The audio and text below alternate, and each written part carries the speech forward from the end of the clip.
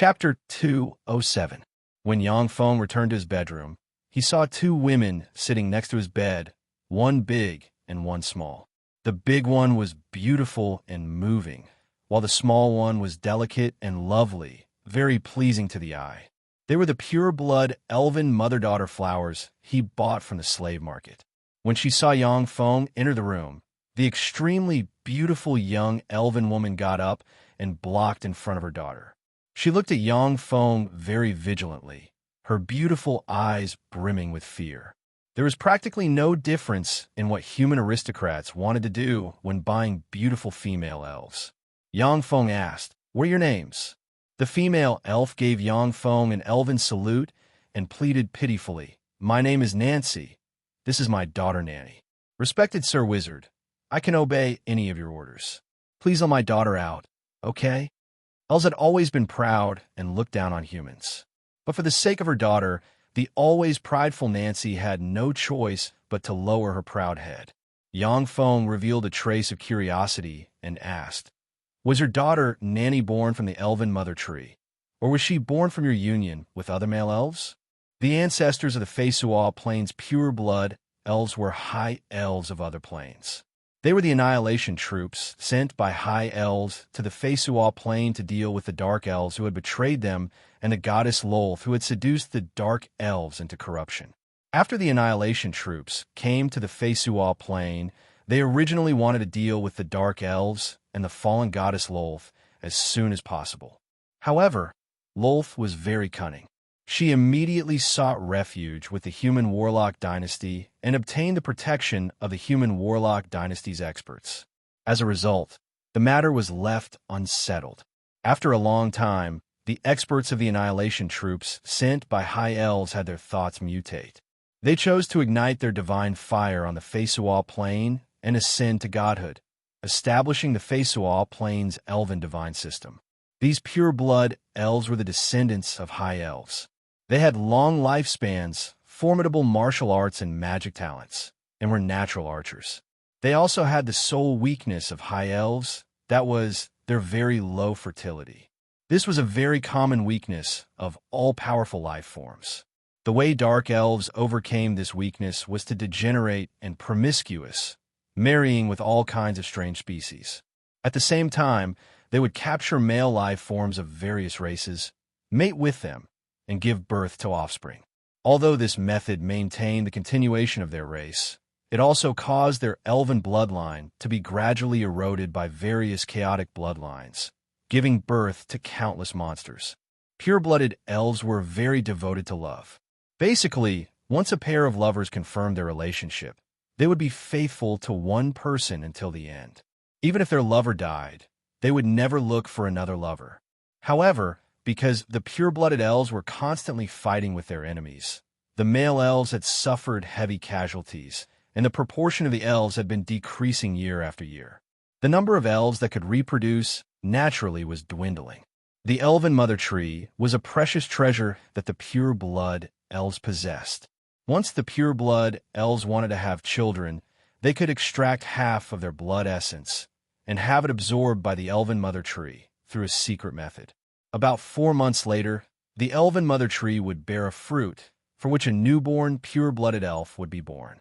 The elven mother tree was one of the most precious treasures of the elven empire. It was the foundation of the race's reproduction, and it was placed in the elven royal court. Only pure-blooded elves in need could go to the royal court and ask for a child. Of course, by paying half of their blood essence, the elves' vitality would be damaged, and they might not be able to recover even after a dozen years. Therefore, there weren't many pure-blooded elves who were particularly fond of children, or there were mandatory orders from the Elven Empire to ask for children from the Elven Mother Tree. Nancy's pretty face was dyed with a faint blush, making her look even more delicate and charming.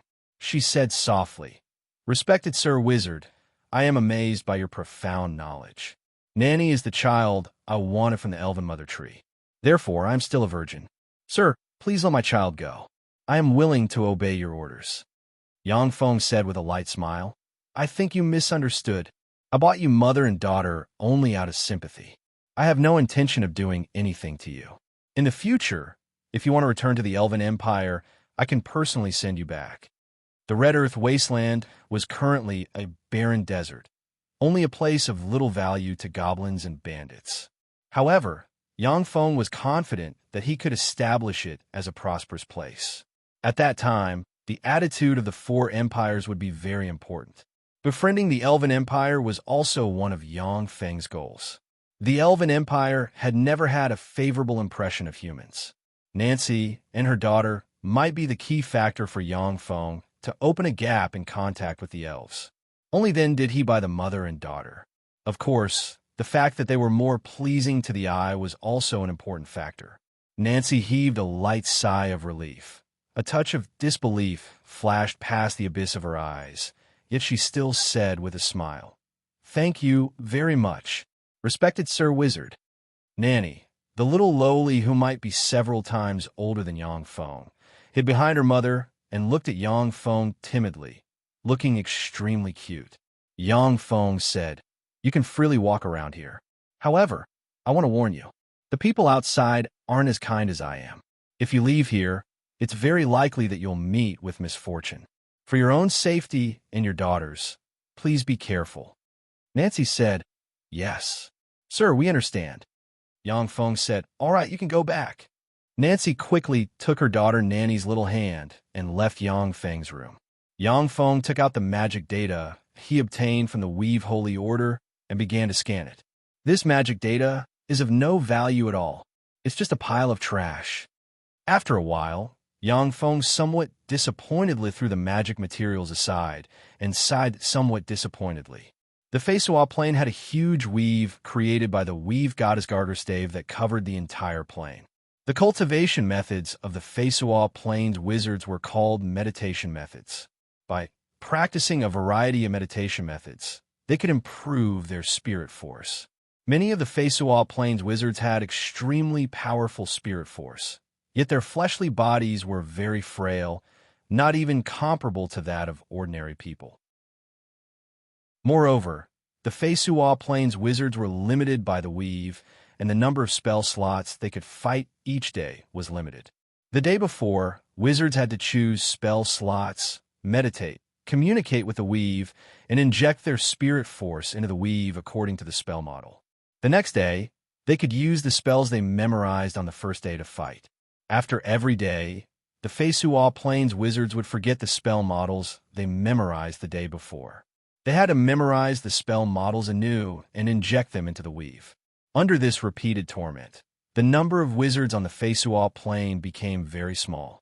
As for powerhouses that could become archwizards and legend wizards, they were even fewer. Each shrine had different divine spells and blessings according to the divine title and power of the gods. The Weave Holy Order had its own unique divine spells. Level 0 divine spells didn't forget the spells of the day before. Level 1 divine spells didn't forget the spells of the day before. And level 2 divine spells didn't forget the spells of the day before. With the Weave Holy Order's priests following them, the fighting strength of a wizard could be greatly enhanced. Moreover, the Weave Holy Order also had a divine grace that Feisuo Plains wizards coveted the most. It was to never forget the spells they memorized. For this divine grace, countless powerful wizards had become the Weave Holy Order's hired thugs and lackeys. The Weave Holy Order was the church with the largest number of wizards on the Feisuo Plain. In Yang Feng's view, the spell models of the Weave Holy Order were castrated versions. These spell models couldn't be solidified in his spirit sea and were worthless. Yang Feng quickly reacted. He picked up the magic materials that he had thrown aside. "That's not right. Even if it's trash, it also has its own use.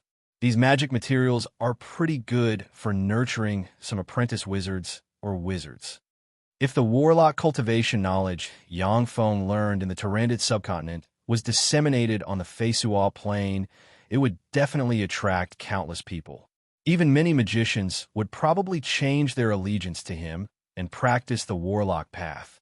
However, Yang Feng didn't dare to publicly disseminate warlock cultivation knowledge. The Weave Goddess Garter Stave had spent countless efforts and tremendous divine power to build such a weave in order to dominate the wizards of the Feisuo Plain. Once Yang Feng publicly disseminated warlock cultivation knowledge, he would be cutting off the foundation of the Weave faith and offending the strong divine power Weave goddess. With such a deep hatred, the Weave goddess Garterstave wouldn't mind personally descending and blasting Yang Feng to pieces. Before long, the news that a wizard was about to build a city in the Red Earth Wasteland spread in the Rijek City. After hearing the news, the merchants of the Rijek City were shocked. Then they fell into ecstasy and frantically inquired about the wizard. Every official wizard was a moving humanoid treasure trove. This was a truth recognized by everyone on the Feisuo Plain.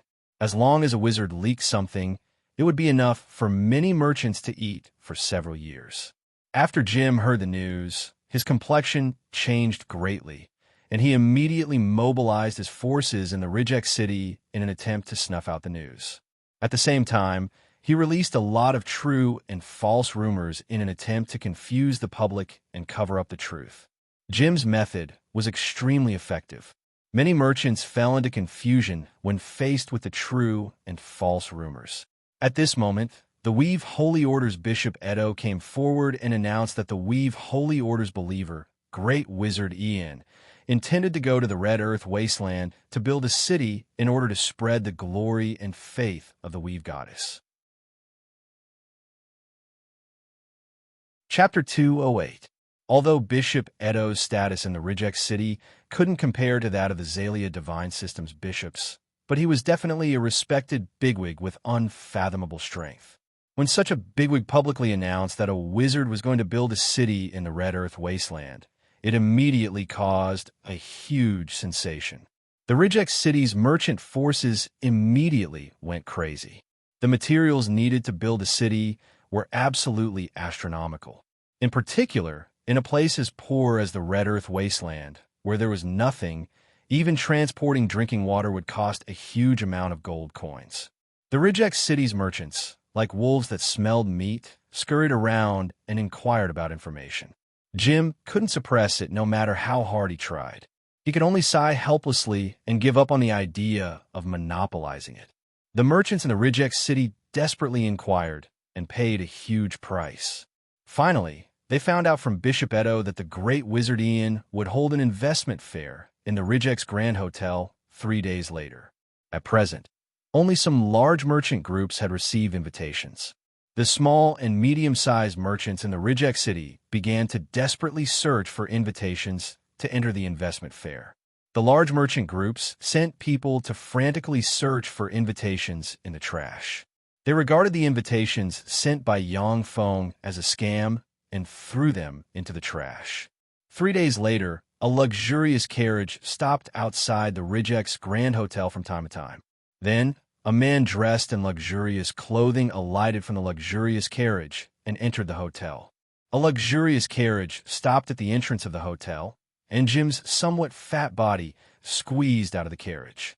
He alighted from the carriage, glanced at the luxurious carriage parked near the hotel, and sighed in annoyance. As if his parents had died, he had a sullen expression on his face. "Isn't this our Jim? What? You're here as well. Didn't you tell me that this is just a lowly and ugly scam? I remember that you also said that no fool would go to a place like the Red Earth Wasteland to build a city."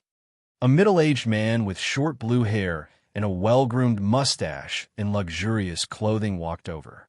His eyes were filled with anger as he coldly mocked. It was precisely because of Jim's words that he directly threw the invitation letter that Yang Feng sent to him into the trash. Afterwards, he had no choice but to rummage through the trash to look for it. After spending a lot of effort, he finally found it. Naturally, he was endlessly angry with Jim. Jim put on a long face and said as if he didn't know anything, "Randy, I also made a mistake. Who would have thought that someone would really build a city in the middle of nowhere like the Red Earth Wasteland? If it wasn't for Bishop Edo, I wouldn't have believed that someone would build a city there. Don't you think so too?" Randy sneered. "Hee, I heard that a few days ago, you accompanied a mage to the slave market to shop and earn a fortune. He even managed to get his hands on some good stuff like mana stones. Are you still saying you don't know?" Jim said without batting an eyelid. "I'll sell you 50 magic crystals for 800 gold coins each." Then let's join forces and give those little guys who are trying to disrupt order a lesson. How about it? Randy weighed the pros and cons, and then revealed a smile. All right, since it had come to this, there was no point in Randy continuing to pester him. Jim had already made it up to him. He didn't mind joining forces with Jim to suppress those small and medium-sized merchant groups. Once he entered the tavern, Jim saw the leaders of the Ridgex City's merchant groups of all sizes, and his eyebrows couldn't help but sink slightly. On a dais in the center of the tavern, Yang Feng slowly walked onto the dais. Shortly after, gazes from below focused on him. Yang Feng said with a slight smile, I'm very glad that everyone is here. I'm Ian, the wizard who's about to build a city in the Red Earth Wasteland. Yang Feng said with a faint smile, to build a city in the Red Earth Wasteland, I need a lot of supplies. Water, food, weapons, clothes, all kinds of supplies. I invited you here to make you rich. I'll set a bottom line here. Each of you must guarantee at least a 40% profit. Otherwise, you're not allowed to participate in the bidding. Suddenly, a burst of warm applause sounded in the tavern's venue. The eyes of the leaders of the merchant groups turned red. It was the first time that they saw a fat sheep being ripped off. Jim, who originally planned to lower the price and force the leaders of the merchant groups to withdraw, was stimulated by Yang Feng's bait. His whole body heated up and his eyes turned bloodshot. Yang Feng said with a smile, However, the thing that the new city lacks the most is population. I need a lot of slaves, preferably human slaves. Every month, the merchant group that brings me more human slaves will be able to get a bigger share of the profits. Of course, I'm also willing to buy those slaves at a high price. A leader of a merchant group stood up and said loudly, Serene, I'm willing to personally gift you 20 female slaves. Every month, I guarantee to deliver at least 100 human slaves to you. Yang Feng said with a beaming smile, What's your name? The leader of the merchant group straightened his body and said loudly, My name is Sam. Yang Feng said with a smile, What kind of business do you want to do? Sam said, I want to do a clothing business. Yang Feng said straightforwardly, Very well, as long as you can supply us. Then as long as there's no problem with the quality and it meets our requirements. Then our clothing will be provided by you in the future. Sam said excitedly, Thank you, sir. At present, Yang Feng already had hundreds of slaves in his hands. Before long, the number might exceed 1,000. Those slaves plus the clothing of everyone in the new city would definitely be a big deal. Moreover, the 100 slaves that Sam sold could also earn a huge amount of money from Yang Feng's hands. Going back and forth, Sam would obtain a huge profit. Yang Feng said, As a reward, I'll pay you with magic energy stones. Sam said excitedly, Thank you, sir. Sir Ian, I'm willing to personally gift you 10 female slaves. Every month, 80 slaves can be shipped to the new city. Below, all of the merchant group leaders became excited and excitedly called out their bids. Jim and Randy were also forced to join the bidding spree. Amid the cheers of the leaders of the merchant groups, Yang Feng signed a contract with them under the witness of the God of Contracts priests. Once the contract was signed under the witness of the God of Contracts, it would take effect. If the contract was violated, one would suffer a backlash from divine power. He really has the ability to summon clouds and rain with a flip of his hand. Jim looked at the leaders of the merchant groups scrambling to sign a contract with Yang Feng and heaved a long sigh. Complicated feelings welled up inside him. Originally, Jim had planned to use his influence in the Ridgex City to play some tricks and have Yang Feng rely on him more.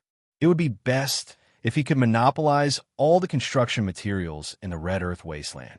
But now, the leaders of the merchant groups were scrambling to serve Yang Feng and sign a contract with him. This completely shattered his fantasies. In the back garden of a villa in the Ridgex City, Baron Gerald held a glass of red wine in his hand. With a gloomy expression, he slowly swirled the glass of wine in his hand.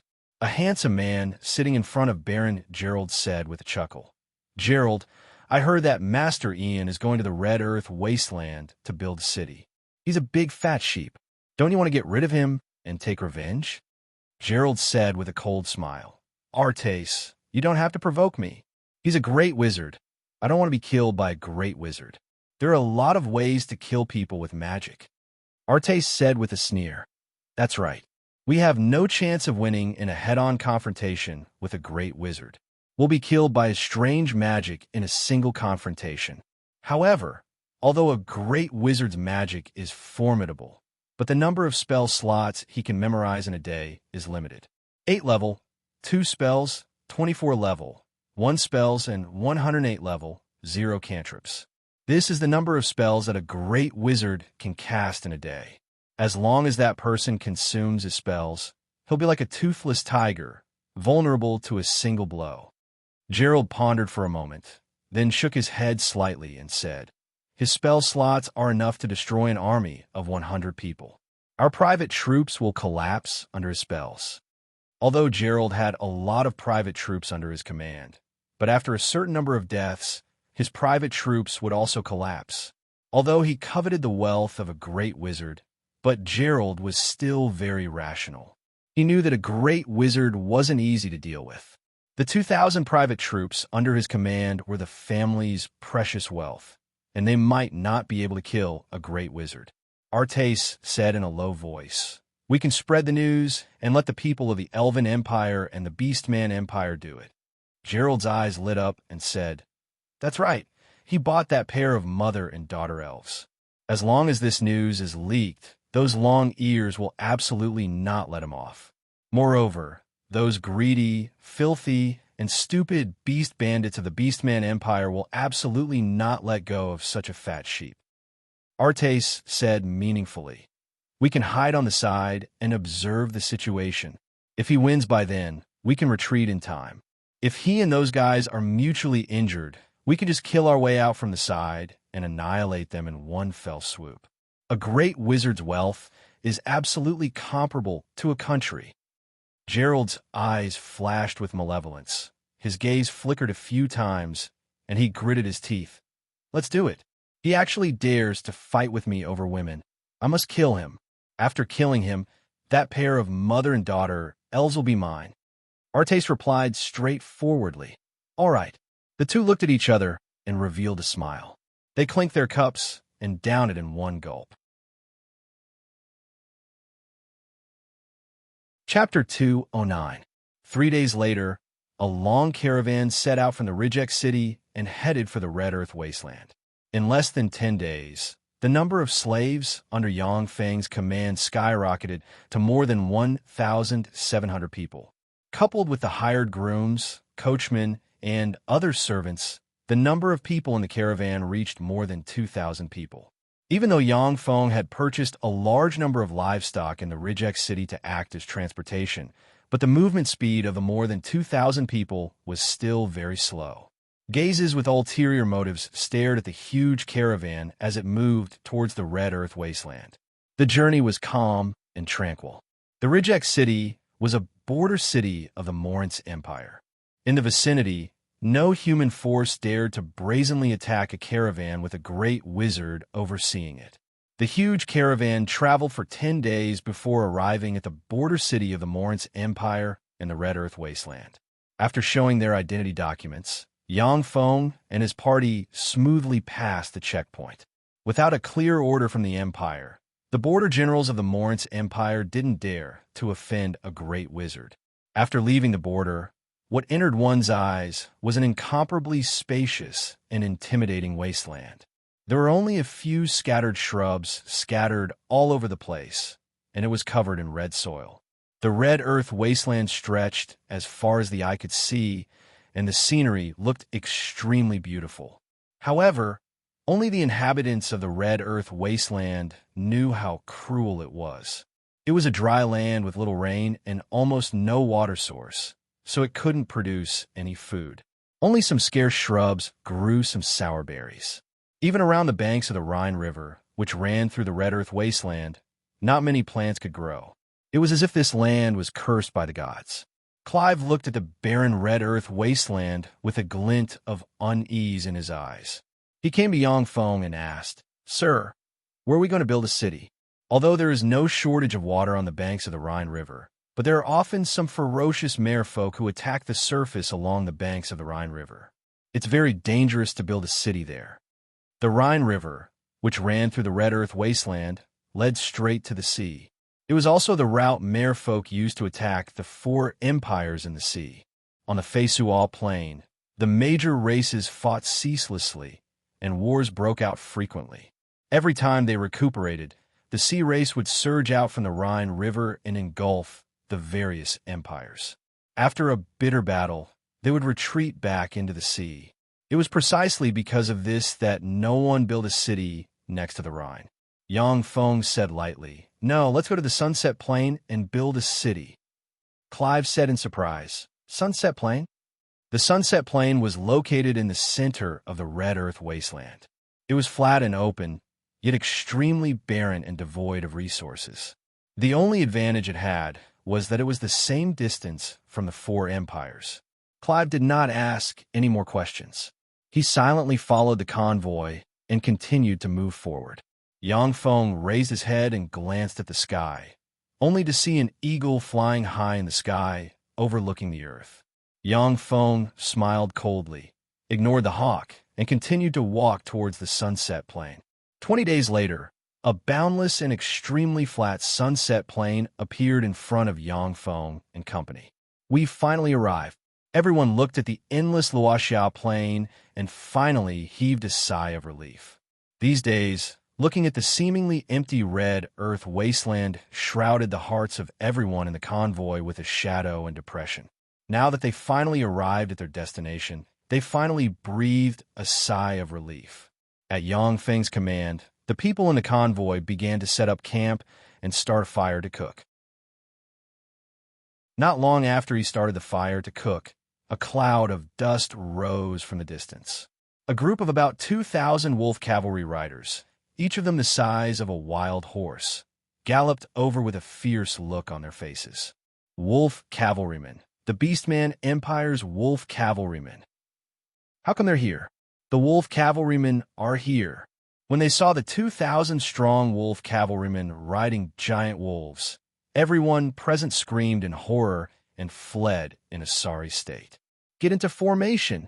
Clive roared and immediately formed a formation with the 200 Imperial Guards from the Amon Principality. A battle-hardened aura gushed out from their bodies, as if they were a stabilizing force, causing many people to calm down a little. Babu picked up a great sword and bellowed, "Take up your weapons and kill those bastards." The Oxman warriors also roared and picked up 2-meter-long greatswords with blades on both sides and bellowed. The rest of the slaves either hid behind them or trembled in fear. Only about 50 human slaves picked up their weapons and stood beside Clive's party. The wolf cavalrymen of the Beastman Empire were definitely the most ferocious troops. The people sitting on the crotch of those wolf riders were their blood relatives from the same mother. Both sides were related by blood and had the same thoughts. In battle, they were ferocious and unafraid of death. Once there were over 1,000 of them, any enemy would have a headache. The last thing the troops at the border of the Morance Empire wanted was to encounter the wolf cavalrymen of the Beastman Empire in the wilderness. That was simply a nightmare. The leader of the wolf cavalrymen, Mech, the young master of the Copper Wolf tribe, licked his lips and his eyes flashed with excitement. What a flock of fat sheep. After doing this, the Copper Wolf tribe won't have to worry about supplies for at least 10 years. Clive bit his lips and stared at the wolf cavalrymen of the Beastman Empire. Clenching his greatsword with both hands, he stood at the forefront of the procession, firmly guarding in front of Yang Feng. Wizards needed the protection of warriors. This was the rule of combat on the Feisual Plain. Without the protection of warriors, a weak wizard might be shot to death by a stray arrow if he wasn't careful. Wizards didn't have the life force field that warlocks had to protect their bodies at all times. Yang Feng quietly stood aside and watched the performance of the slaves. The corners of his mouth rose slightly, and he walked towards the procession. Clive frowned slightly and said loudly, "Sir, be careful. Please retreat to the back. Before I become a corpse, I won't allow a single wolf cavalryman to attack you. I'll take care of this wolf cavalryman. Let me show you what I'm capable of." Yang Feng smiled confidently. With a flick of his wrist, more than 30 extraordinary plant vampiric demonic rattan seeds appeared in his hand. He threw the more than 30 extraordinary plant vampiric demonic rattan seeds on the ground, then silently recited an incantation and pointed to the more than 30 vampiric demonic rattan seeds. A magic radiance entered the more than 30 vampiric demonic rattan seeds. The more than 30 vampiric demonic rattan seeds suddenly squirmed, grew frantically, and turned into dozens of meters long strange demonic rattan covered with countless barbs and madly swatted at the 2,000 wolf cavalrymen. In the wake of the strange demonic rattan, the wolf cavalrymen were smashed into minced meat. The broken corpses were madly swept by the vampiric demonic rattan and quickly drained of all their blood. Yang Feng silently recited an incantation and pointed at the vampiric demonic rattan. With a flash of green magic radiance, the vampiric demonic rattan bloomed with blood-red flowers. The blood-red flowers sprayed out slightly, and a large amount of pink mist sprayed towards the wolf riders. Sprayed by the pink mist, the wolf cavalrymen staggered and fell into a deep sleep. Yang Feng pointed again, and the vampiric demonic rattan, which had absorbed countless amounts of blood, sprayed vampiric demonic rattan seeds. Illuminated by Yang Feng's magic radiance, the seeds quickly grew into mature vampiric demonic rattan, extended their huge barbed tentacles, and mercilessly stabbed at the wolf cavalrymen. The wolf cavalrymen immediately suffered a great loss under the attack of the vampiric demonic rattan. More than 200 wolf cavalrymen were swallowed by the vampiric demonic rattan. The wolf cavalrymen, who couldn't stop in time, ran into the vampiric demonic rattan and were sucked dry. The wolf cavalryman, the commander of the wolf cavalrymen, Mech, was swatted to death by the vampiric demonic rattan in the first confrontation, and his blood was sucked dry. There was no one to command the wolf cavalrymen anymore. After more than half of the wolf cavalrymen were killed by the vampiric demonic rattan wave after wave, the wolf cavalrymen finally collapsed and frantically fled in different directions. The slaves were dumbfounded and couldn't believe their eyes.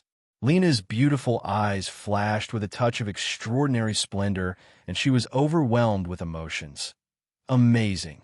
Is this the power of a great wizard? It's so powerful. Nancy's eyebrows creased slightly, and a touch of curiosity welled up in her heart. How come this human great wizard uses plant magic that seems to be mastered by us elves? The only difference is that the plants he uses are full of tyrannical and murderous nature, and carry a kind of evil aura. Vampiric demonic rattan was a weapon of massacre cultivated by the dark elves of the Tyrannid subcontinent, and it was extremely powerful and evil. On the Feysoal plain, however, it was the first time that it had revealed its ferocious fangs. Pursue and attack. Clive gave the order and immediately led the 200 Amon royal guards to charge at the wolf cavalrymen. Yang Feng casually flicked his fingers and cast a level, 0 spell web in a row over a dozen. Spiderweb-like large white webs appeared out of thin air, fell on the wolf cavalrymen, and stuck them to the webs as if they were bugs. Clive led his men in a charge and captured the dozen wolf cavalrymen. There were no good military horses in the Rijek city, and ordinary horses couldn't catch up to the wolf cavalrymen. Clive could only keep the dozen wolf cavalrymen at bay. Yang Feng pointed at the vampiric demonic rattans. The vampiric demonic rattans that wanted to devour the unconscious wolf cavalrymen suddenly stagnated, then contracted, split into 2 seeds, and flew back into Yang Feng's hand. Chapter 2:10. Once the seed of an extraordinary plant like the vampiric demonic rattan was stimulated by spells, it would have to devour a lot of flesh. If it could devour a lot of flesh, then it could undergo a magic transformation and split into 2 seeds after it was no longer used. If it didn't devour enough flesh, then it would wither and turn into ashes. In the Tyrannid subcontinent's underground world, The dark elves would throw many sinners and slaves that had lost their usefulness into the vampiric demonic rattan to cultivate this terrifying, extraordinary plant. After Yang Feng took control of the Tyrannid subcontinent's dark elves, he learned all the methods they grasped. When everyone present saw Yang Feng destroy 2,000 extremely ferocious beastman Empire's wolf cavalrymen practically by himself, their eyes flashed with a touch of awe. At the same time, they gained a bit more confidence in their future. In a corner of the Red Earth wasteland, Artace looked at the sky. His complexion suddenly changed greatly, and he exclaimed, "The Copper Wolf Tribe's wolf cavalrymen were defeated." Gerald's eyes flickered with incredulity, and he said, "How is that possible? The Copper Wolf Tribe's bandits have 2,000 wolf cavalrymen. They are extremely ferocious. In the Red Earth wasteland, who knows how many caravans have died at their hands? The 2,000 wolf cavalrymen should have used up all of his spell slots. So how could they have been defeated? What happened?" Artace had a complicated look in his eyes, and he gave a long sigh. "I don't know either. I only know that the Copper Wolf Tribe's wolf cavalrymen were defeated." Gerald's eyes were bloodshot, and he suggested, "He defeated the Copper Wolf Tribe's wolf cavalrymen, so he must have consumed a lot of energy. How about we sneak attack him now?" Artace shook his head and said very rationally, "It's too dangerous. That great wizard was able to defeat the Copper Wolf Tribe's wolf cavalrymen so easily. If we sneak attack him, we might not be his match. The risk is too high." "Damn it!" Gerald swore and fiercely stamped his foot. A blackbird descended from the sky and landed on Gerald's shoulder. Gerald's eyes lit up slightly, and he took a white slip of paper from the blackbird. He stared at the white slip of paper for a while, and finally revealed a smile. "No, I don't think we have to go. The stronger Master Ian is, the better, because the people from the Elven Empire will arrive tomorrow." Artace also revealed a smile. "That's right, the stronger he is, the better. It will be troublesome if he is too weak." As night fell, the entire land was shrouded in darkness. As if a specter, Yang Feng rushed out of the camp and arrived next to it. Yang Feng waved his hand, and seeds of the extraordinary plant iron bamboo flew into the sky. Yang Feng's eyes flashed with a touch of a peculiar glint. He pressed his chest, and a dense swarm of mechanical bees flew out, landed on the iron bamboo seeds with great precision. Yang Feng took out a pouch from his hand and tapped it lightly. The pouch opened, and a large amount of green magic powder flew out, fluttered in the wind, and flew towards the iron bamboo seeds. As the green powder flew past, the iron bamboo seeds suddenly grew strangely. They quickly sprouted and their roots dug deep into the ground. At the same time, they continued to grow until they were more than 10 meters tall. The dense swarm of mechanical bees flew towards Yang Feng and flew into the dimensional crest. Yang Feng took out another dimensional crest and pressed it, and the mechanical battle beast Moffin demonic polar bear suddenly appeared. The life force of the Moffin demonic polar bear surged. It waved its paw, and a tremendous fluctuation of earth elemental particles shrouded the earth. Countless amounts of earth extended and covered the more than 10 meters tall iron bamboo. Yang Feng took out a pouch, opened it, and flicked his finger. A large amount of red-tempered magic powder suddenly flew out and fell on the iron bamboo-covered earth. The earth quickly condensed and became as hard as steel. This temper magic powder was a material used in the construction of some simple houses in the Great Cloud Dynasty. Now it was used by Yang Feng in the Red Earth Wasteland. Under the flickering of magic radiance, a 16-meter-tall, 10-kilometer-wide city wall gradually took shape in the darkness. The next morning, the sun shone on the earth. "City, city, everyone come out and take a look. There's a city here. There's a city here." A shriek suddenly exploded in the camp. "What happened? City? What city?" Nancy opened her eyes at once and looked around vigilantly. After hesitating for a moment, she held the still sleepy little hand of Nanny and walked outside. No matter what, she didn't dare to leave her precious daughter. As soon as she left the camp, Nancy saw a 16 meters tall and 10 kilometers in diameter city wall appear in front of her. Nancy was dumbstruck with an incredulous look on her face. This huge city clearly didn't exist yesterday. Just what kind of power could actually build such a majestic city in a single night? This is a revelation from the mighty God. This is a miracle. That's right, this is a miracle from the mighty God who took pity on us. Looking at the majestic city that suddenly appeared, many slaves wept with sorrow, knelt on the ground, silently recited various prayers, confessed their sins to the God, and longed for the God's redemption. This is the power of the mighty Master Ian. It was the great Master Ian who had built this city. He had built this miraculous city in one night. Now, let us recite his name and thank him for giving us this city of miracles. Clive walked over with the 200 Amon Principality's royal guards and shouted, "Thank you, mighty Master Ian. Thank you for giving us this city of miracles. We were spared from the hardships of wind and rain and obtained a place to stay. We sincerely thank you for your gift." Lena immediately lowered her head and recited piously. Under her lead, the maids of the Amon Principality also began to recite Yang Feng's alias. Under their influence, the slaves also began to praise their masters one by one. Illuminated by the morning sun, Yang Feng slowly walked out of the city. Shrouded in sacred light, he looked like a god walking in the secular world. Yang Feng said lightly, "This is the residence I gave you. From today on, as long as you work hard for 3 years, I'll abolish your slave status, restore your freedom, and let you become my subjects. Thank you, mighty Master Ian. Thank you for giving us this city of miracles. We were spared from the hardships of wind and rain and obtained a place to stay.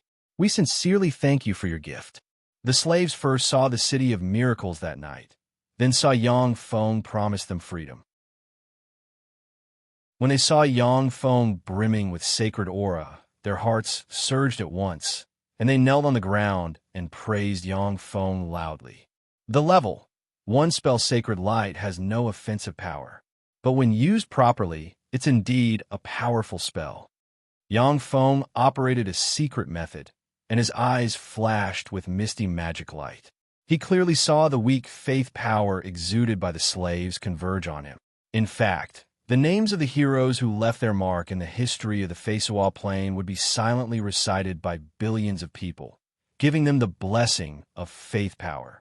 Some extremely outstanding legendary heroes whose names have been heard by the entire plain were most likely to ignite their divine fire and become demigods. However, on the Feisual Plain, the method to become a god was concealed by the gods and was not disseminated to the secular world. Unless a demigod had heaven-defying luck, it was possible to find the godhead of a fallen god, absorb it, and directly promote to a god. The faith power exuded by the slaves was negligible when it came to becoming a god. Besides, without an idol attached to the main body, the faith power would eventually dissipate after praying every day. A mature church with countless pious believers and an endless stream of faith power was the foundation of a god. Yang Feng turned around and slowly walked towards the city he named the City of Miracles. Everyone in the huge convoy began to pack their luggage and slowly entered the City of Miracles. The City of Miracles had city walls, but inside, it was flat and barren without any buildings. The slaves began to build some simple buildings. Everyone worked in full swing, their hearts brimming with hope. In the red earth wasteland, where there were no building materials, such a city appeared overnight, which was simply a miracle. Yang Feng's promise was a huge temptation for the slaves. On the Feisual Plain, slaves were the property of their masters. The descendants of slaves were also slaves and the property of their masters. Their masters could dispose of them at will. Even if their masters killed their slaves, they wouldn't be condemned and wouldn't violate any laws. No master would easily give up the shackles of his slaves and give them freedom. Now that Yang Feng promised them the status of subjects after 2 years of work, it was natural for them to be very excited and motivated. Standing on top of the city wall, Yang Feng looked at his people down below, and the corners of his mouth rose slightly. On the Tarandit subcontinent, Yang Feng basically left everything to the robots to manage, while he cultivated behind closed doors and improved his strength. Now that he personally managed the slaves, it was a different kind of fun.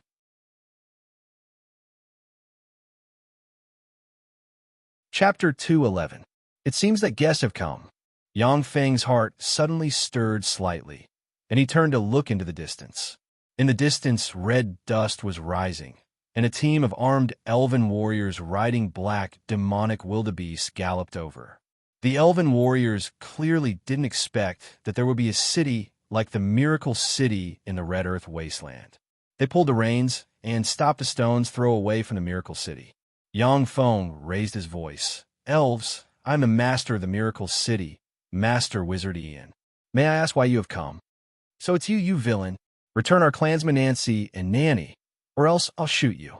A beautiful elven girl with a curvaceous waist, a fiery and sensual figure, far sexier and more beautiful than that of ordinary elves, a golden ponytail, a delicate and beautiful face, a mixture of beauty and innocence, sexiness and unruliness, resembling a charming little goddess, spurred her horse out of the crowd, took out the elven bow on her back, shouted delicately, and shot an arrow at Yang Feng.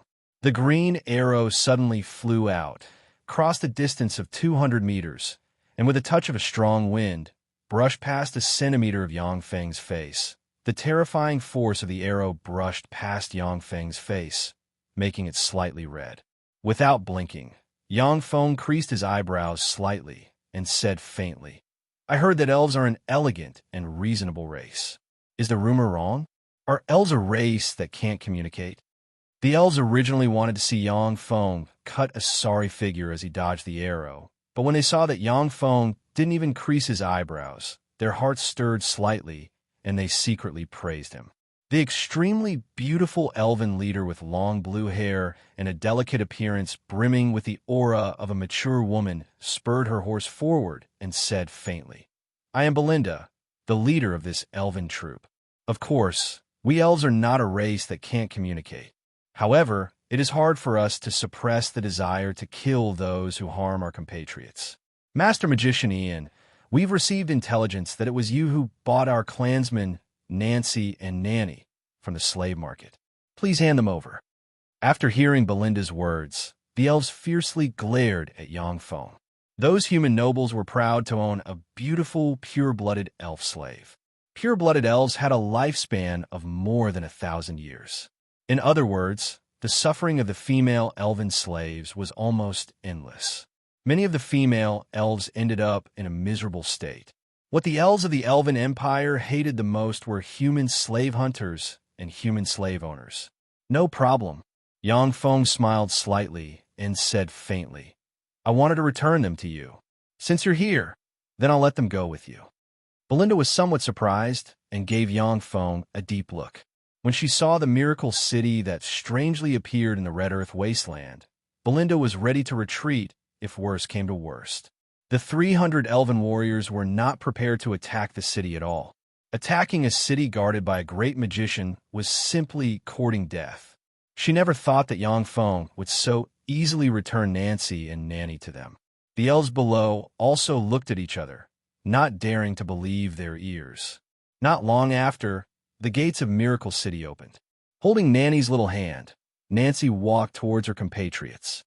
"Aunt Nancy, younger sister Nanny, are you okay? Did that man bully you? If he bullied you, I'll shoot him dead." Beside Belinda, a charming elven girl with a fiery and sexy figure and a gorgeous appearance galloped her horse to the side of Nancy and Nanny and asked loudly. Nancy replied in a loud voice, "No, Karina. Master Ian bought us from those wicked slave merchants out of kindness. He has been very good to us these days." After hearing Nancy's words, the elves heaved a sigh of relief and looked at Yang Feng with eased gazes. Belinda stepped forward and bowed slightly to Yang Feng, saying, "Master Ian, I'm very sorry. Our information was wrong this time. I apologize for our rashness. Finally, I sincerely thank you for saving our compatriots. We will repay you 3 times the amount of gold coins you spent." Yang Feng said with a faint smile, Belinda, I understand your feelings. Let bygones be bygones. I have always admired the beautiful and elegant elves. I hope to request an audience with Her Majesty, Great Elven Monarch Azramia of the Elven Empire. May I ask if you can fulfill this small wish of mine? Belinda said, I'm sorry, but I'm just a small commander. I don't have the authority to agree to your request. However, I will report your request and let the higher-ups decide. Yang Feng said with a smile, Thank you very much. Originally, Yang Feng's purpose wasn't to request an audience with the Elven Empire's great elven monarch, but to send a signal of goodwill to the Elven Empire. In the Red Earth wasteland, offending the Elven Empire would bring great trouble. Goodbye. After Belinda took Nancy and Nanny back to her team, she took the elves and retreated towards the Elven Empire. Don't let me down. Yang Feng looked at the backs of the elves as they left and muttered meaningfully. In the distance, in a corner of the Red Earth wasteland, Artes looked at the sky with an unsightly expression and cursed in a low voice. Fuck, the elves left. Gerald asked hurriedly. Left? Did they lose? Artes frowned and said, They didn't lose. It seems that they didn't fight. Gerald was suddenly disappointed. Artes' eyes lit up and flashed with a fierce glint, and he whispered, However, it's not like we don't have a chance. There are 300 elves there. Besides, this isn't the jungle they live in, but the Red Earth wasteland. If we can catch those 300 pure-blood elves, we'll make a fortune.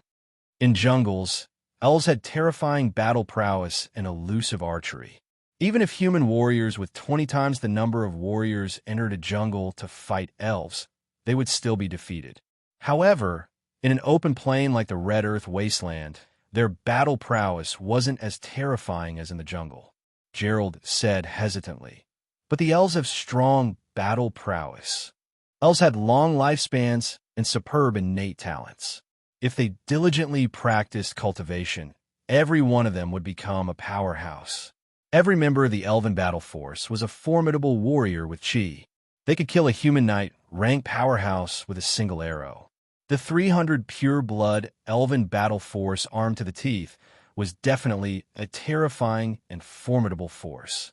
Artes licked his lips and said in a very gloomy voice, With the two of us joining forces, we have a total of 4,000 people. With 10 times the number of people, and in the wilderness, we'll be able to exhaust them to death. Besides, I still have 10 magic scrolls and 20 apprentice wizards. Don't tell me we can't catch them. On the Feisual Plain, wizards had a distinguished status and were extremely rare. However, due to the weave, becoming an apprentice wizard on the Feisual Plain was much easier than becoming an apprentice warlock on the Tsangji Plain. Even though the education system was extremely backward, but the number of apprentice wizards was still not small. Gerald pondered for a while, and then finally raised his head. His eyes flickered with scarlet light. I can also take out 10 magic scrolls and 30 apprentice wizards. Let's do it. As long as we can do it, we'll be rich. Pure blood, elves basically hid in the Elven Empire, and were very rare and difficult to catch. The Elven Woods, where the Elven Empire resided, was a restricted area for humans. Without permission, any human who stepped into the Elven Woods would be killed by the Elven Empire's law enforcement team. To hunt a pure-blood elf, every slave hunter had to pay a price in blood. The number of human slave hunters who died tragically in the Elven Woods exceeded 100,000. However, due to the huge profits, there were still people who wanted to capture pure-blood elf in the Elven Woods every year. In the Ridgex City, Nancy and Nanny, the mother and daughter pair, were bought by Yang Feng for 15,000 gold coins. That was because he was a great wizard, and no one dared to offend a great wizard. Besides, in the slave market of the Ridgex City, the price of slaves was on the low side. Otherwise, it would be impossible to buy a pair of mother and daughter pure-blood elves for 15,000 gold coins. In the imperial capital of the Morance Empire, where first-rate aristocratic families and top tycoons gathered, Nancy and Nanny, the pair of mother and daughter pure-blood elves, could definitely be auctioned for hundreds of thousands of gold coins. It wouldn't be strange to even sell them for 1 million gold coins. Low-end slave hunters didn't have the means to sell them to the imperial capital, so they had no choice but to sell the pair of precious pure-blood elves in the Ridgex city. If 300 pure-blood elves were sold to the imperial capital, it would definitely make first-rate aristocratic families and top tycoons go crazy. The Red Earth Wasteland. Nancy spurred her horse to Belinda's side and said with slightly creased eyebrows, "Belinda, I feel as if something in the sky is watching us." "Is that so?" Belinda's eyebrows raised, and she silently recited an incantation. Her eyes suddenly blossomed with radiant light as she looked at the sky. At a glance, she saw the black eagle shuttling through the clouds, constantly monitoring them. "It's the human slave hunter's black-eyed demonic eagle." Belinda's complexion became very unsightly. She gave a shrill cry, stimulated formidable firmament knight, level 2 warlock, ranked she, drew her bow, and shot into the sky.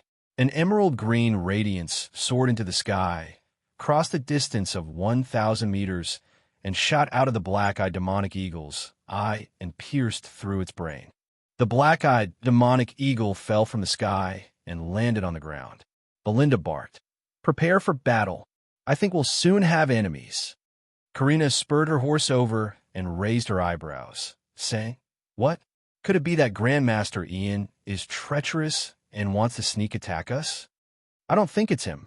Nancy shook her head, saying, "Grandmaster Ian's strength is unfathomable. The miracle city that you saw before was built by him overnight. If he wants to make a move against us, then the miracle city is his best opportunity."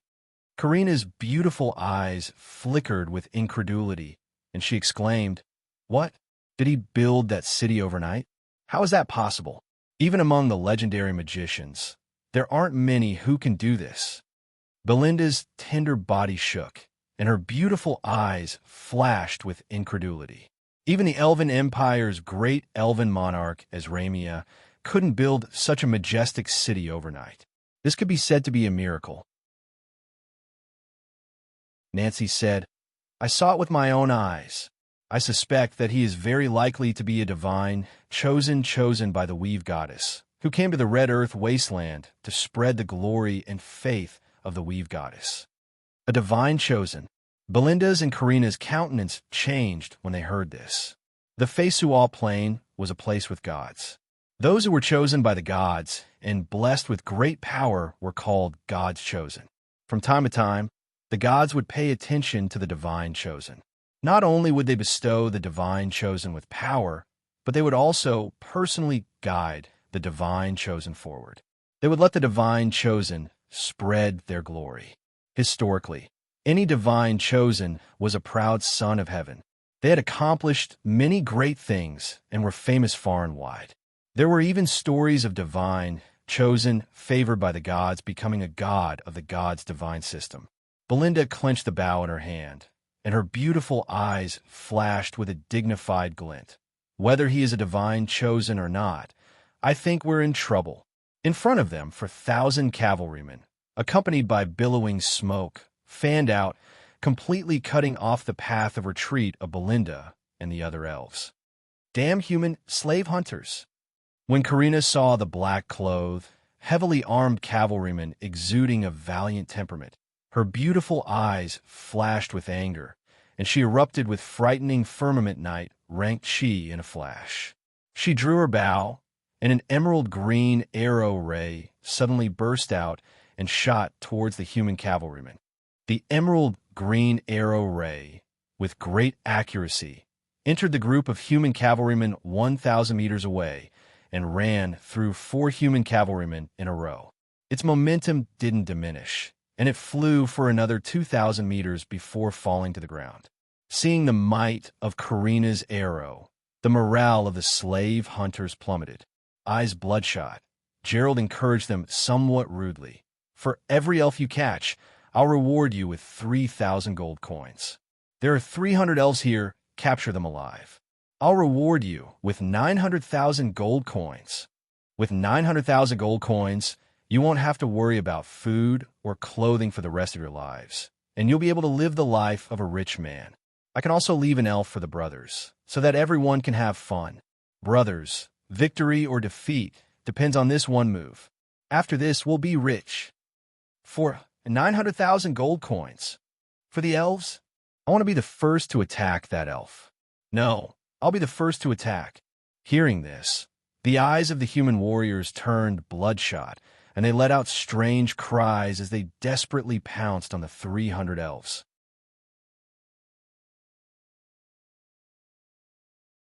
Chapter 2:12. High-end slaves, such as elves, even if slave hunters captured them, they generally wouldn't touch them carelessly.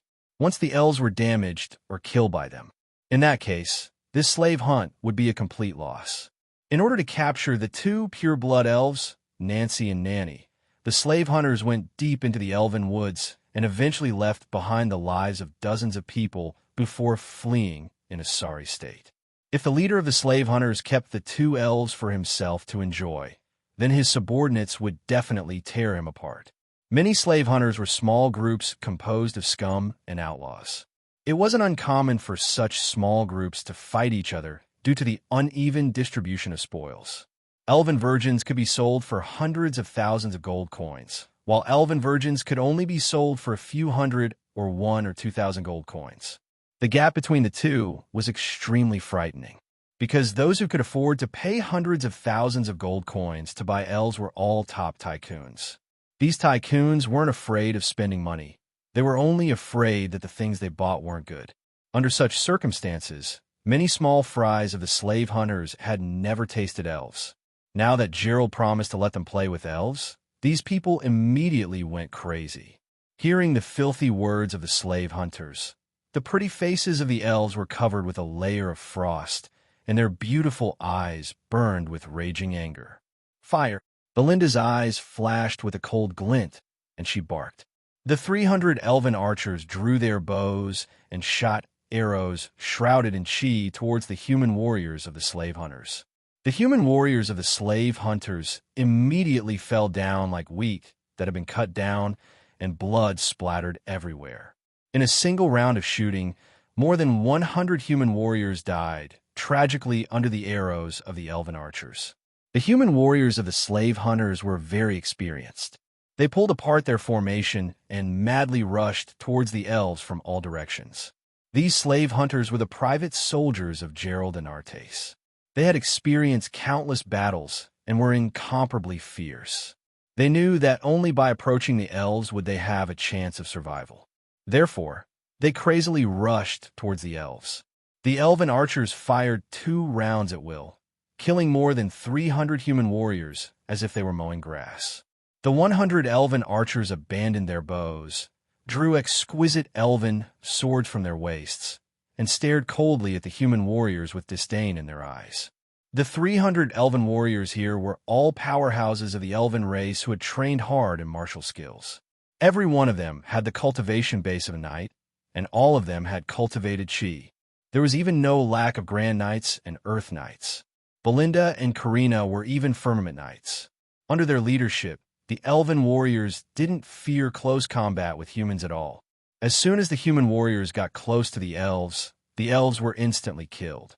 A magician's apprentice hidden in the crowd took out a pouch, opened it, and cast the level 0 spell Magician's Hand. He lifted the pouch into the air and tossed it. A cloud of dragon excrement dust flew out from the sack. The magic apprentice silently chanted an incantation and pointed again. A cool breeze blew past, blowing the dragon's excrement dust in the direction of the elves. When the wildebeest the elves were riding smelled the dragon's excrement dust, they immediately went berserk and madly jumped and ran, breaking the elven formation. The human warriors, however, were already prepared. They dismounted from their wildebeests, took out many jars, opened them, and vigorously waved them in the direction of the elves. A mixture of lime and sand floated towards the elves. 10 magicians' apprentices cast a spell at the same time and pointed at the lime and sand. Gusts of wind suddenly appeared and swept the large expanse of lime and sand towards the elves. Caught off guard, the elves were swept by the lime and sand and couldn't open their eyes, let alone attack the enemy. The human warriors took this opportunity to take out large nets and toss them at the elves, trapping them in the nets. The nets were specially made props. Once the elves were caught in the nets, the more they struggled, the tighter they would be bound by the nets. Not bad.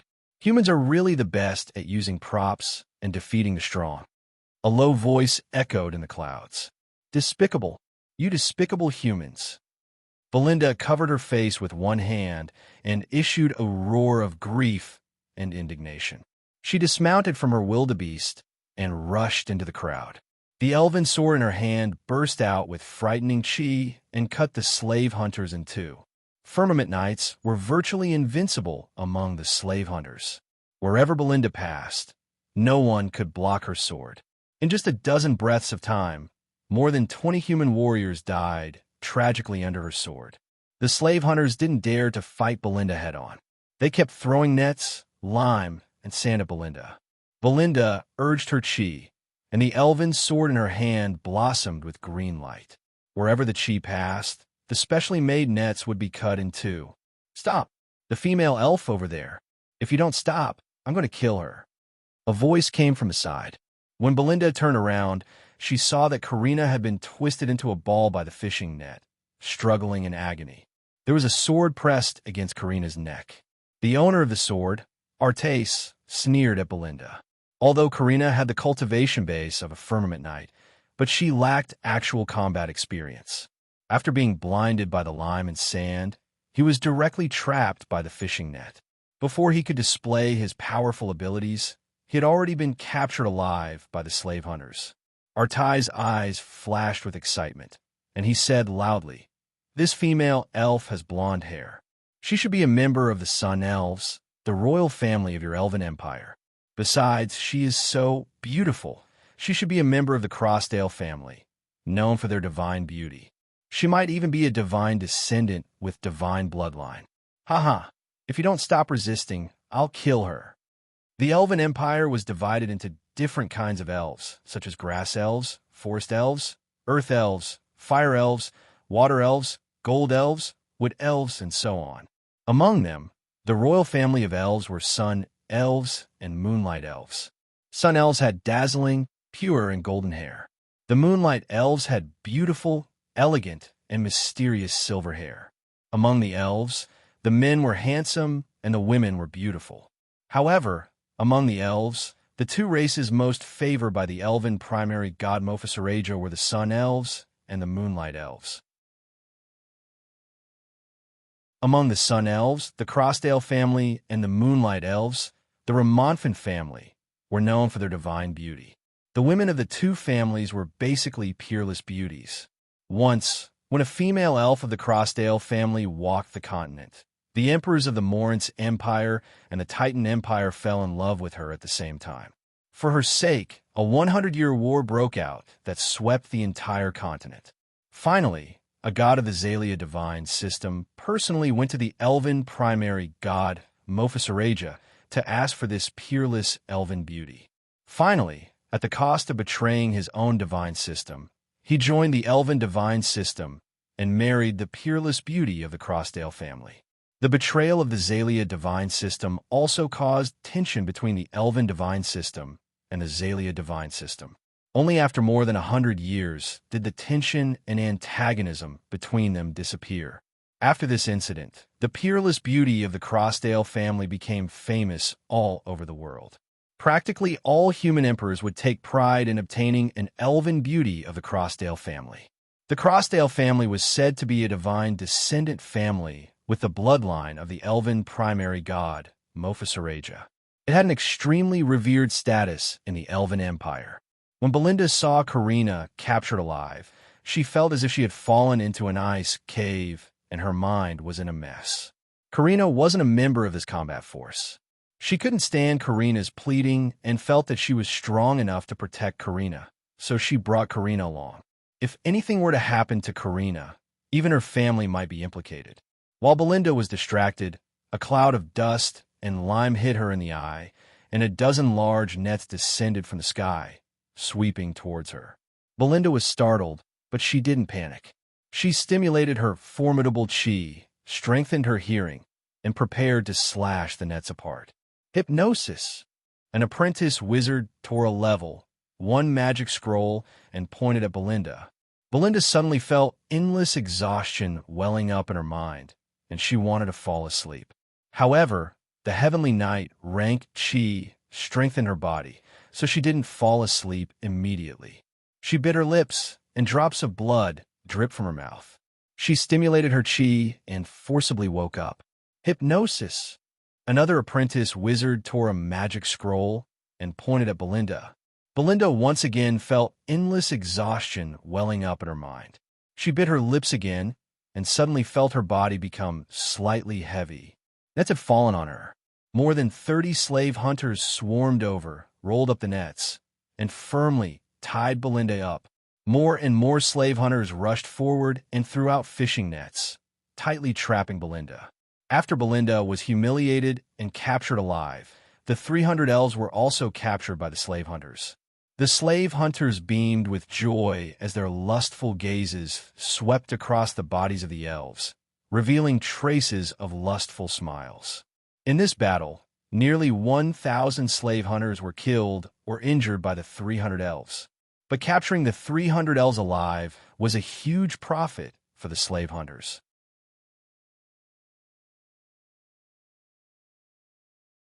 Chapter 2:13. Gerald looked at the humiliated and bound 300 elves and burst into laughter. Ha! 300 elves? We made a fortune this time. These elves are really idiots. They think that they're stronger than us, so they dare to fight us. They're really stupid. If they had escaped at the beginning, then we wouldn't have been able to do anything to them. Gerald didn't care about the 1,000 casualties of the slave hunters. With their family's strength, as long as they had enough money, they could recruit as many elves as they wanted. Artes also revealed a proud smile. The weakness of elves is that they're too arrogant. They think that they're stronger than us, so they don't care about us humans. If they didn't think that they were stronger than us, how could they have stayed and fought us? These two elven chicks have Firmament Knight rank cultivation bases. Presumably, they don't care about small fries like us who aren't even knights. But now, they've been captured by us. This is the power of human wisdom. They didn't think that since we dared to capture them, we naturally had our own trump cards. This elven leader is really a big-breasted good-for-nothing. Artes ridiculed, and then said as if he had suddenly realized something. No, this elven leader isn't a big-breasted good-for-nothing. This chick from the Crossdale family, who's known for her divine beauty, is the real big-breasted good-for-nothing. She didn't even have time to display her abilities before we captured her alive. She caused the other elven leader to become distracted and was easily captured by us. When she heard that, Belinda's tender body trembled slightly, and her heart was filled with remorse. As Artes said, if Belinda had fled in the direction of Yang Feng's Miracle City, then the slave hunters wouldn't have stood chance.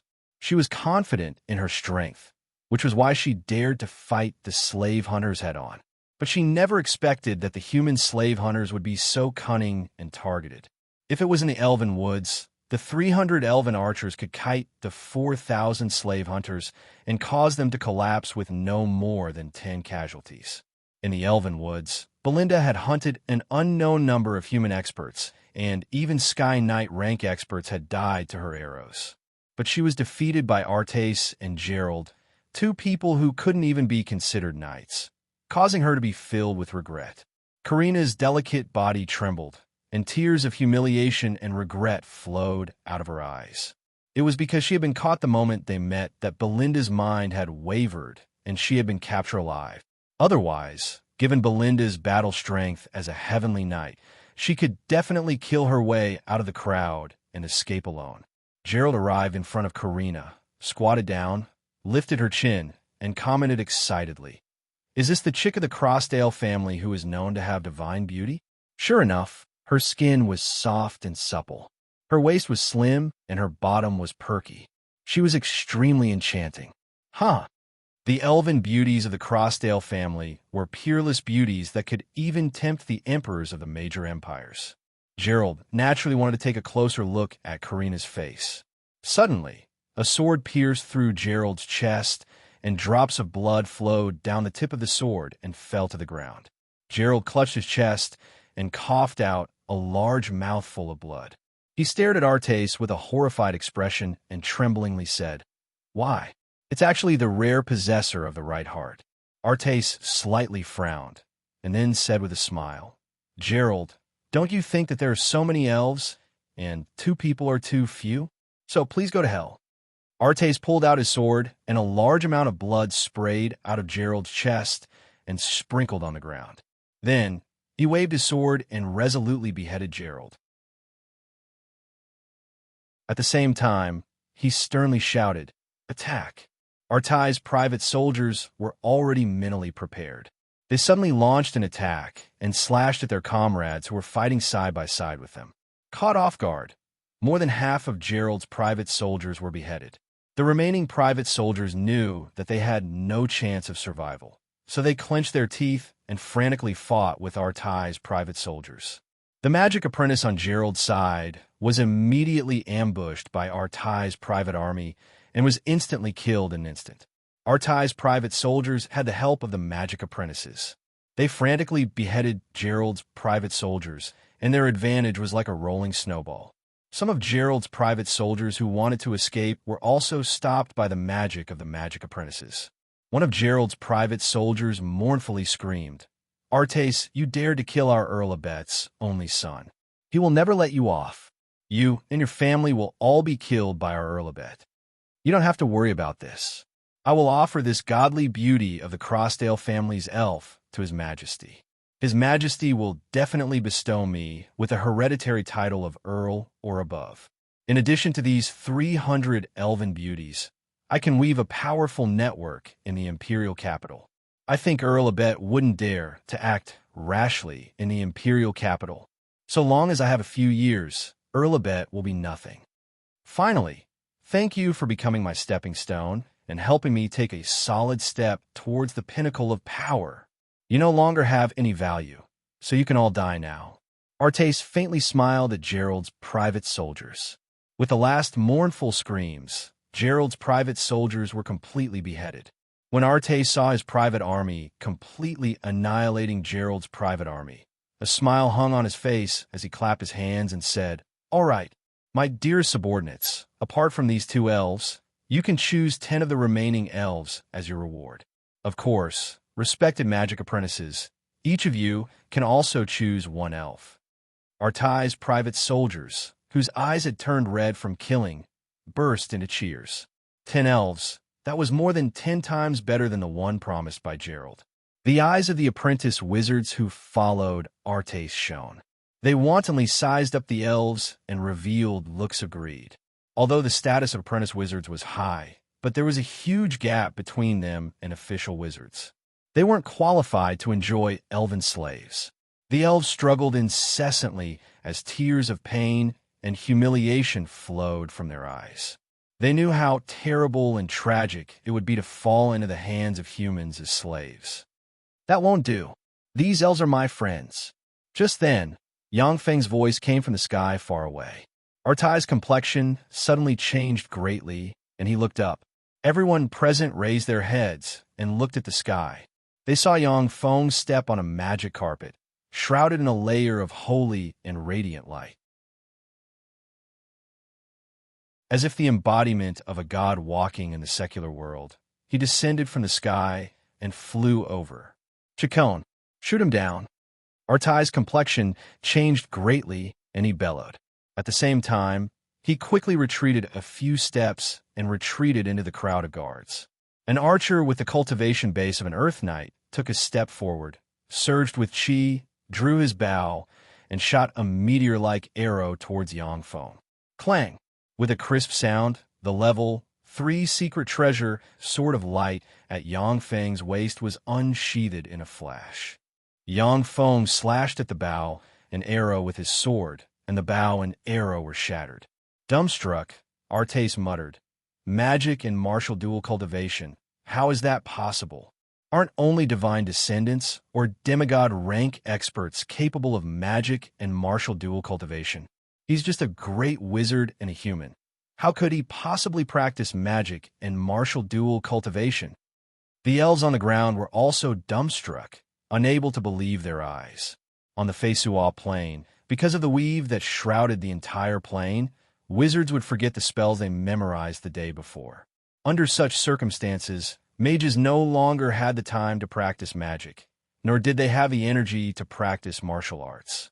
The more powerful a wizard was, the weaker their body would be. This was also the reason why the Tsangji Plains human warlocks despised the various cultivation inheritances of other planes. In addition to the divine path, only demons, ancient fiends, ancient devils, and other formidable existences of other planes could contend against the Tsangji Plains human warlocks. Yang Feng's figure fluttered. He jumped off the magic carpet and blessed himself with light feather. Artai's private troops quickly stepped forward and surrounded Yang Feng. The corners of Yang Feng's mouth rose slightly. A glint of red streaked past the abyss of his eyes. Divinity of Massacre trembled, his blood boiled, and he took a step forward and brandished his sword.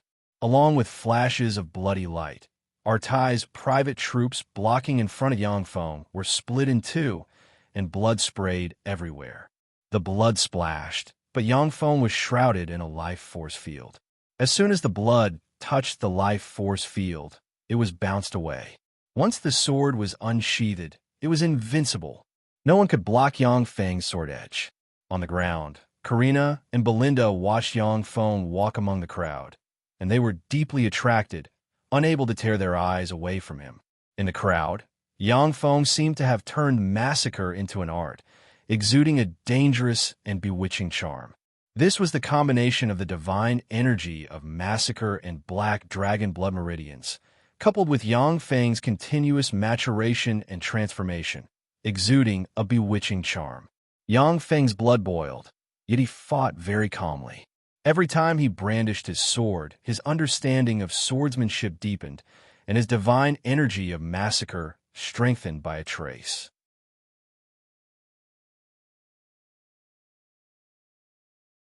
Chapter 214. No matter how many times Yang Feng trained in the virtual reality battle cabin, the sense of danger and urgency was far inferior to that of actual combat.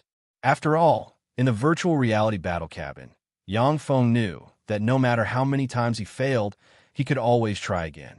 But on the battlefield, as long as he was slightly distracted, he would end up like Belinda. Artai's private troops repeated the same trick. They kept throwing gravel and lime at Yang Feng. At the same time, they threw fishing nets at him. When the gravel and lime came into contact with Yang Feng's life force field, they were jolted away.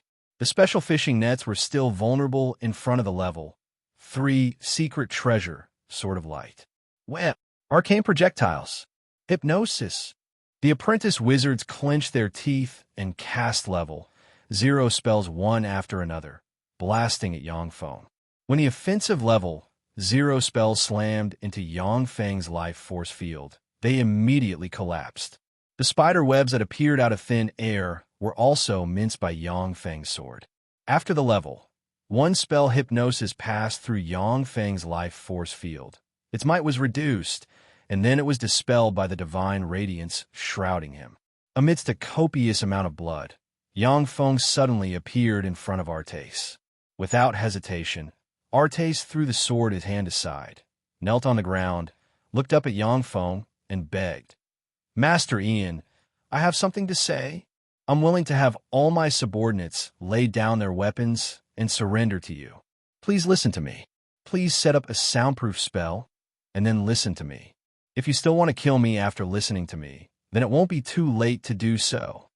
Yang Feng smiled faintly and silently recited an incantation. A strange fluctuation of magic shrouded him and Artais, completely cutting off their conversation. Artais said methodically, "Master Ian, I think that you're a hero who wants to make a name for yourself in the Red Earth Wasteland. In the future, you're bound to leave your name in the history books. You're a mighty being of light, but there's also a shadow of darkness in the light. I hope to rely on you, serve you, become your shadow in the darkness, and help you deal with things that are very inconvenient for you to deal with. I will assist you and let your light shine in all directions. I'm a baron of a small family of the Moritz Empire.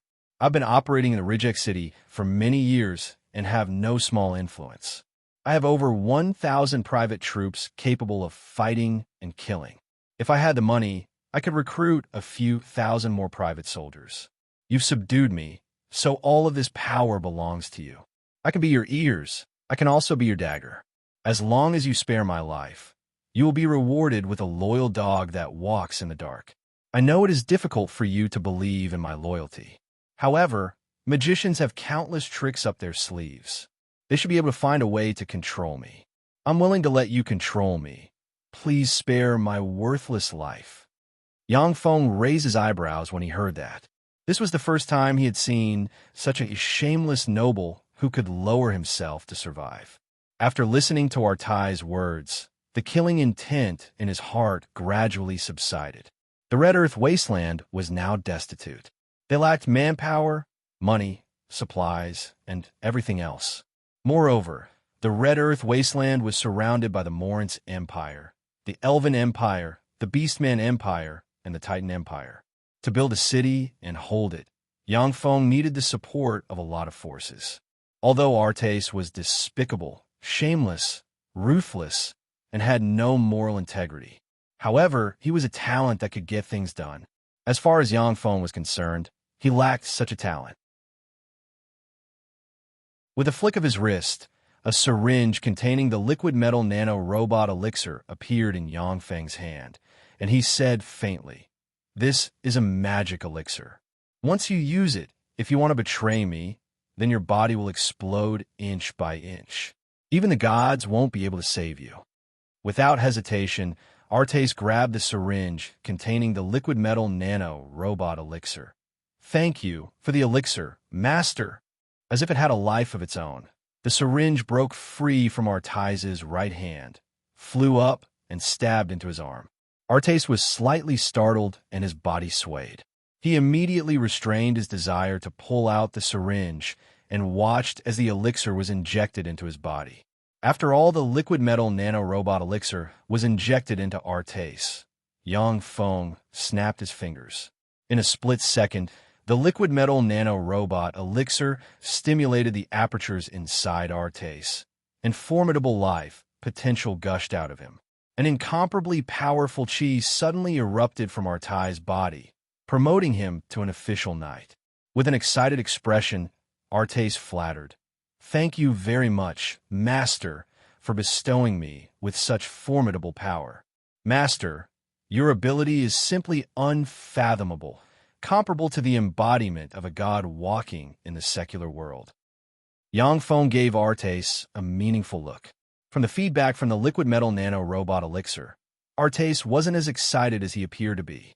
Artais's strength lay not in his cultivation base, but in his aristocratic identity, cunning mind, and tremendous power.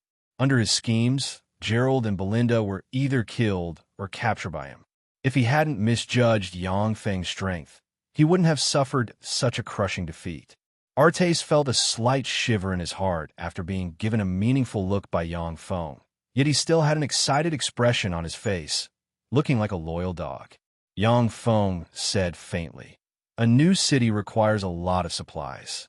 I need people, weapons, food, and water. Send half of your men to the Rhine River to transport water for me. The rest are to help me get the supplies I want. In addition, I need you to establish a huge intelligence network in the Four Empires. I want to be the first to know about any movements in the Four Empires." Artais pondered for a moment, and then said, "Master, the Elven Empire is full of elves. They all live in the Elven Woods, and no humans can enter. If humans want to trade with them, the only way is through the ancient Green Forest City. It's very difficult to get information on pointy-eared people. As for the other three empires, so long as there's enough money, it won't be too difficult to establish a huge intelligence network." The Elven Empire was extremely xenophobic. They all lived in the Elven Woods and were somewhat isolated from the rest of the world. The only way to the outside world was through the ancient Green Forest City.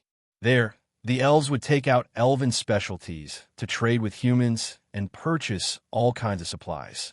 Humans could only see a lot of elves in the ancient Green Forest City. However, the ancient green forest city was also heavily guarded.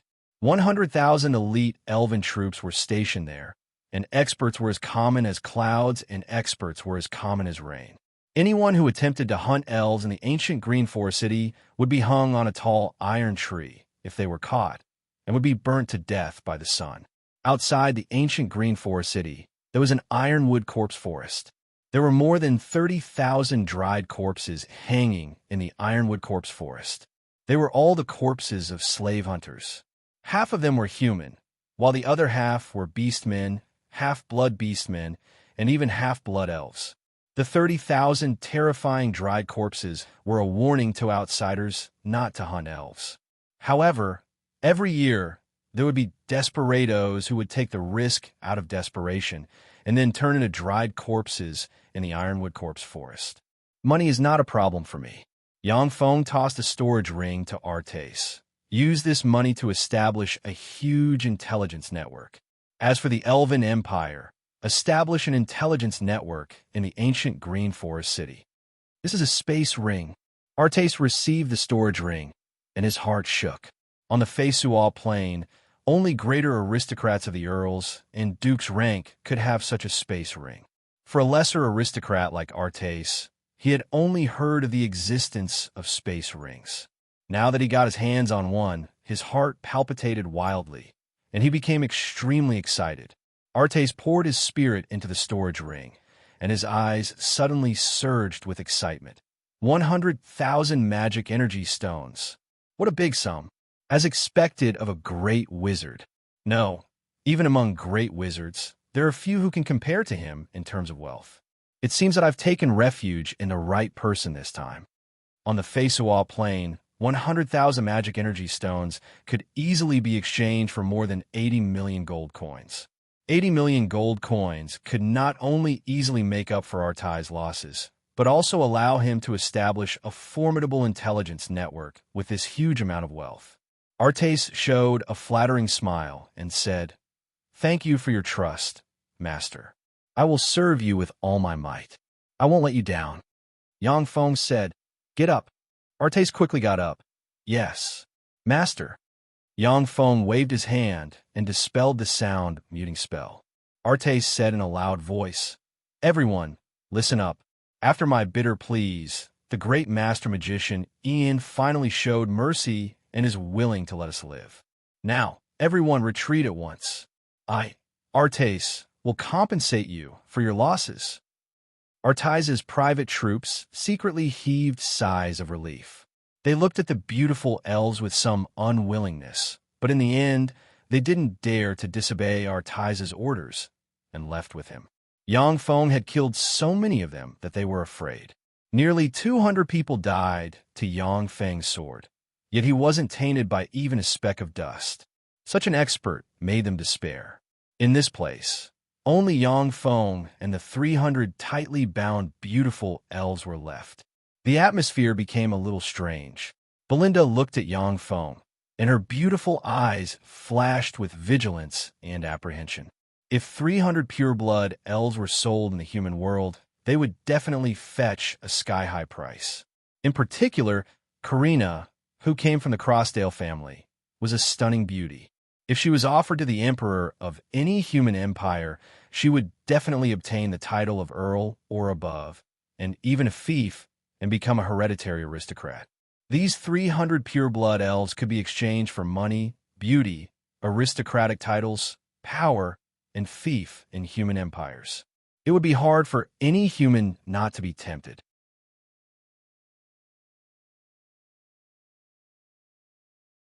Chapter 215. It was because Artes wanted to obtain these 300 sprites that he ruthlessly stabbed his former good friend and close partner, Gerald, in the back.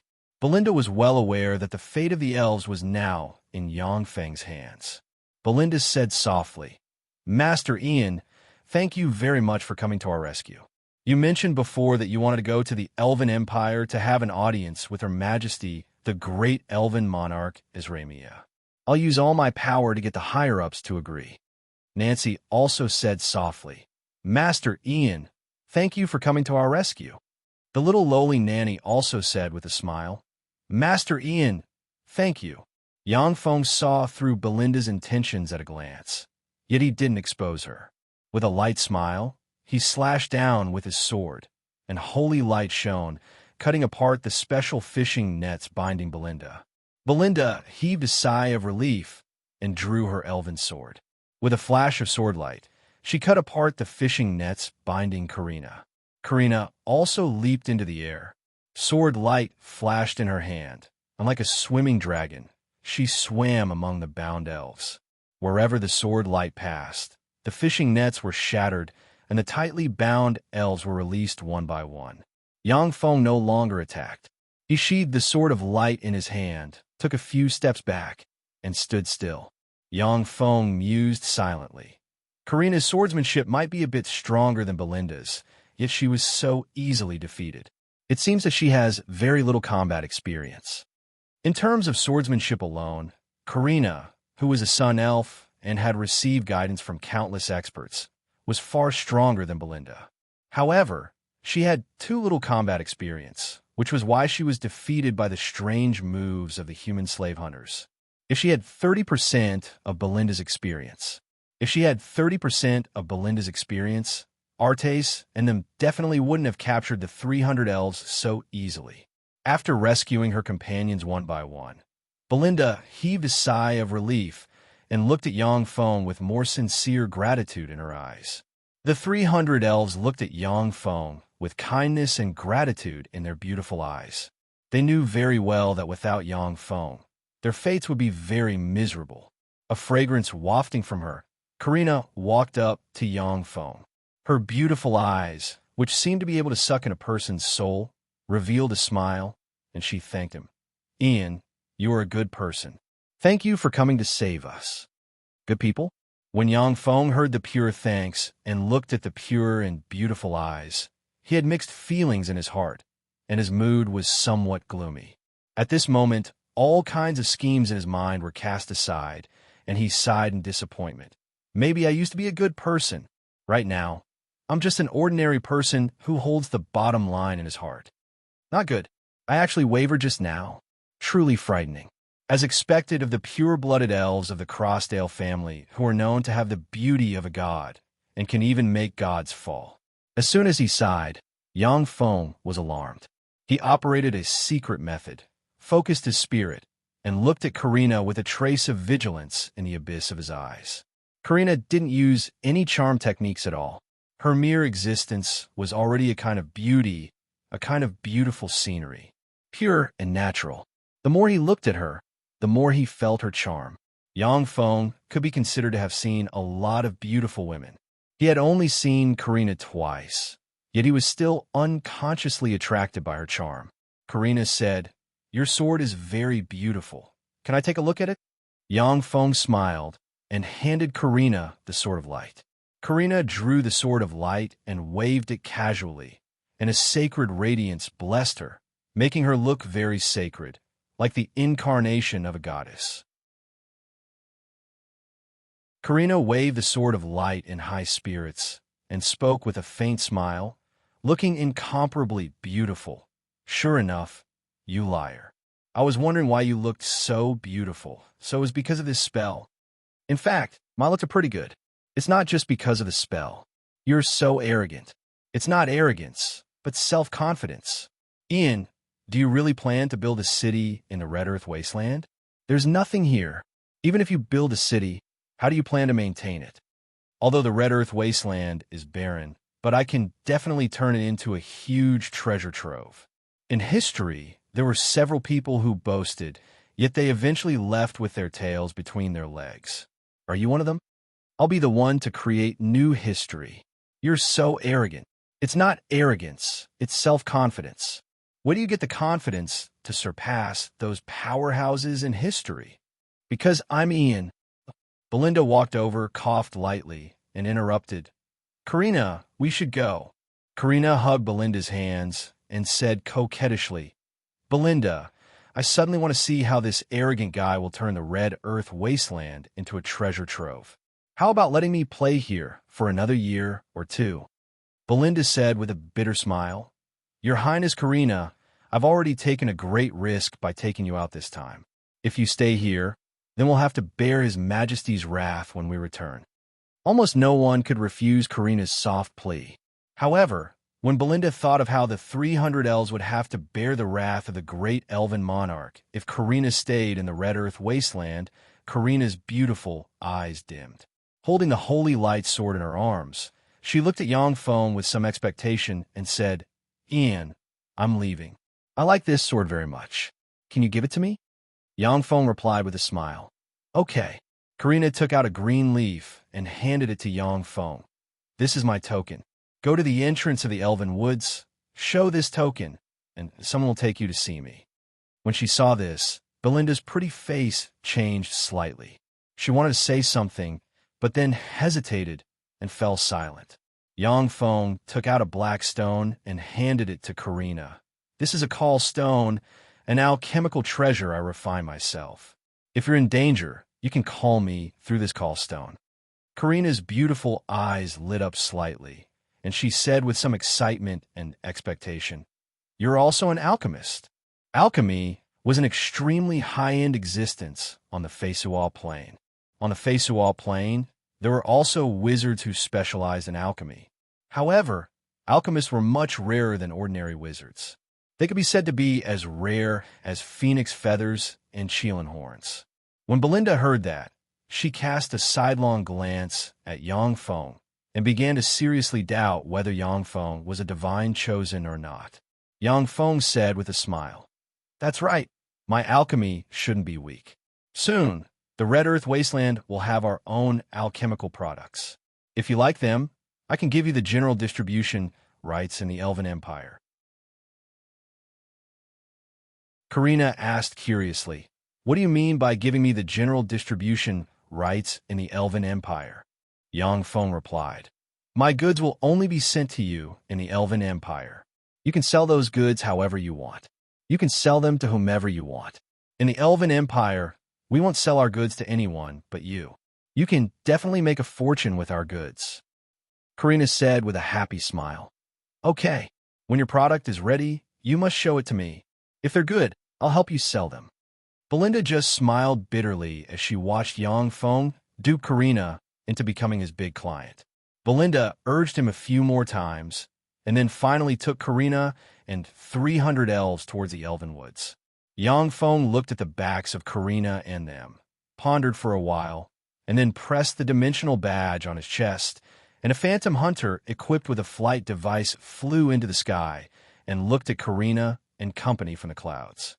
On the Feisual Plain, the gazes of the gods would fall on the secular world from time to time.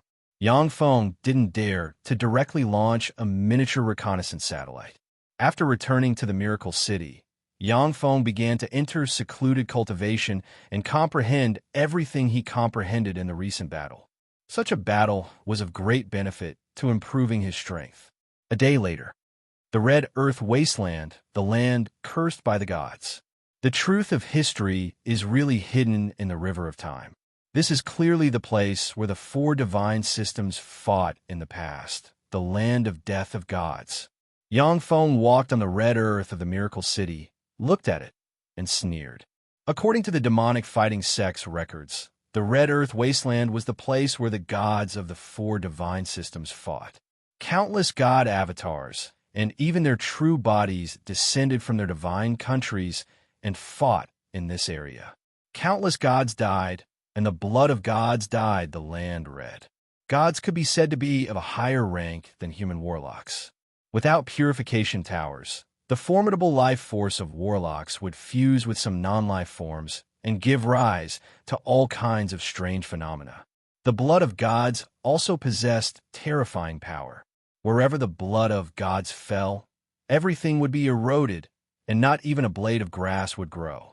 The land of death of gods would generally become a wasteland or a ruin. In the past, the Red Earth Wasteland was a wasteland, a ruin, and a dangerous existence. However, in order to prevent the dangers of the Red Earth Wasteland from entering the domains of various races, the gods purified the Red Earth Wasteland. Then, with the passage of time, it became the current Red Earth Wasteland. The reason why the Red Earth Wasteland couldn't grow any food was because the land still contained traces of the power of God's blood. Ordinary plants couldn't grow under the power of God's blood. Yang Feng's eyes flashed with a scorching glint. For others, this is a wasteland, but for me, it's a treasure trove.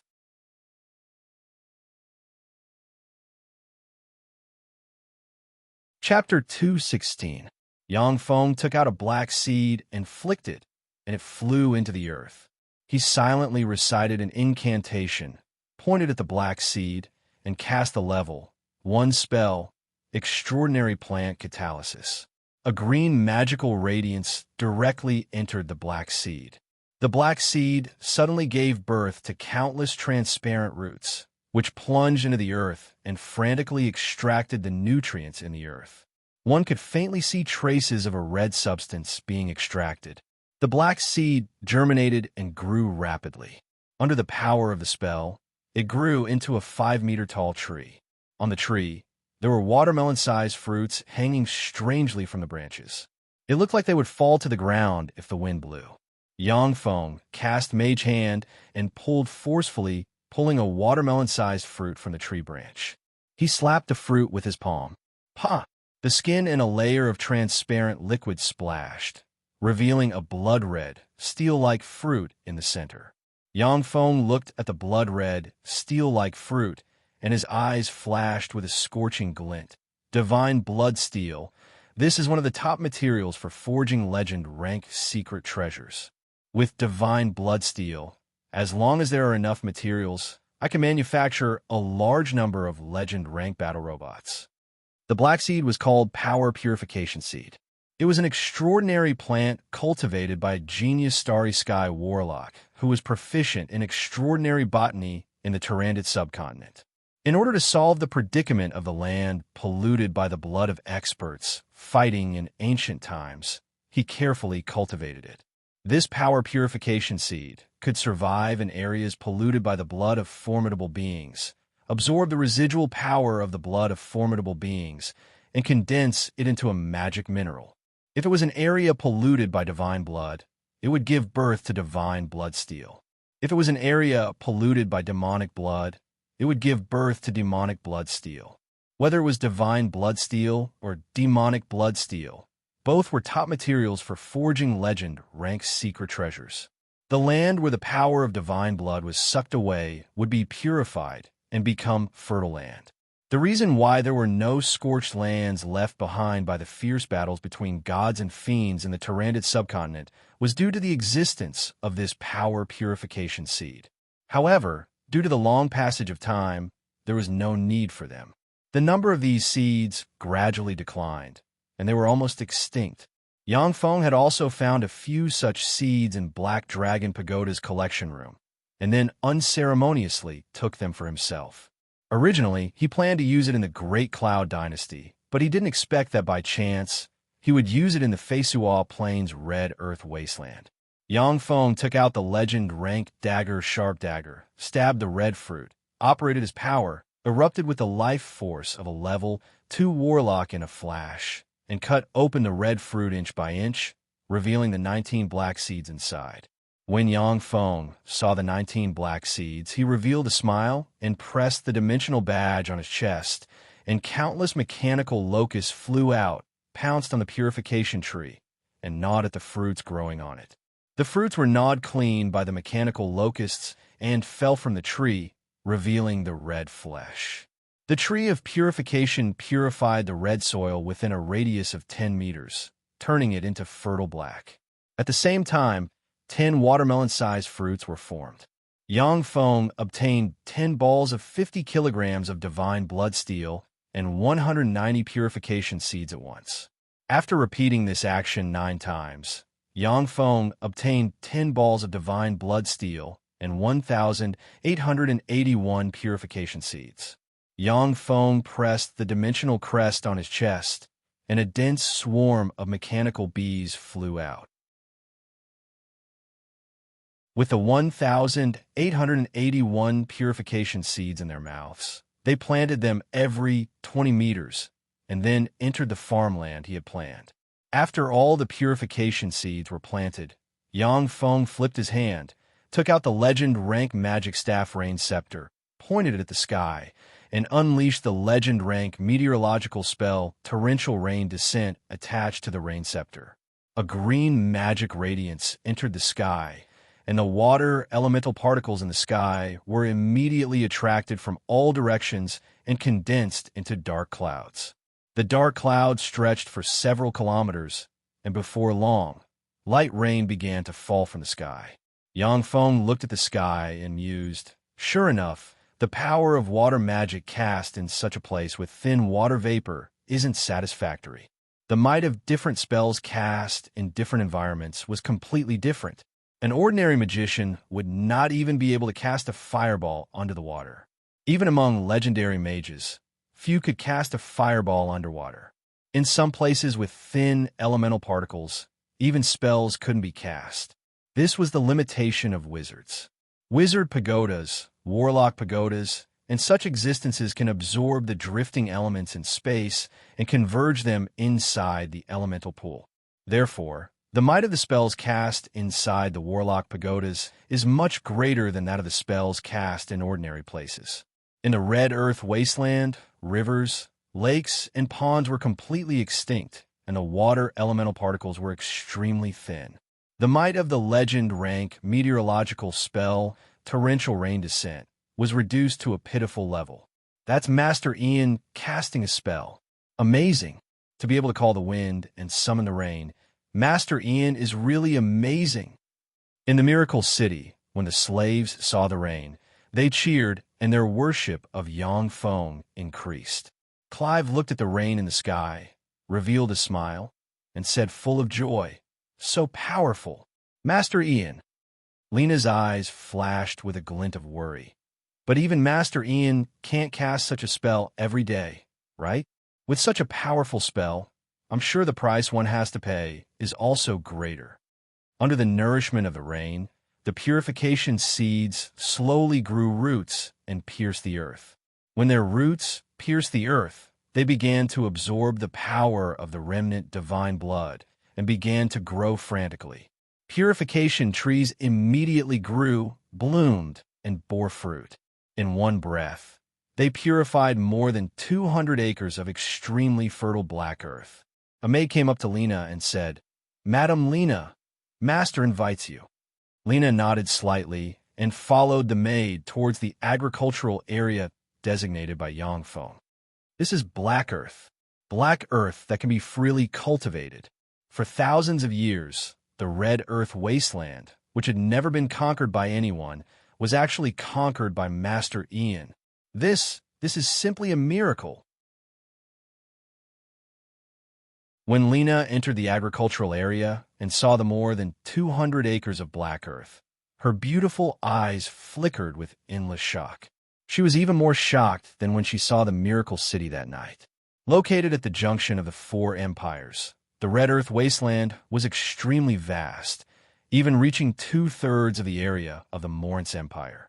Many ambitious and ruthless people wanted to establish a foundation in the Red Earth wasteland, but ultimately failed to conquer the stubborn Red Earth and could only leave with their tails between their legs. The gods in the starry sky had the power to purify the Red Earth. However, purifying the Red Earth required them to consume a lot of divine power and energy, which was far from being as simple and easy as purifying the purification seeds. Besides, the gods were busy enjoying themselves, practicing cultivation in seclusion, comprehending laws, and strengthening their divine countries. Who would be willing to condescend and consume a lot of divine power and energy to purify the Red Earth wasteland's divine blood? With a flick of his wrist, Yang Feng threw a pouch and a knowledge crystal to Lena. "Lena, these are breadfruit tree seeds. Go and organize people to plant the breadfruit tree seeds. This is a knowledge crystal for planting breadfruit trees. Crush it immediately." "Yes, sir." Lena crushed the knowledge crystal and felt a lot of knowledge enter her mind.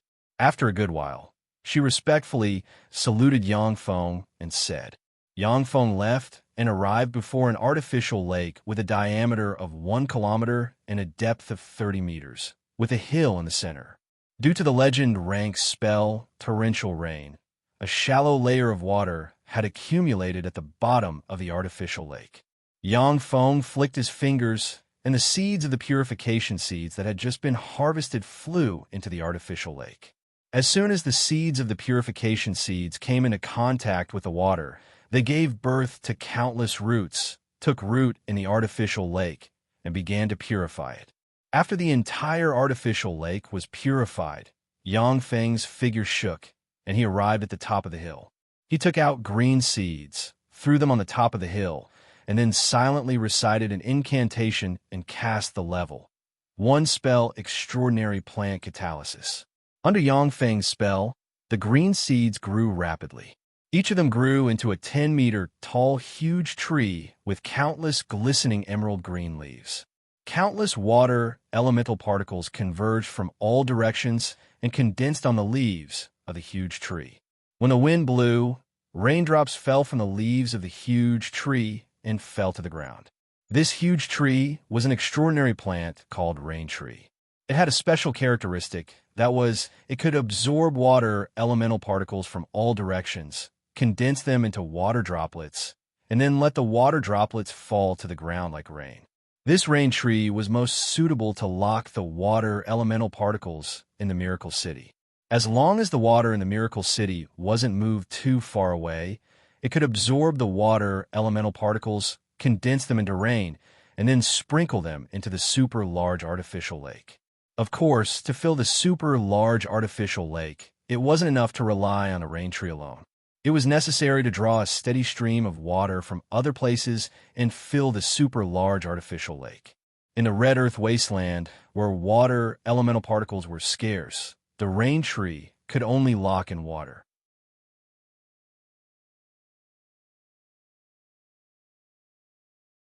Chapter 217. Yang Feng looked at the rain trees, and the corners of his mouth rose into a smile. The problems of water and food have been solved.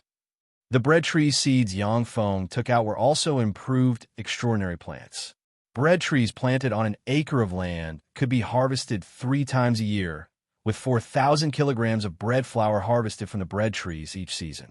On the Feisua Plain, the wheat yield of an acre of land could be harvested twice a year, with the yield of each harvest being only about 200 kilograms per mu. If there were natural or man-made disasters, then the yield would be even lower. Yang Feng took out a vial of elixir and downed it, then closed his eyes, operated a secret method, clenched a top-notch magic stone in both hands, and absorbed the magic energy inside. After a while, he recovered his spirit and physical strength. The resilience and endurance of bloodline warlocks with black dragon blood meridians were far superior to those of the same rank. The only weakness that wasn't a weakness was that the evolution potential was too small. If one didn't take the path of faith and ascended to godhood, then after reaching the Starry Sky warlock rank, there would be no way forward. Yang Feng opened his eyes, his figure shook slightly, and he disappeared. In a blacksmith shop of the Miracle City, dozens of blacksmiths were forging all kinds of ironware in full swing. Blacksmiths were the most popular type of people among slaves, especially in the Beastman Empire, which lacked ironware. Every year, a large number of blacksmith slaves were smuggled from the human kingdoms due to the lack of ironware. The human empire repeatedly issued orders and formulated many cruel and strict laws, yet they still couldn't stop the powerful slave merchants from turning many blacksmiths into slaves and smuggling them into the Beastman Empire. The dozens of blacksmiths were gifts to Yang Feng by the slave merchant leaders in order to curry favor with him. Esteemed master, may I ask what brings you here? A burly middle-aged man with a shaved head and a wheat-colored body that looked like it was plated with a layer of oil walked towards Yang Feng and asked. Yang Feng handed a piece of divine blood steel to the burly middle-aged man. Bando, can you process this, or? Bando was the leader of the dozens of blacksmith slaves, as well as the most outstanding blacksmith in forging weapons. Bando took the divine blood steel, only to feel the weight in his hand. He squeezed it slightly, and his face revealed a trace of graveness and joy. Good steel. This should be a legendary magic metal. I'm not confident, but I can give it a try. After that, Bando put the piece of sacred blood steel directly into the stove and burned it crazily. In the burning flames, the divine blood steel gave off a bright light and showed no signs of melting. With the passage of time, Bando's eyes gradually dimmed. Finally, he took out the red pincers from the furnace. Looking at the still dazzling divine blood steel, he smiled bitterly and said, "Sir, this is definitely an extremely powerful magic metal that we can't process at all. I'm afraid that only the legendary dwarven craftsman can refine this kind of magical metal." On the Feisual plain, there are also dwarves. Dwarves' smithing skills were unparalleled in the world. On the Feisual plain, many legend rank weapons were forged by dwarves, and even a few semi-divine armaments were forged by dwarves. According to the legends, the dwarves had even dabbled in the domain of the gods and created divine artifacts. However, there was no clear proof. On the Feisual plain, dwarves were a weak race, and the god of dwarf paladin was a neutral god. They wouldn't easily get involved in the wars between powerful divine systems. Yang Feng flicked his finger, and a knowledge crystal flew into Bando's hand. "This is the knowledge crystal of the smithing skill I've mastered. Crush it, and then try again." Bando crushed the knowledge crystal, and suddenly, a large amount of smithing knowledge poured into his mind, making his eyes flash with ecstasy. Bando opened his eyes and gave Yang Feng a grateful look, and then said with a bitter smile, "Master, thank you for your generosity in bestowing me with this knowledge. However, after all, I'm just an ordinary human blacksmith. Without tools, I can't process this magic metal." Yang Feng smiled faintly and waved his hand, and a set of secret treasure rank stove, bellows, hammers, iron blocks, and other secret treasures required for smithing appeared in the room. Bando looked at the set of secret treasure rank forging secret treasures and said in a trembling voice, "Are these the legendary smithing and enchantment items?" Yang Feng said, "That's right, give it a try now. The knowledge just now should contain knowledge on how to use these tools." Bando thought carefully for a while, and then tried out the secret treasures one by one. His movements changed from rusty to proficient. The enchantment items used magic stones as their power source. Even though Bando was just an ordinary person, but he could still use these secret treasures. After Bando skillfully started using the secret treasures, he picked up the piece of divine blood steel with a pair of tongs and put it into the stove. A white flame gushed out of the stove and fell on the piece of divine blood steel. The divine blood steel, which previously showed no signs of melting no matter how it was burned, finally began to turn red. Bando was overjoyed. He took out the piece of divine blood steel, put it on the iron block, raised the enchantment hammer, and mercilessly hammered it. Along with the sound of the hammer, the piece of divine blood steel finally began to deform. Under Bando's hammering, it transformed into a sword.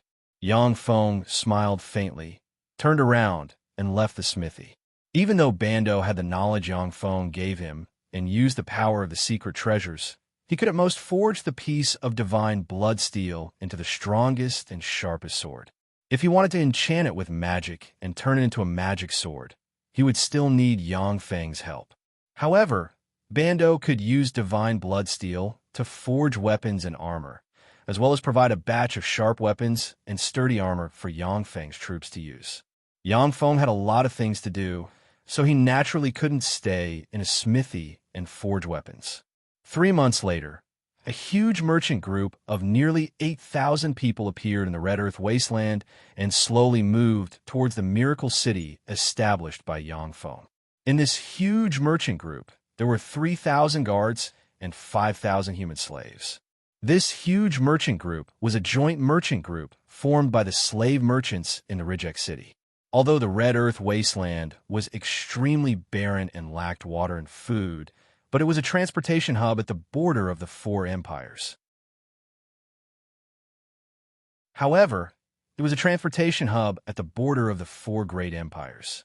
In order to obtain greater profits, some human merchants would often take the risk to pass through here and head towards the 4 great empires. If the human merchants didn't become rich overnight, then they would become the feces of goblins, bugbears, ogres, and other bandits in the Red Earth Wasteland. Although the Red Earth Wasteland was extremely barren, but there were still some places where shrubs grew. There were still some edible and extremely sour berries in the shrubs. In addition, there were also some places that were less contaminated by divine blood. Although they were very unpalatable, but could barely fill one's stomach, wild vegetables and potatoes could be planted. There were as many as 8,000 people in the joint caravan. In the Red Earth Wasteland, no force could contend against such a terrifying force. When bandits saw this huge merchant group, they could only reveal covetous gazes, not daring to make a move. A city. Heavens, are my eyes playing tricks on me? There's actually a city there. A city. It's only been 4 months, yet he was able to build such a city here. Incredible. He actually succeeded. Only 4 months. When the merchants saw the city in the Luoxiao plain, their eyes filled with shock, and they commented spiritedly. Amazing, as expected of a great wizard. Jim, one of the leaders of the merchant group, was also shocked by the majestic miracle city. According to the construction strength of the Feisuo plain, without tens of thousands of people spending a year or two, it was absolutely impossible to build such a majestic city. With several thousand slaves, it only took Yangfeng 4 months to build such a huge city, of which 1 month was spent on the road. Such a construction speed was simply a miracle on the Feisuo plain. Suddenly, a merchant's eyes widened and he cried out, "Trees! Heavens, great god of slave hunters! What do I see? A tree? Oh no, it's a forest." A forest actually appeared in the Red Earth Wasteland. Is this a miracle of a true god? Trees! That's a forest. Heavens, there's a forest here. Trees! That's a forest. The merchants were dumbfounded as they stared at the forest and cried out involuntarily. Some merchants rubbed their eyes in disbelief and then stared at the purification trees that appeared in front of the miracle city. They were dumbstruck, and it took them a lot of effort to accept this fact. Jim's eyes widened and he cried out, "Trees! Are these real trees? Heavens, who the hell is Master Ian? How could he plant trees in the Red Earth Wasteland? That's something that many legend heroes haven't done." For ordinary people, it was almost impossible to build a city in the Red Earth Wasteland. However, on the Feisuo plain, many legend heroes have tried to build a city in the Red Earth Wasteland and succeeded. But without exception, they couldn't sustain it and could only leave the Red Earth Wasteland. If the two most important factors, water and food, couldn't be resolved, it was impossible to maintain a city in the Red Earth Wasteland. Even if there were mountains of gold and silver, they would be spent on water and food. Establishing a city was not profitable, and it was even more impossible to develop and grow. But now a forest had appeared outside the miracle city. This meant that at least this part of the Red Earth Wasteland was no longer a plant forbidden zone, and it was possible to grow food and other crops. This was of great significance to the conquest of the Red Earth Wasteland.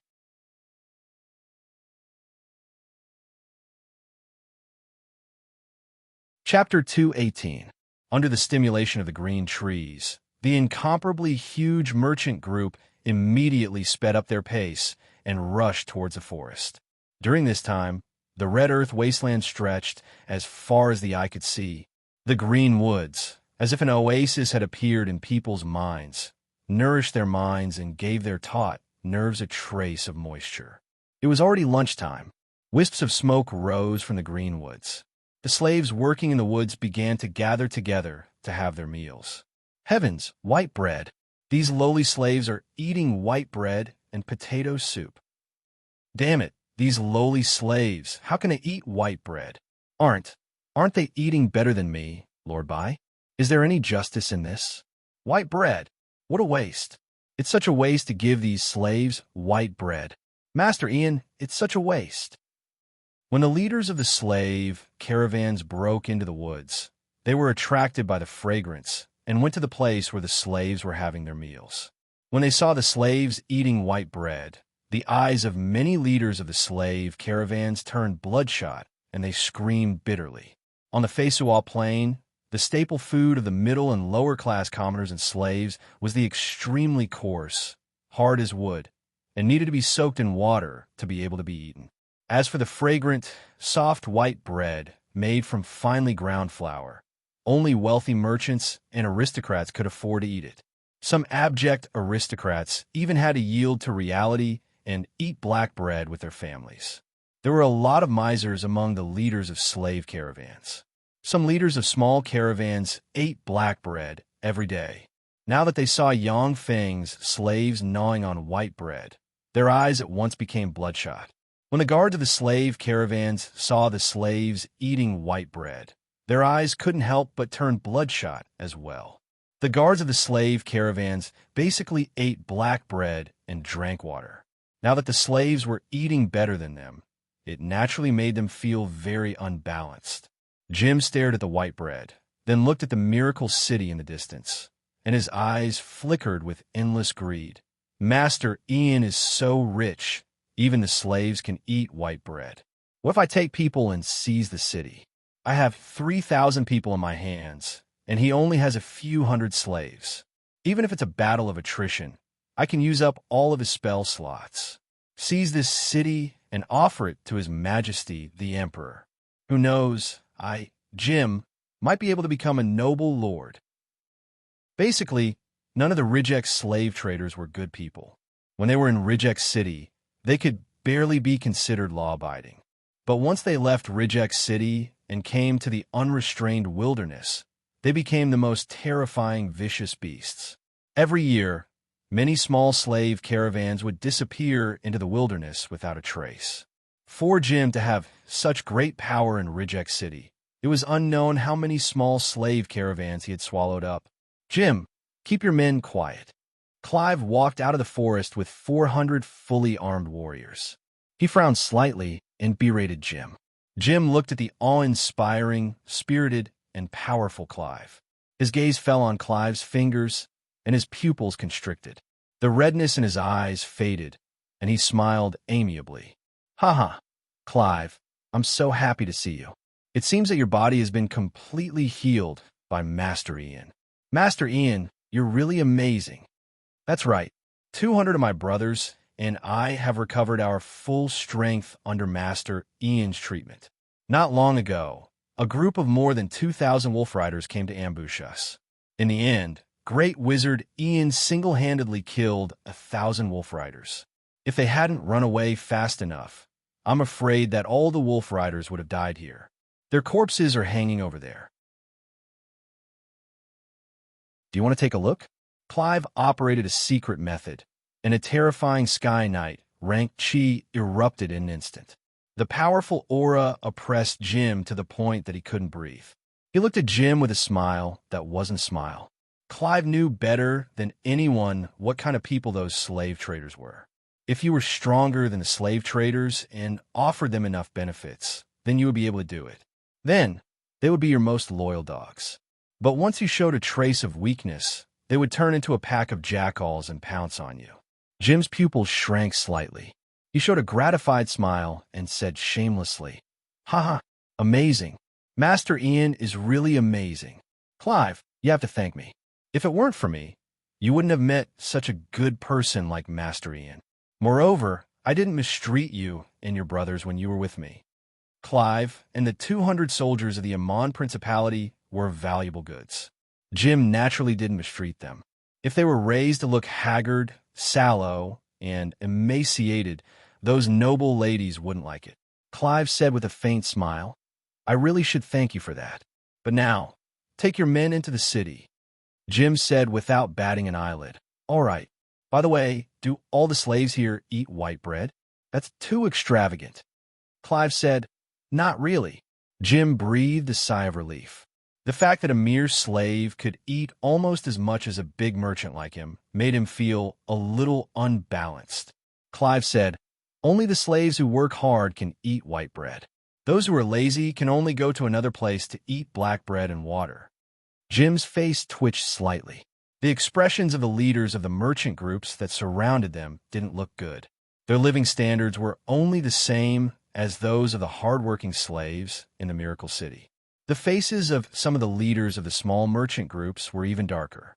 They basically ate black bread every day and only ate white bread on holidays. Their lives were simply worse than that of slaves. Of course, that was also because they were too stingy. The guards of the merchant group all had dark expressions on their faces as they considered the possibility of jumping ship. The slaves, on the other hand, all revealed expressions of anticipation. Jim asked curiously, "Isn't the Miracle City short of food? If we feed the slaves white bread like this, will the food be able to last?" The leaders of the slave merchant groups also pricked up their ears. In particular, the merchants who transported the food were extremely nervous. As if awaiting trial, they waited for Clive's answer. Clive replied proudly. The great master Ian cast a spell to purify part of the red earth wasteland. Now, the land can be used to plant breadfruit improved by him. The breadfruit trees can be harvested 3 times a year, and each season, 5,000 caddies of breadfruit can be harvested from 1 mu of land. Furthermore, the land planted with breadfruit trees can also be mixed with some potatoes, sweet potatoes, and other crops. From now on, the Miracle City can be completely self-sufficient in food. The leaders of the slave merchant groups inhaled a breath of cold air, and their eyes flashed with astonishment. The merchants who transported the food had sullen expressions on their faces and were so depressed that they almost wanted to cry. Jim's eyes turned, and he said with a smile, "Can I buy some breadfruit tree seeds? I can buy them at a high price." As a merchant with a keen sense of smell, Jim perceived the great strategic value of the breadfruit tree seeds at once. Once breadfruit trees were popularized, it would have a huge impact on the entire Fesual plain. Clive said with a smile, "I'm sorry, but I'm not in charge of these things. You can go discuss it with Lena or Master Ian." Under the escort of 400 warriors commanded by Clive, the huge slave caravan directly entered the Miracle City. As soon as he entered the Miracle City, Jim saw the wide and orderly streets of the Miracle City. On both sides of the streets, there were trees giving shade, and there were many exquisite buildings. The streets were paved with a layer of cement. People came and went, yet there was not a trace of garbage or excrement of humans and animals. The whole city looked neat, clean, and beautiful. Jim sighed from the bottom of his heart. What a beautiful city. Master Ian is really amazing. Not only does he have formidable magic strength, but he is also a master in designing cities. I think the Imperial capital can't compare to the Miracle City in many aspects. Randy looked around and sighed. It really can't be compared. I've been to the Imperial capital before. Apart from the aristocratic district and the Imperial City district, the rest of the districts are covered in dust and excrement of livestock and humans. When it rains, you can't go outside without wearing rain boots. This is the city where the upper-class people should live. The leaders of the huge slave merchant group were Jim and Randy, the 2 most powerful slave merchants in the Reject City. "That's a lake. I'm not mistaken, right? That's a lake." Suddenly, Jim's eyes flickered, and he pointed into the distance and said in a trembling voice, "A lake. My God, that's really a lake. How is that possible? How could there be a lake in the red earth wasteland?" The merchant leaders also looked in the direction that Jim's slightly fat and short finger was pointing at, and their eyes were filled with astonishment. After the War of Gods, due to the contamination of divine blood, it was difficult for plants to grow in the red earth wasteland. The climate also slowly changed. The water vapor was thin, and there were only a few times a year when it rained. It was impossible for there to be a lake in the entire red earth wasteland. Even if a lake was artificially made, due to the arid climate, the water vapor would evaporate and eventually turn into a dry, dead lake. But now, there was a huge lake in the Miracle City, which was simply heaven-defying.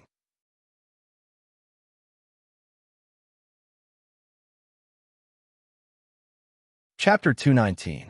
A lake. What a big, artificial lake. Randy sighed with a voice filled with complicated emotions. Then, he exchanged glances with Jim. Located at the junction of the 4 empires, the Red Earth Wasteland could be used as a commodity trading hub of the 4 empires. Throughout history, Who knew how many ambitious and ruthless people had their eyes on this place? However, due to the lack of water and food in the Red Earth wasteland, in the end, no hero was able to establish a foothold here. But now, Yangfeng purified a large amount of land, opened up farmland that could grow food, and created a huge lake, solving the biggest problem of water shortage in the Red Earth wasteland. It was already foreseeable that the Miracle City would soar in the future. Jim looked at a neatly leveled plot of land with signs inserted in it, and asked curiously, "What are those places?" Clive said with a smile, "The Miracle City is located at the junction of the four empires. It can become a commodity trading hub of the four empires. These plots of land are for the chambers of commerce that will settle in the Miracle City in the future. These plots of land are not cheap. Each of them is worth more than 100,000 gold coins." When the leaders of the small merchant groups heard that, they were first delighted, but then withered. For these small merchant groups, 100,000 gold coins was still too much of a burden. The eyes of the leaders of the medium and large merchant groups lit up, revealing a trace of excitement, as if they had spotted their prey. With the speed of development of the Miracle City, it would definitely grow stronger and stronger in the future. Besides, transnational trade had always been the most profitable business. The Miracle City, located at the transportation hub of the four empires, would definitely become popular in the future. Clive said with a smile, "Master Ian has already spread the news through other channels. Reportedly, some merchants and aristocrats of the Morance Empire and the Titan Empire are very interested in the Miracle City." When they heard that, the leaders of the merchant groups no longer hesitated, and their eyes flashed with determination. Jim suddenly regretted asking such a question. With this question, he gained countless competitors in an instant. "Sir Commander Clive, can you let us take a look at these plots?" "Yes, Sir Commander Clive, please let us take a look at these plots," the leaders of the merchant groups said passionately. Looking embarrassed, Clive pondered for a while, and then agreed. "All right." The leaders of the merchant groups immediately poured into those plots, their eyes filled with greed as they searched for their favorite plots. Even Jim twisted his fat body and dove into those pieces of land with an agility that didn't match his figure. His eyes shone with greed as he searched for the piece of land he liked. As long as he bought a piece of land, he could definitely sell it for a large sum of money in the future. As for the delivery and collection of the slaves, the leaders of these merchant groups handed it over to their subordinates. Although the divine priest of the god of contracts was expensive, once the contract was signed, both parties were unlikely to violate the power of the god of contracts. After a few hours, the leaders of the merchant groups regrouped and headed towards the city lord's mansion under Clive's escort. "Tony, Sapphire Commerce Group's Tony." As soon as Jim entered the reception hall that was specially used to entertain the leaders of the merchant groups, he was slightly taken aback, and his pupils shrank. There were already more than 200 people gathered in the reception hall. All of them were well-dressed and had rich faces. Jim didn't know most of them, but the few he knew were big merchants of the Morance Empire. Tony of the Sapphire Commerce Group was a person in charge of a territory with wealth no less than that of Jim's super merchant group. With a glass of red wine in his hand, Tony came over with a smile. "Jim, Randy, you're really not good friends.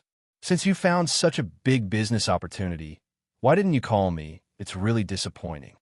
Jim's chubby face trembled, and he said with a smile, "Haha, Tony, didn't you go to the Blue River Manor for vacation? I couldn't get in touch with you for a while, so I didn't call you. By the way, what's the origin of those people?" Tony smiled and didn't pursue the matter. He looked at the rest of the people, his eyes flashed with apprehension, and he whispered, "Many of those guys are barbarians from the Titan Empire." The people of the Morance Empire and the Titan Empire basically called each other barbarians. Numerous wars had broken out between the two empires. However, neither empire could do anything to the other. Jim asked with a puzzled expression, "How did those barbarians get the news?" Tony replied, "Someone went to the Titan Principality and released the news that a person called Master Ian established a miracle city in the Red Earth Wasteland and that there was a huge business opportunity. Furthermore, he swore in front of the clergyman of the god of contracts that everything he said was true. The stray dogs were attracted. Jim sighed slightly and said with some regret, "It seems that our master, Ian, isn't simple. The power he wields is far beyond our imagination." If there were no competitors, Jim and the other caravan leaders could still join forces to negotiate with Yangfeng. But once the merchants of the Titan Empire came, Jim's caravan would have no chance of joining forces. Although merchants had no borders, but the people of the Morinth Empire and the Titan Empire looked down on each other. Jim had no friendship with the merchants of the Titan Empire, so there was no way for them to join forces. The merchants of the Titan Empire also stared coldly at Jim and the others. In the tavern, there were clearly two large groups. In addition, there were also some merchants from other lesser principalities who came to take risks, but they didn't amount to much. At this moment, Yangfeng slowly walked in from the side of the tavern. All eyes focused on Yangfeng. "Thank you for attending this banquet. I am Ian, the master of the Miracle City." Yangfeng looked at the hundreds of merchants from the Morinth Empire, the Titan Empire, and some lesser principalities, and the corners of his mouth rose slightly. "Artes did a good job." Yangfeng's words had just fallen when bursts of applause sounded in the tavern. "You must have seen the plots of land that the Miracle City is going to sell. I am confident that within 10 years, the Miracle City will be built into a giant city with a population of more than 500,000 people. Besides, this place will become the trade hub of the 4 empires. Every inch of the land will be worth its weight in gold." If you have a plot of land you like, you can pick up a pen and paper next to you, write down the plot of land you like and the price you are willing to pay, and then put it into the black box. The Miracle City will immediately do a calculation, and the land will go to the highest bidder. Yangfeng clapped his hands, and beautiful maids filed out from both sides with smiles on their faces, each holding a black box in their hands. Jim smiled bitterly and sighed in his heart. What a ruthless move. In this way, if you want to buy the plot of land you like, you can only offer a high price. The surrounding merchants picked up a pen and paper and began to write down the plot of land they wanted to buy. Jim pondered for a while, then took a piece of paper, wrote down the plot of land he wanted to buy, and threw it into the black box. Standing on a dais, Yangfeng watched this scene with a smile on his face. Just by selling the land, Yangfeng made a huge profit. Moreover, when the merchants bought the land, they would have to construct it and make use of it, which would attract many workers. With more people, the consumption rate would slowly rise, forming a huge virtuous cycle. Although Yangfeng brought a huge amount of wealth to the Feisuo Plain, but if the Miracle City only allowed people to enter and not leave, then he wouldn't be able to support it. A grain merchant couldn't help but ask, "Master Ian, your Miracle City already has a food source. What about us grain merchants in the future?" Each of the breadfruit trees, improved by Yangfeng, could produce an astonishing amount of food. The grain merchants were worried that they wouldn't be able to make a living in the future. Yangfeng responded with a smile, "Don't worry. Within 2 years, according to the price I agreed with you, you can transport as much food as you have. I'll take it all, as long as there's no problem with the quality." The population of the Miracle City would only increase, so it wouldn't be too much to stock up on food. 2 years after the Miracle City was fully developed, Yangfeng would still need to import a lot of food. The grain merchants heaved a sigh of relief and revealed a smile on their faces. The merchants wrote down notes and threw them into the black boxes, which were then collected by the beautiful maids. By the way, let me tell you another piece of good news. I'm not only a wizard, but also an alchemist. Recently, I've refined some gadgets in my spare time, so please come and have a look. Yangfeng clapped his hands, and a warrior walked in with a fine steel sword.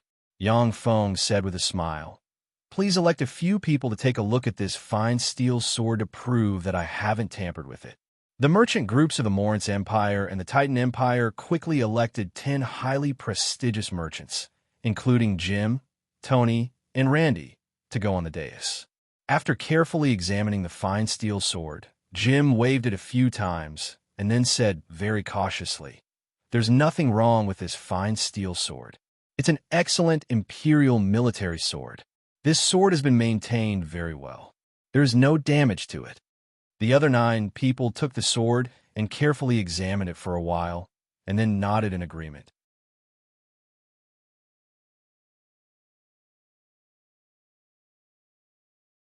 Chapter 220.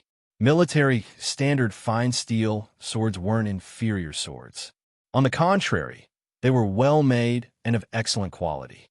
Compared to the scimitars and swords used by many adventurers, they were of much better quality. The quality of military weapons had always been far superior to that of civilian weapons. "This is an enchanted sword I forged. Get a try, Jim." With a flick of his wrist, a sword with a thin blade engraved with mysterious runes appeared in Yongfeng's grip, and he handed it to Jim. Jim took the sword and waved it slightly. A pale green magic radiance and a pale red magic radiance buffed Jim's body, making him feel lighter. At the same time, there seemed to be endless power surging out of his body, causing him to reveal a trace of ecstasy. "These really are magic weapons. My body has been blessed with 2 spells, increasing my agility and strength." The eyes of the merchants of the 2 empires turned bloodshot and flickered with endless greed as they stared at the magic sword in Jim's hand. On the Feisual plain, due to the weave, it was easier to cast spells than on other planes.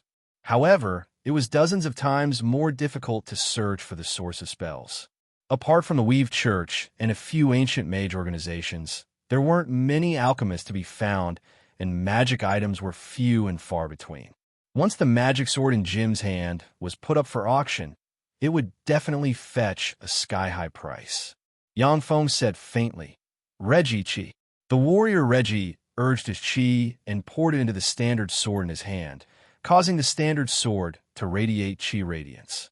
According to the understanding of warlocks, chi cultivated on the Feisual plane was a powerful life force that could be used to strengthen various weapons and armor.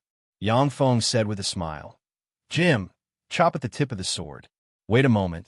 Let the others test the sharpness of the sword." With a magic sword infused with a dozen grams of divine blood steel, Jim chopped at the tip of the standard fine steel sword of the Lawrence Empire and easily cut off the fine steel sword blessed with chi. Seeing this scene, the merchants all sucked in a breath of cold air. They were shocked by the sharpness of that magic sword. Magic swords were just long swords that could be enchanted with magic. They were not necessarily sharp enough. That magic sword could already be regarded as a peerless sword that could cut through iron as if it were mud, even without being enchanted with magic.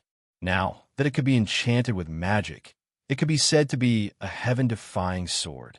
The magic swords collected by many noble families were only of this standard. Jim fondled the long sword admiringly and exclaimed in ecstasy, "Good sword! What a sharp, treasured sword!" "Jim, get out of the way. Let me try." Randy pushed Jim away impatiently, snatched the magic sword from Jim's hand, and slashed at Reggie's steel sword that had been strengthened with combat energy. Dang!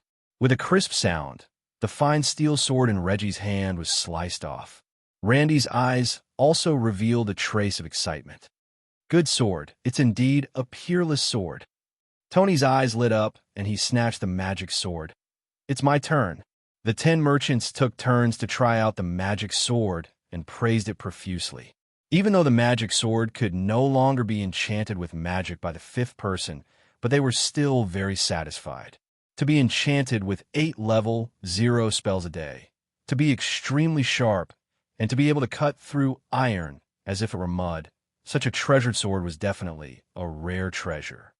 I named this treasured sword Warrior's Edge. Every year, at this time, I hold an auction here and auction 5 of these treasured swords. If you're interested, you can come and participate in the auction at this time every year. Yangfeng smiled. With a flick of his wrist, 5 Warrior's Edge appeared in his hand. Lena came over with a smile on her face, took the 5 Warrior's Edge sheathed in an exquisite scabbard, handed 4 of them to a maid behind her, and looked around, saying, "I am Lena, the Miracle City's internal affairs manager." I will now be acting as the auctioneer. The starting bid for this warrior's edge is 100,000 gold coins, and each bid increment must be no less than 1,000 gold coins. The auction begins now. 150,000 gold coins. Just as Lena's words fell, Jim impatiently quoted a high price. Hearing the sky-high price, the venue went silent for a while. At the time, Yang Feng had bought hundreds of slaves in the slave market for tens of thousands of gold coins. For a magic sword, Jim offered a sky-high price of 150,000 gold coins, which shocked everyone. A middle-aged merchant from the Titan Empire said flatly, 300,000 gold coins.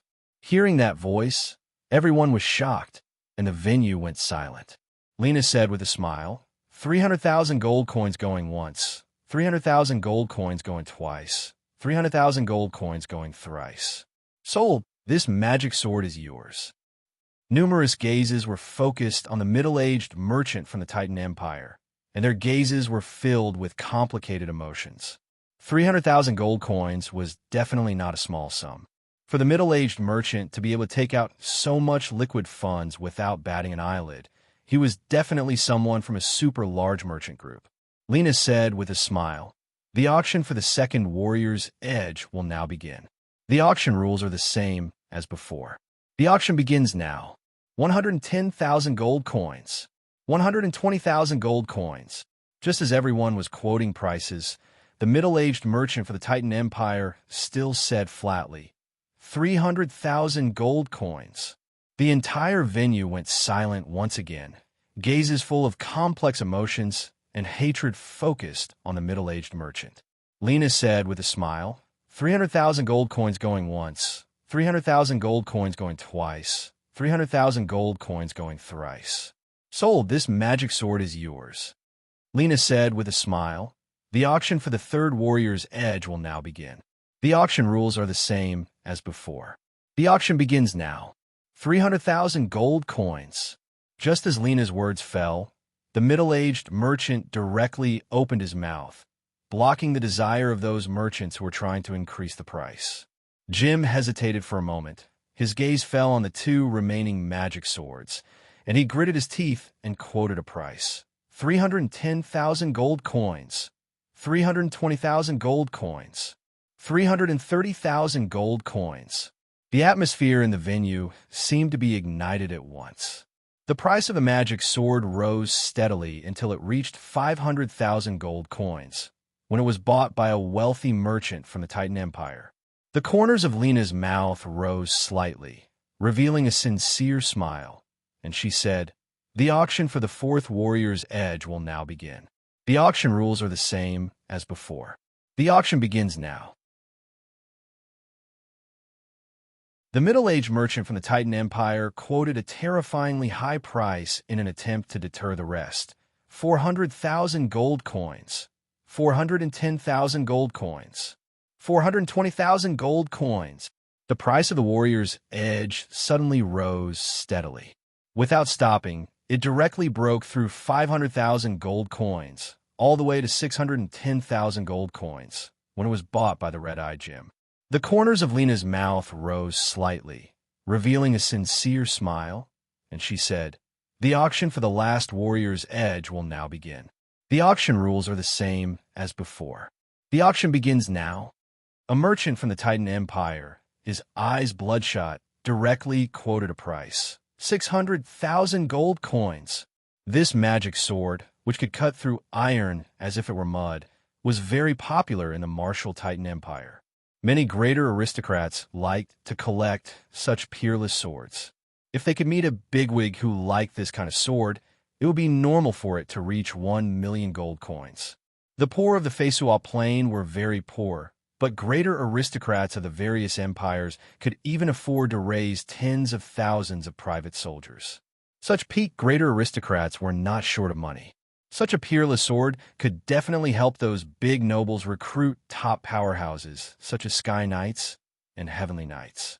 Randy's eyes were bloodshot as he said, 610,000 gold coins. Tony also directly went all out and roared, 650,000 gold coins. 700,000 gold coins.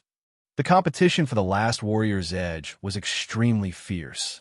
In the end, it was bought by a wealthy merchant from the Titan Empire for the sky-high price of 800,000 gold coins. At this time, the gazes of the greater merchants focused on the middle-aged merchant from the Titan Empire, their gazes brimming with admiration. The middle-aged merchant from the Titan Empire had a very unique vision. At the beginning, he bought the 2 magic swords at a sky-high price in the eyes of the greater merchants.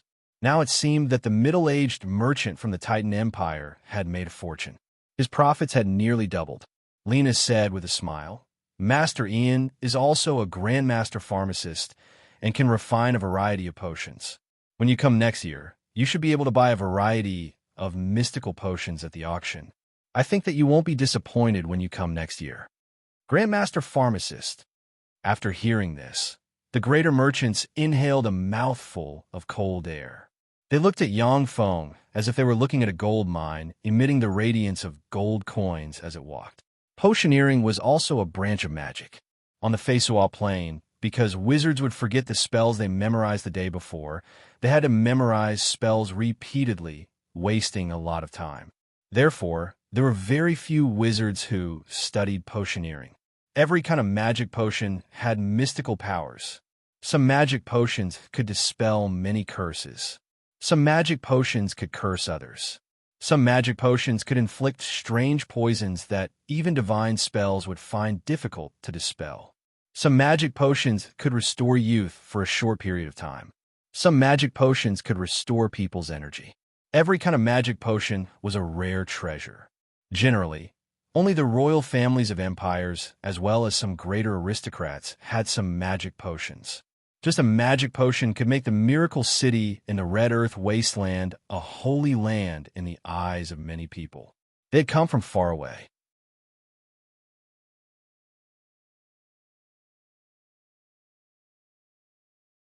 Chapter 2:21. Yang Feng said with a smile, "Presumably, everyone knows that what the miracle city lacks the most is people. Henceforth, if anyone brings 500 slaves to the miracle city alive, you could buy a magic elixir from me. Of course, I'll also give you a satisfactory price for those slaves. I won't let you come empty-handed." The middle-aged merchant of the Titan Empire, who spent 300,000 gold coins to buy the 2 magic swords, stood up and said, "Master Ian, I'll return to my country and organize the supply. I'll definitely satisfy you." Yang Feng said with a smile, "If you satisfy me, I'll also guarantee that you'll be satisfied. Master Ian, don't worry, I'll go back and organize the supply. Yes, I'll also go back and organize the supply." The merchants who came from all over the world were very excited and shouted loudly. The banquet came to a successful end. Amazing. Just the 5 magic swords have earned us more than 5 million gold coins. Master, you're really amazing. Inside a room, Lena stood behind Yang Feng, massaged his shoulders, and said with a look of worship on her face, "More than 5 million gold coins. This was definitely a huge sum of money. It was enough to buy all the slaves and various supplies brought by the Rijek City's allied merchant group, and still have a lot left over." Yang Feng said with a faint smile, "How much was the land sold for?" Lena looked at Yang Feng with a look of worship on her face and said softly, "A total of 21,680,000 gold coins. That piece of land with nothing on it could be sold for so many gold coins just by sticking a sign on it." Lena couldn't quite believe it. After all, the land was worthless before. Yang Feng sighed, somewhat regretfully. Unfortunately, the sale price was too low. The price is still a bit low. If it wasn't for the sake of quickly attracting more merchants to stay in the Miracle City, Yang Feng wouldn't have sold the plots so easily. Real estate was a windfall among windfall profits. Lena's eyelids twitched, and she was somewhat speechless. The prices marked on the plots of land were already astonishingly high in her opinion. But listening to Yang Feng's tone, the plots of land were sold cheaply, which made her somewhat incredulous. Yang Feng's eyes flashed with a peculiar glint, and he mused, "With so many gold coins, and the time is almost up, we must start preparing for the next step." 50 miles to the west of Miracle City, under a flat red land, It had been excavated and built into an extremely spacious, 100-meter-deep underground base. The underground base was filled with all kinds of mysterious runes that were used to block all kinds of probing. Even if it was a god-level powerhouse, they would have to use their incarnation to personally come to this area and use their divine power to see through the underground base. A level, one mobile, fortified stronghold was built 100 meters underground. Although the mechanical legion couldn't appear on the Feisual plain, but the huge computing power of the portable fortified stronghold's optical computer and the ability to synthesize all kinds of elixirs were what Yang Feng needed. Yang Feng reclined in the chair of the portable fortified stronghold's main control core and raised his head to look at the sky. In the air, pictures of beautiful female, half-blood beastmen kept flashing, and below those pictures were their resumes. The corners of Yang Feng's mouth rose slightly. Based on all the information, it's her. The projection also stabilized in midair, revealing a beautiful blonde woman with a pair of lion ears. At the same time, her eyes were burning with unyielding fury, making her an unforgettable sight. The Red Earth Wasteland was located at the border between the Kasama region and the Beastman Empire. In the Beastman language of the Feisual plain, Kasama meant hybrid. In fact, the Kasama region was a place that the Beastmen despised as a hybrid area. The land in the Kasama region was extremely barren and could only produce some sour and unpalatable berries, potatoes, and some unpalatable roots. There was a kind of people living in the Kasama region, and they were hybrids between beastmen and humans, half-blood beastmen. In fact, half-blood beastmen were the product of a tragedy. Once the two human empires invaded the territory of the Beastman Empire, they would plunder many Beastman beauties. When the Beastman Empire's armies invaded the territory of the human empires, they would also be merciless and plunder a large number of human beauties. Half-blood beastmen born under this tragedy weren't regarded as compatriots by humans and beastmen, but as filthy and sinful existences. According to the customs of the Beastman Empire, once half-blood beastmen were born, they would be directly thrown into the Kasama region and abandoned. The half-blood beastmen in the Kasama region would silently accept the newborn half-blood beastmen as their compatriots. As if cursed by the gods, the offspring of half-blood beastmen and other races would also be half-blood beastmen. The offspring would be treated with contempt and even hostility by the many races of the Feisual plain. Behind a hillside in the Kasama district, there was a half-beastman girl with golden hair and blue eyes. She had a golden ponytail and was about 185 meters tall. Her breasts were almost bursting out of her clothes, and her legs were slender and beautiful. Her appearance was very beautiful, but she had a heroic aura. She was about 16 or 17 years old, and she had a pair of lion ears. She held a wooden sword in her hand and continuously brandished it.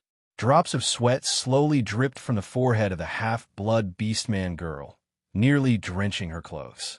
Even so, she didn't slack off in the slightest. She practiced a set of the most basic swordsmanship. Even that set of swordsmanship was incomplete, but she still did not give up. She chopped, flicked, stabbed, lifted, and slashed with her sword. Every sword move was extremely serious, enough to make many martial arts practitioners blush with shame. Suddenly, the face of the half-blood beastman girl turned pale, her breathing stagnated, and she spat out a mouthful of blood that sprinkled on the ground. The set of swordsmanship was incomplete. The half-blood beastman girl practiced this set of swordsmanship so hard that she unknowingly injured herself. Without the guidance of a great teacher, it was extremely difficult to practice swordsmanship.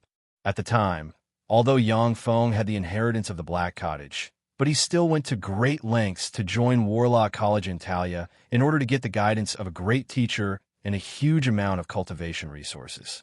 A 12 or 13-year-old half-blood beastman girl with a sallow complexion, a pair of cat ears, and slender limbs that looked like they could be easily snapped ran over and said with a look of horror on her face, "Big Sister Catherine, it's bad." So many wolf cavalrymen, so many wolf cavalrymen are attacking our village." Catherine's pretty complexion changed. Her eyes flickered with endless anger, and she gritted her teeth and said, "Wolf cavalrymen, is the winter hunt starting so soon? Those bastards." The so-called winter hunt was when the beastmen of the Beastman Empire would sweep through the Kasama region from time to time during winter. They would plunder the food of half-blood beastmen and capture the beautiful half-blood beastmen for their own enjoyment, or sell to human slave merchants in exchange for various supplies. Because many half-blood beastmen were the offspring of handsome men or beautiful women, they were generally not ugly. Although they couldn't compare to elves, who were all handsome men and beautiful women, but the proportion of beautiful women was still much higher than that of humans. Half-blood beastman female slaves were also very popular among humans. Whether it was the Beastman Empire or the Human Empire, they had never regarded half-blood beastmen as their compatriots. Therefore, when it came to killing half-blood beastmen, they didn't show the slightest bit of leniency. It was as if they were harvesting chives, harvesting one batch after another.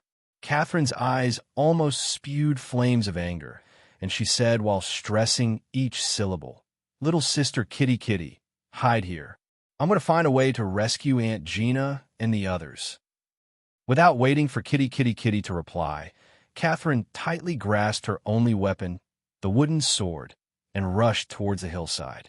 Once she rushed out of the hillside, she arrived at the small mountain village where Catherine lived. At this time, huge wolves could be seen running amok in the small mountain village. Many of the huge wolves were biting and chewing on the half-blood beastmen in the small mountain village. Blood splattered everywhere, and the entire mountain village was filled with screams and wails. The humanoid werewolf warriors were dragging the half-blood beastman women in the mountain village, laughing wildly and humiliating them without the slightest scruple. "You beasts!" When Catherine saw the miserable scene that resembled hell on earth, anger surged in her heart. She waved the wooden sword and stabbed at a werewolf warrior. "Haha, there's a beautiful chick here. This time, we really struck it big. If we catch her and sell her, our family will have food to last through the winter." The werewolf warrior had the cultivation base of a senior warrior. His eyes lit up, and he laughed heartily. He swung the scimitar in his hand, and with a casual shake, he sent Catherine's wooden sword flying. He reached out and grabbed Catherine's head, and just like that, he forcibly pressed Catherine to the ground. No matter how Catherine struggled, she couldn't break free from the werewolf warrior's grasp. "And a lion race half-blood beast man, haha. Maybe one of your parents is a member of the royal family. I can't take it anymore. I'm going to F***CKU now. This way, I can also play with a half-blood beast man with royal bloodline. You might even be the daughter of a prince or princess." The werewolf warrior smiled malevolently and began to tear off Catherine's clothes. His eyes were filled with undisguised lust. Why? Why did the heavens do this to us half-blood beast men? Why? We didn't do anything wrong. We didn't come to this world of our own free will. Why? Why are you doing this to us? Catherine's eyes were bloodshot, and she howled mournfully. 2 streams of blood tears flowed down from her resolute and courageous eyes, showing that she was already at the peak of grief and indignation. Since Catherine could remember, this hellish scene had been repeating over and over again. This filled her heart with the desire to become stronger and caused her deep pain. Now, she was almost in despair.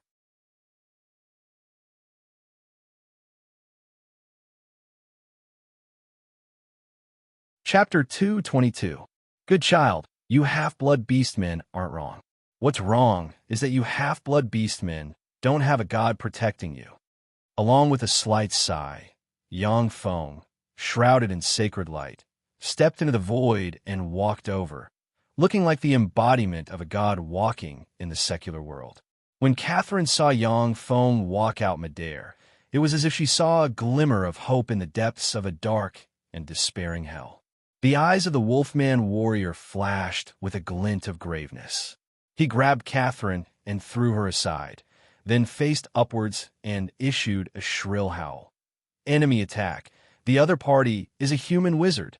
The Wolfman warrior had just issued a shrill howl when Yang Feng took a step, appeared in front of it, and a sword ray flashed at its neck. What a fast sword! The last thought flashed in the mind of the Wolfman warrior.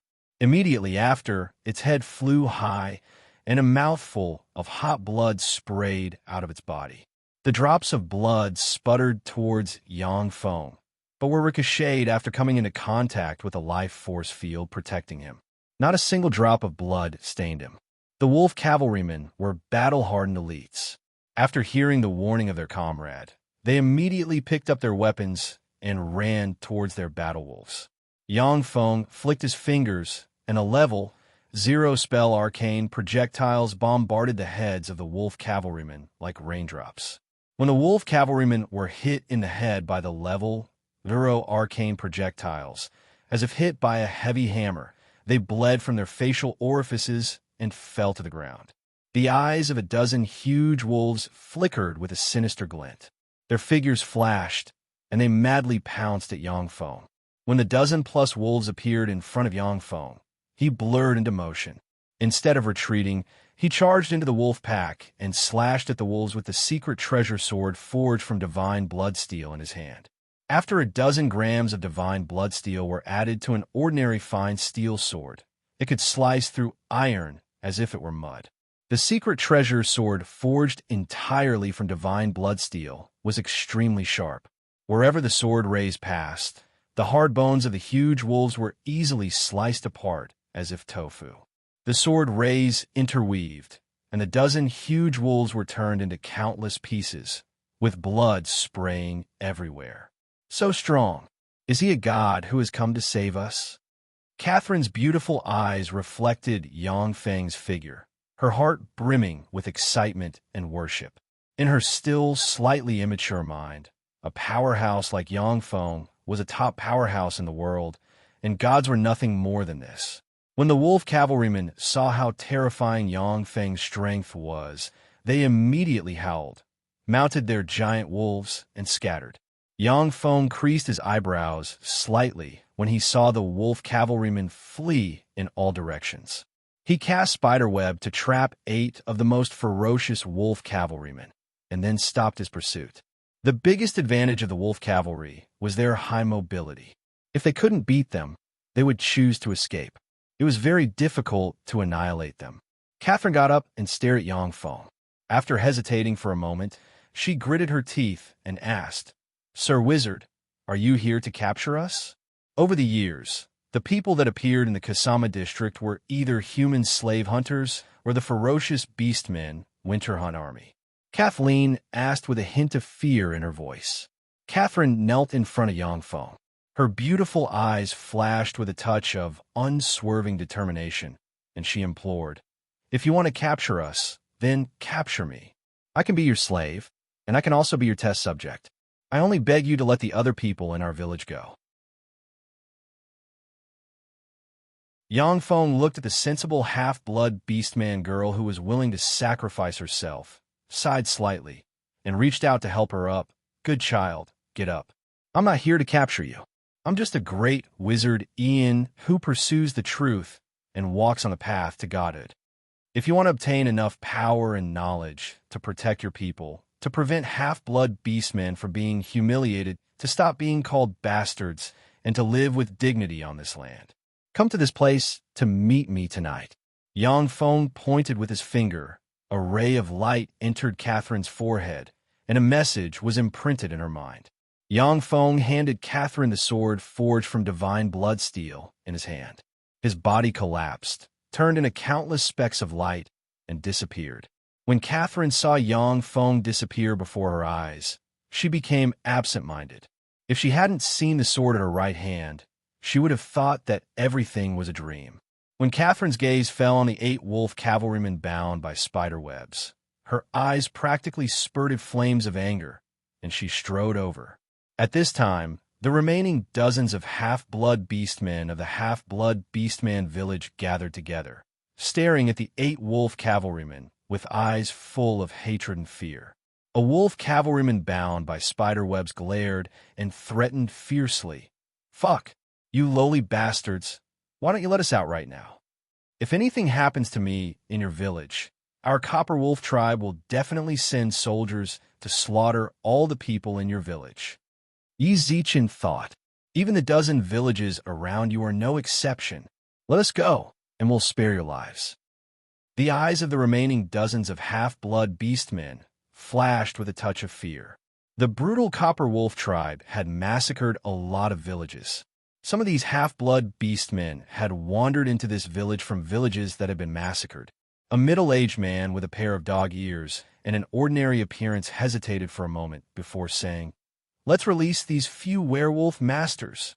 Another half-blood beast man with wolf ears also hesitated and said unwillingly, "Yes, let them go."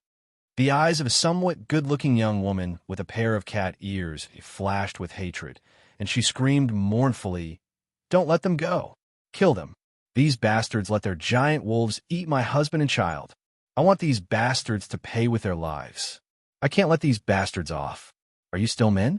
These bastards had their wargs eat our people. They bully and humiliate our women. You still want to let them go? Are you still men? Are you still human?" When they heard the hoarse roar of the cat-eared young woman, the half-blood beastmen lowered their heads, and their eyes flashed with shame and helplessness. The eyes of the middle-aged man with a pair of dog ears teared up, and he almost shouted, "Human! Are we half-blood beastmen still human? In the eyes of everyone in this world, we half-blood beastmen are just slaves, natural slaves. I also want to be a dignified person, but we were born to be slaves. This is our fate." Do you want to implicate the lives of dozens of people in our village in order to vent your anger? Besides, those dozens of villages are hundreds of lives. The dead are already dead, but we still have to live. When they heard the tragic words, many half-blood beastmen wept with tears in their eyes. They also wanted to be human and live with dignity, but the whole world of the Feisual Plain rejected them. The whole world thought that they were bastards, natural slaves. They wanted to resist, but they didn't have the power to. No one would teach half-blood beastmen magic and martial arts. Without knowledge and inheritance, they could only fall behind. They didn't even have the power to resist. One of the wolf cavalrymen trapped in the spider web spat out a mouthful of saliva and sneered, "Tui, a lowly slave will always be a lowly slave." No, in this world, no one is a natural slave. As long as we don't think of ourselves as slaves, then we will never be slaves. These bastards must die. With the sword forged from divine blood steel in hand, Catherine walked over from the side, took a step forward, and slashed at the wolf cavalryman. A sword ray flashed, and the wolf cavalryman, who was extremely arrogant a moment ago, was cut in two. Its sinister head revealed a trace of astonishment. It never expected that it would be killed by a half-blood beastman like Catherine. Before anyone could react, Catherine brandished her sword and killed the 8 wolf cavalrymen one by one. The blood gushing out of the wolf cavalrymen splashed all over her, making her look full of a heroic, bloody, and bewitching temperament. She looked like a goddess of war who killed her way out of a sea of blood. With a look of horror on his face, the middle-aged half-blood beastman knelt on the ground, shivered, and accused with grief and indignation. "Catherine, you killed them. You actually killed them. It's over, it's over. It's over, we're screwed. We're screwed. The strength of the Copper Wolf tribe isn't something we can resist. That human wizard doesn't appear at any time. He just acted on a whim and saved us. But he can save us for a while, but he can't save us forever. Now that you've killed these 8 werewolf masters for a moment of pleasure, you've sown the seeds of calamity for our village." When the half-blood beastmen saw this, they were both delighted and afraid, not knowing what to do. From the bottom of their hearts, they naturally wanted to kill the 8 ferocious wolf cavalrymen. But when they thought of the consequences of killing the 8 ferocious wolf cavalrymen, they were terrified. Catherine's beautiful eyes blossomed with radiance, and she barked, "Have you ever thought about why we half-blood beastmen are so miserable? We were born to be regarded as slaves, and could be hunted and killed wantonly like livestock." The half-blood beastmen fell silent.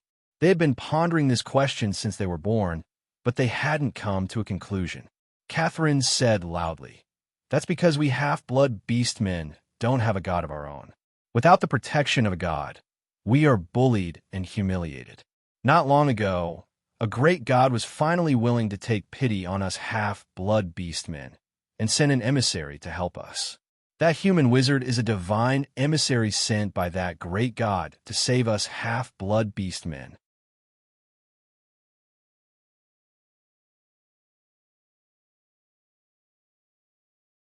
Chapter 223. Interesting. This Catherine is really outstanding. She can adapt to the situation. I just gave her a little poke, and she could react like this. That's amazing. Every race has its geniuses. She should be a half-blood beastman genius. If there is a Bolu, then there is a horse. Horses are common, but Bolu is rare. It's quite interesting to be a Bolu.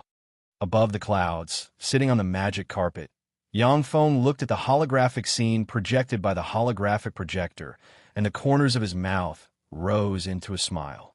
The middle-aged man with dog ears was taken aback, and then whispered, "Is there really a god willing to take pity on us half-blood beast men?" Expectant and hopeful gazes focused on Catherine at once. Catherine's thoughts revolved, and she said loudly, "That's right. The name of the great god is Ian. He will send a divine emissary to guide us half-blood beast men out of our predicament and no longer be slaves to others. We half-blood beast men are not natural slaves." "Great. That's great. Thank you, great god Ian." "Praise you, great god Ian." The half-blood beast men praised loudly with tears streaming down their faces. Pure faith power diffused from them, and then gradually dissipated because they couldn't find a target to attach to. In the sky, Yangfeng cast a secret method and looked at the faith power that appeared and then collapsed and dissipated from the half-blood beast men, and he sighed slightly. What a strong faith power. I'm afraid that each of them has reached the pinnacle of shallow believers and is infinitely close to true believers. Suffering is really the best way to harvest faith power. Believers were divided into 6 classes: non-believer, pseudo-believer, shallow believer, true believer, fanatic, and saint. In addition to non-believers, even pseudo-believers would provide a trace of faith power when they silently recited prayers. Under normal circumstances, with the same prayer time and the same soul strength, the faith power provided by 100 pseudo-believers was only comparable to that provided by 1 shallow believer. The faith power provided by 100 shallow believers was equivalent to that provided by 1 true believer. The faith power provided by 100 true believers was equivalent to that provided by 1 fanatic. The power of faith provided by 100 fanatics was equivalent to the power of faith provided by 1 saint. Of course, if a creature's soul was strong enough, then the power of faith they provided would also be stronger. Therefore, there were many species that did not have a lot of numbers, but their individual souls were strong enough. Their gods were also very powerful. The half-beastmen race had suffered a lot. Without the protection of the gods, they were one of the most vulnerable races. Yangfeng chose half-blood beastmen because this race, which had suffered hardships, was more likely to give birth to devout believers who could provide large amounts of faith force. In the plain of Tyrannid's subcontinent, those vampires were being hunted by humans. They also suffered a lot. They were full of pious hope to give birth to a god of the vampires. The kind of strong obsession made most of them existences above the level of true believers. Coupled with their soul strength that far surpassed that of ordinary people, they were able to allow the Blood Clan King Rarit to ignite his divine fire and evolve into a demigod. Under Catherine's reassurance, the half-blood beastmen began to clean up the village and bury their loved ones. At the same time, they skinned the giant wolves and began to cook them. Although the giant wolf meat was not tasty, but it was rare meat that they could obtain. Time passed slowly. The sky had just turned slightly dark.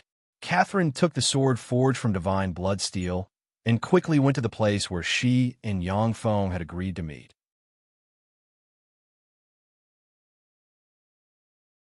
After arriving at the place, Catherine began to practice the swordsmanship that was full of mistakes under the weak moonlight.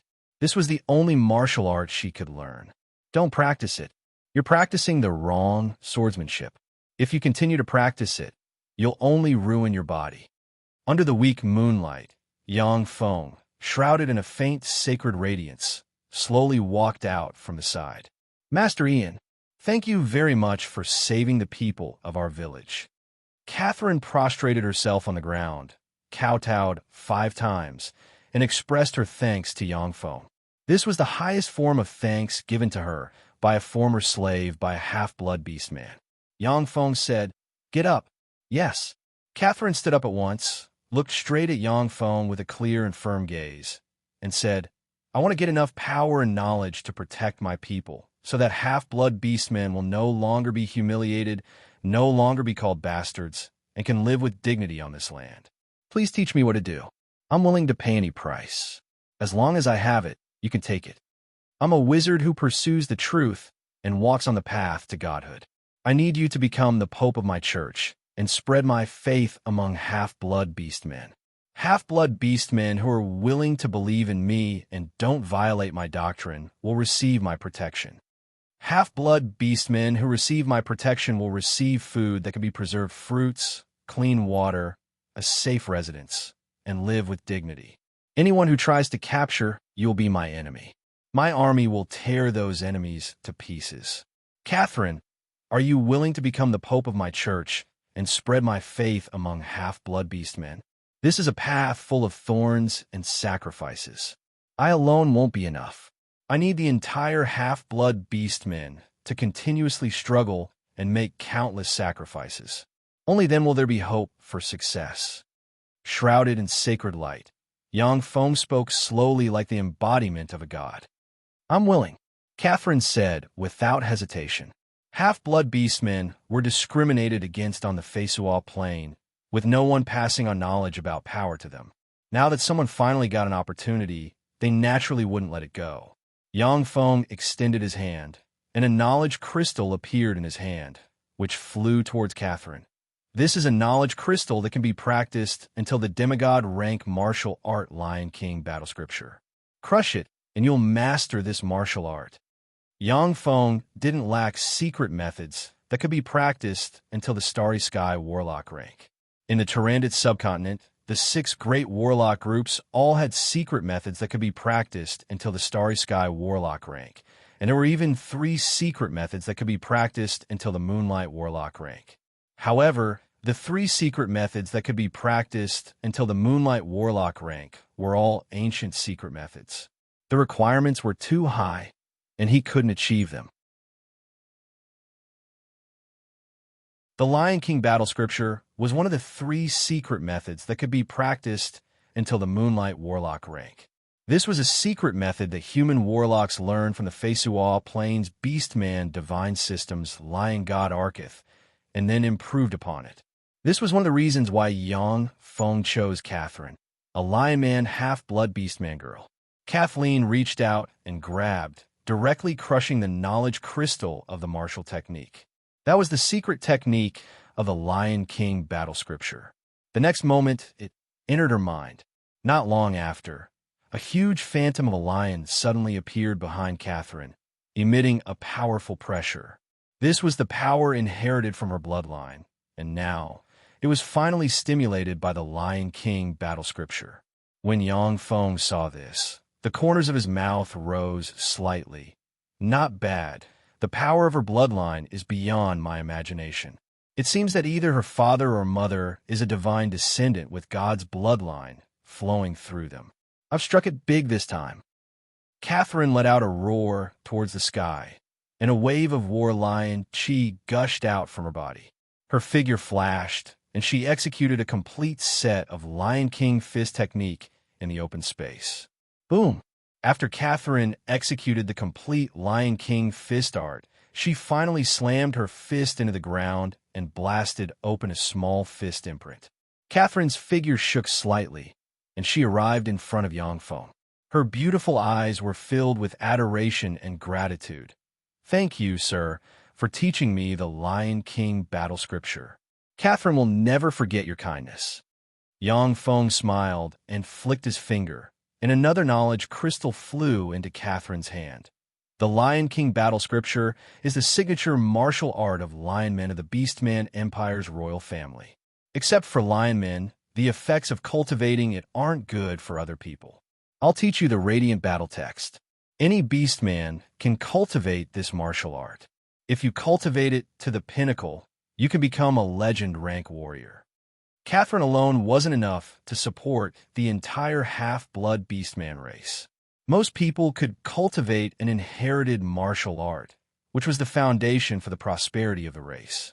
Although the Radiant Battle Text grade wasn't as high as that of the Lion King battle scripture, but for the entire half-blood Beastman race, it was much more precious than the Lion King battle scripture.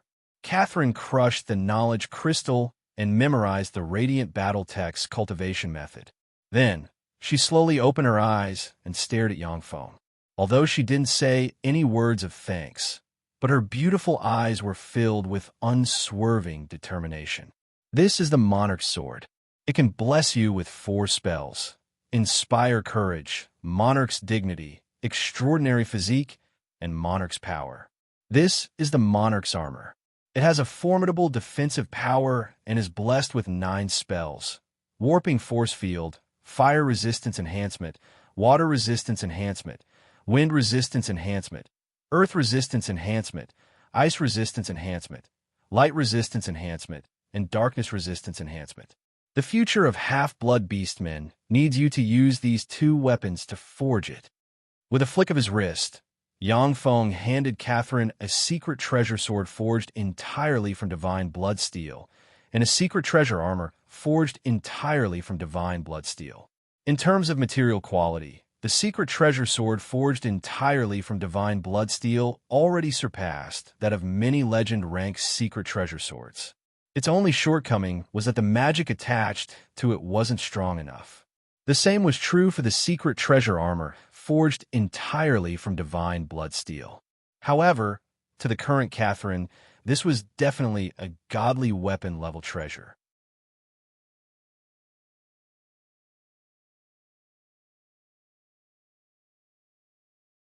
Chapter 2:24.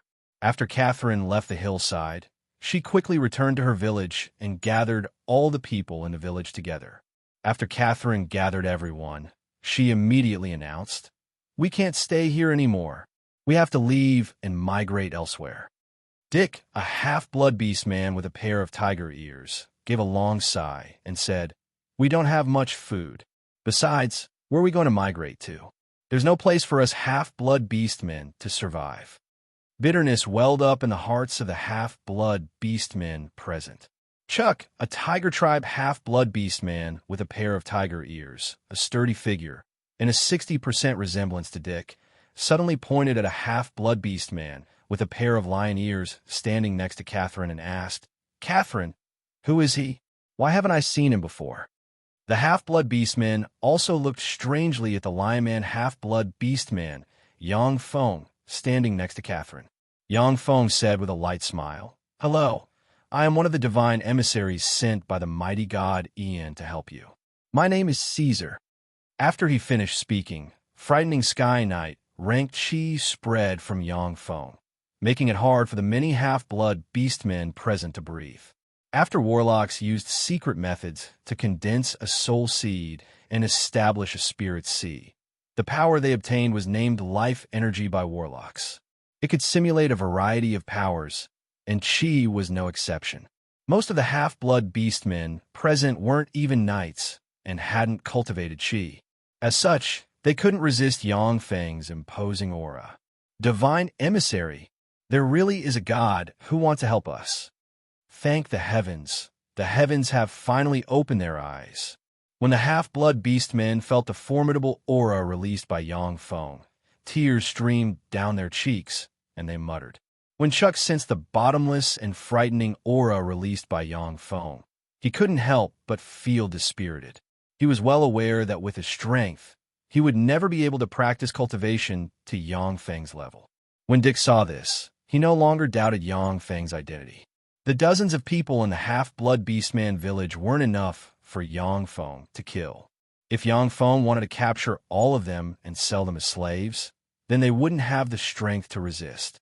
These half-blood beastmen couldn't think of anything that could be plotted against them. After displaying his power, Yangfeng smiled and retreated to Catherine's side. Yangfeng needed to control half-blood beastmen through Catherine. After all, there were too many things that Yangfeng needed to do. In fact, every deity would have countless subordinates to share their burdens. Otherwise, even if they had divinity, they would be exhausted and would not have the time to train and enjoy themselves. Catherine's beautiful eyes flickered with expectation, and she said loudly, "Red Earth Wasteland." With his tremendous divine power, the great god Ian built a city for us half-blood beastmen in the Red Earth Wasteland and purified a huge piece of land.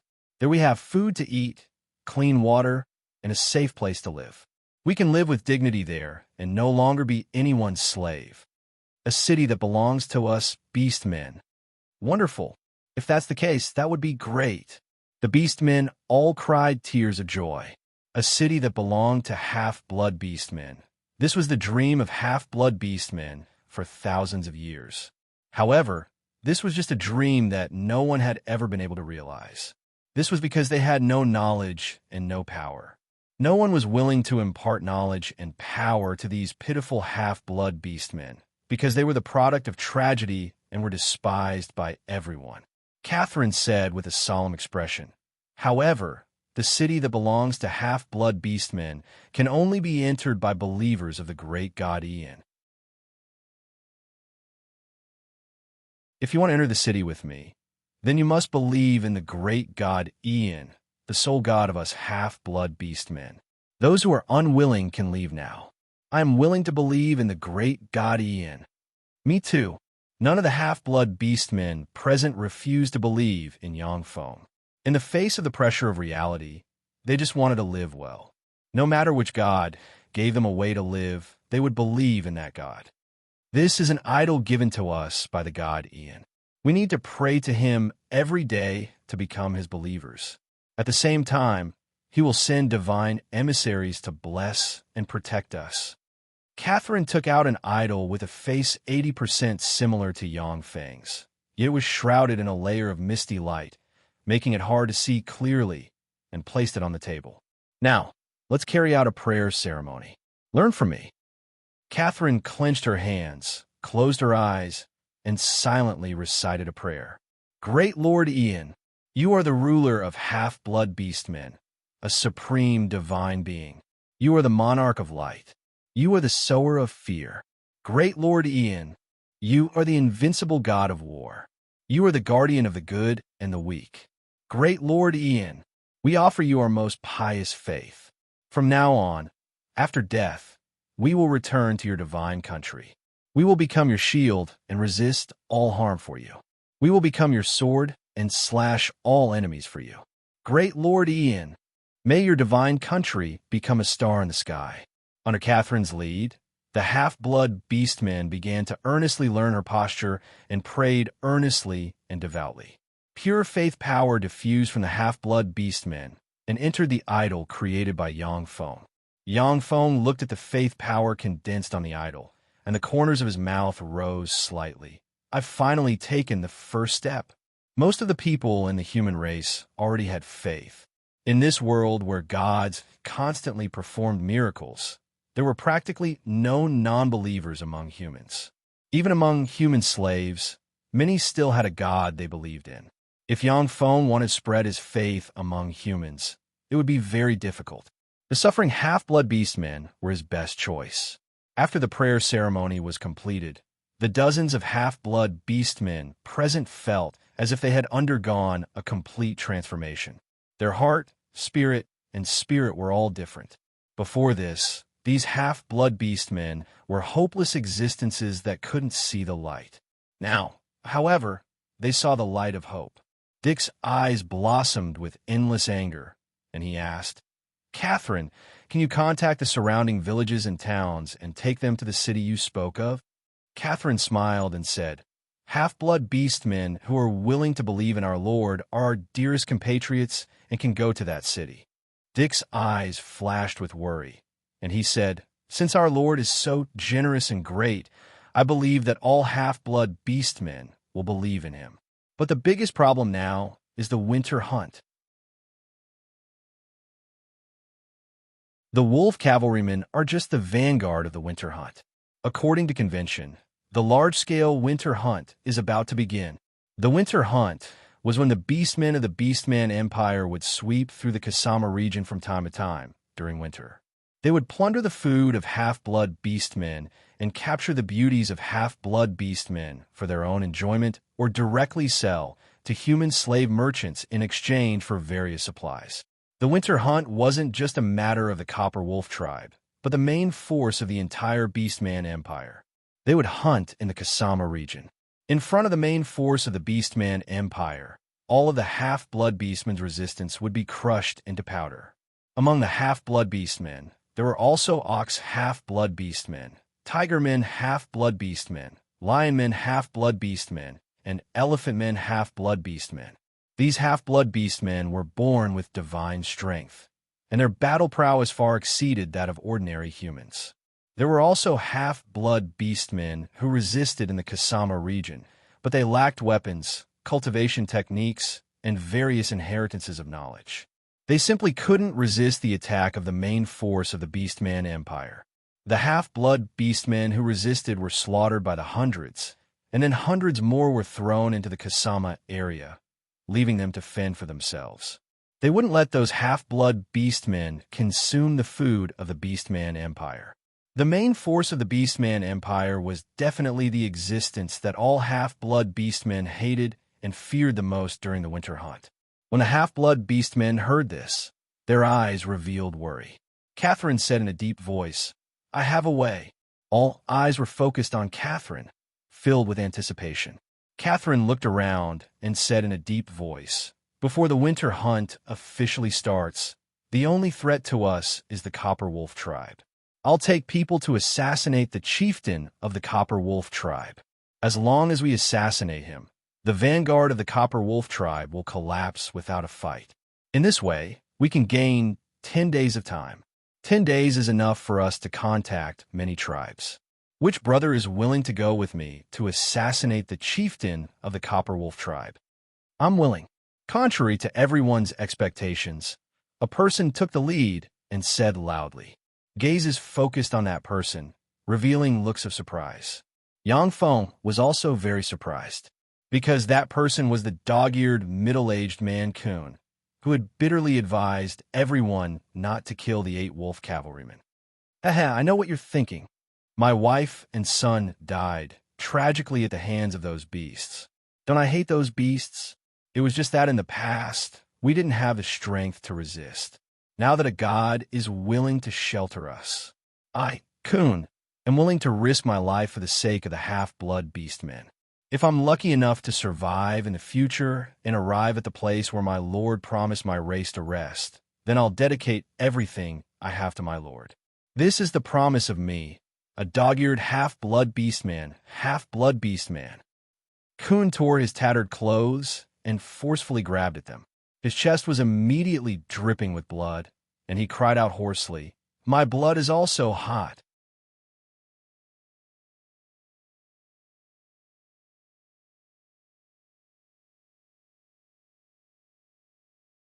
Chapter 2:25. Is this the power of hope? Yang Feng silently looked at the blood on Kun's chest. His rock-hard mind was slightly shaken. "I'm willing to go with you." "Me too." After a moment of silence, none of the 56 half-blood beastmen in the room cowered. Regardless of gender or age, they all spoke silently. Catherine made a prompt decision. The number of people needed for the assassination should be few, not many. "Caesar, Khan, Chuck, and I will be going for the assassination. Dick, organize the people and contact the surrounding villages and towns. We don't have much time. Every minute is precious." Without any quarrel or hesitation, Dick nodded silently. At the border of the Beastman Empire and the Kasama region, there was a small city, the Frozen Rock City. The Frozen Rock City was the bridgehead of the Beastman Empire's winter hunt. This time, as the winter hunt's vanguard, the Copper Wolf tribe was stationed here. As night fell, Darkness enveloped the land. Catherine took Yangfeng's group of 3 to the front of the frozen rock city. Kun looked at the brightly lit frozen rock city from afar, and his eyes flashed with worry.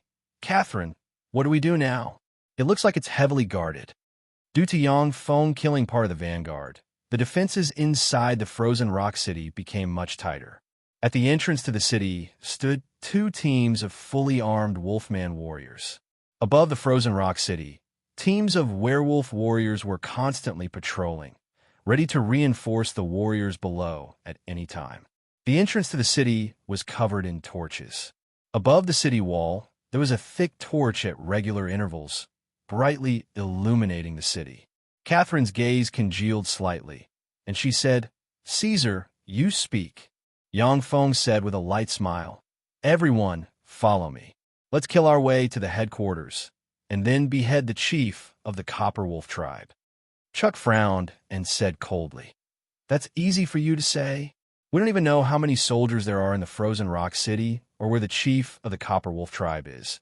So how can we kill them? Besides, how can the 4 of us kill our way in?" Even though he had acknowledged Yangfeng's identity as a divine emissary, Chuck was still very jealous of him. This was mainly because the beastmen were ignorant and did not know the importance of a divine envoy. If it was in the 4 great empires, no one would dare to be so rude to an oracle sent by a god. The ignorant are fearless. This was the principle. Kun also focused his gaze on Yangfeng, wanting to see what Yangfeng had to say.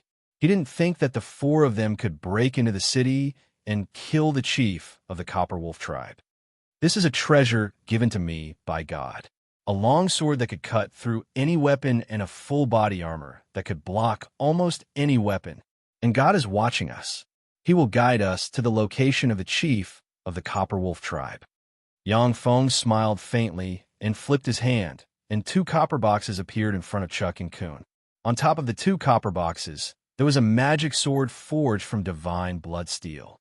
Yangfeng said lightly, "Put your hands on the box, and you will get the divine warrior armor bestowed upon you by God." Without hesitation, Kun put his hand on the groove on top of the copper box. Bronze-colored magic radiance flickered, and pieces of armor flew out of the copper box and landed on Kun's body, covering every vital part of his body. Only some of his joints were exposed. There were 16 energy grooves on the divine warrior armor, each of which was inlaid with a superior magic stone. An incomparably powerful life mana emanated from the divine warrior armor and entered Kun's body, stimulating his body's potential and causing him to burst forth with aura. Chi. This is the power of Chi. Kun was slightly taken aback, and then his eyes flashed with ecstasy, and he praised, "Great God Ian, praise you." Upon seeing this, Chuck also put his hand on the copper box, put on the divine warrior armor, and was stimulated to give birth to Chi. The divine warrior armor looked like it had a lot of components, but in fact, it was extremely light. Each divine warrior armor weighed only 5 kilograms and was forged from divine blood steel. Because it was enchanted with lighten, brute strength, inspire courage, and several other spells, it wasn't heavy at all. On the contrary, the wearer would feel as light as a swallow and extremely nimble. These 2 divine warrior armors were the original versions of battle armor that Yangfeng had developed by combining warlock knowledge and Shizu technology. As long as the wearer had a strong enough body, they would possess formidable offensive and defensive power. On the battlefield, they would be just like a humanoid tank. Yangfeng waved his hand, and 2 gold boxes appeared in front of him and Catherine. Catherine reached out and pressed her hand on the groove of the golden chest. Countless golden armor plates flew out of the golden chest and surrounded her, forming a female warrior covered in golden armor. She wore a mask, and her facial features could not be seen clearly. "Follow me." Yangfeng took the lead and stealthily moved towards the section of the frozen rock city wall. Catherine's group of 3 followed behind Yangfeng. When they reached the edge of the city wall, Yangfeng took a deep breath, tapped his foot on the ground, flew up, and easily landed on top of the city wall. The frozen rock city wall was only 6 meters tall it couldn't stop an expert like Yang Feng. Yang Feng shook his hand, and a rope extended from the top of the city wall. Catherine's group of 3 quickly reached out and grabbed the rope. Yang Feng shook the rope slightly and erupted with Sky Knight rank power in a flash, sending Catherine's group of 3 flying towards the top of the city wall. In midair, Catherine didn't panic. She operated her chi, twisted her tender body slightly, turned her feet to the ground, and stomped on the ground, stopping her forward momentum. Yang Feng's eyes flashed with admiration. He took a step forward and pressed his palms on the abdomen of Chuck and Kun. A gentle force gushed out of his palms and caught the 2 of them.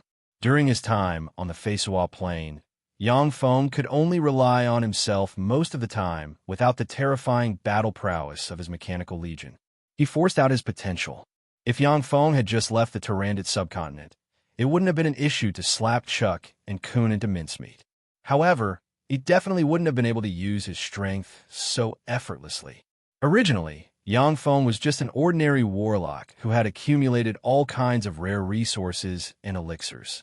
But now, after his tempering on the Feisawa Plain, he could feel himself constantly transforming, becoming stronger, and grasping various knowledge more flexibly. When Chuck and Kun landed, they heaved a long sigh of relief. Yang Feng reached out with his hand, lifted Chuck and Kun, and jumped down from the top of the city wall. Catherine also jumped down from the top of the city wall. Once they entered the frozen rock city, the 4 people formed a battle formation. Yang Feng was at the forefront of the formation, Chuck and Kun protected his flanks, and Catherine was in the rear, bringing up the rear. Without hesitation, Yang Feng took the 3 people and plunged into the frozen rock city.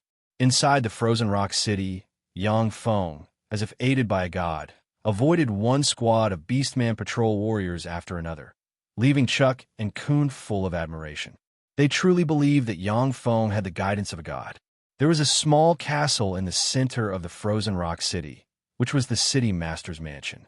Since the frozen rock city was the bridgehead for attacking the Kasama region, half-blood beastmen would from time to time find ways to attack the frozen rock city and assassinate its high-ranking officers.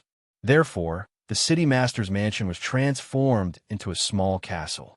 The small castle's city wall was 7 meters tall. The city wall was brightly lit, and teams of Wolfman warriors exuding an iron-blooded temperament were patrolling. The small castle was guarded by the trusted subordinates of the chief of the Copper Wolf tribe. They were valiant warriors who had gone through countless battles, and each of them possessed formidable battle prowess, not weaker than human knights. "Follow me." Yang Feng's eyes flashed with a scorching glint. His figure shook, and he took the lead, rushing towards the entrance of the small castle like a humanoid tank. "Charge!" Catherine ordered. Kun and Chuck looked at each other, then gritted their teeth and followed behind Yang Feng, rushing towards the small castle. Enemy attack! Enemy attack! Atop the city wall, a Wolfman warrior saw Yang Feng dressed in a golden armor at a glance, and he faced upwards and issued a shrill howl. As expected of elites, the werewolf warriors on the castle quickly made their preparations. 20 archers of the Copper Wolf tribe immediately stepped out and shot at Yang Feng. The 20 arrows turned into a rain of arrows and shot towards Yang Feng. Dang! Dang! Amid crisp sounds, the 3 arrows that hit Yang Feng's gold armor were ricocheted away. Braving the rain of arrows, Yang Feng rushed to in front of the gate of the castle. The magic sword forged from divine bloodsteel in his hand flickered with sword light, and he slashed the castle a dozen times in a row. Break! Yang Feng gave a furious roar and punched the gate of the castle. Boom! With a loud bang, the city gate was instantly torn into pieces, and countless fragments flew in all directions. The gate is broken! The gate is broken just like that. Kun and Chuck were dumbstruck, hardly daring to believe their eyes. Yes, if we follow him, we might really be able to kill the chief of the Copper Wolf tribe. Next, hot blood welled up in the hearts of Kun and Chuck, and they were filled with hope. Catherine's beautiful eyes flickered with an extraordinary splendor as she looked at Yang Feng's back full of worship, As expected of Master Ian,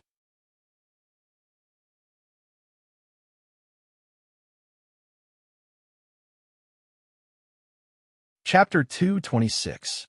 Breached. The gate was breached. Fuck. How could the gate be breached just like that? When the Wolfman warriors saw the gate breached, they were dumbstruck, not daring to believe their eyes.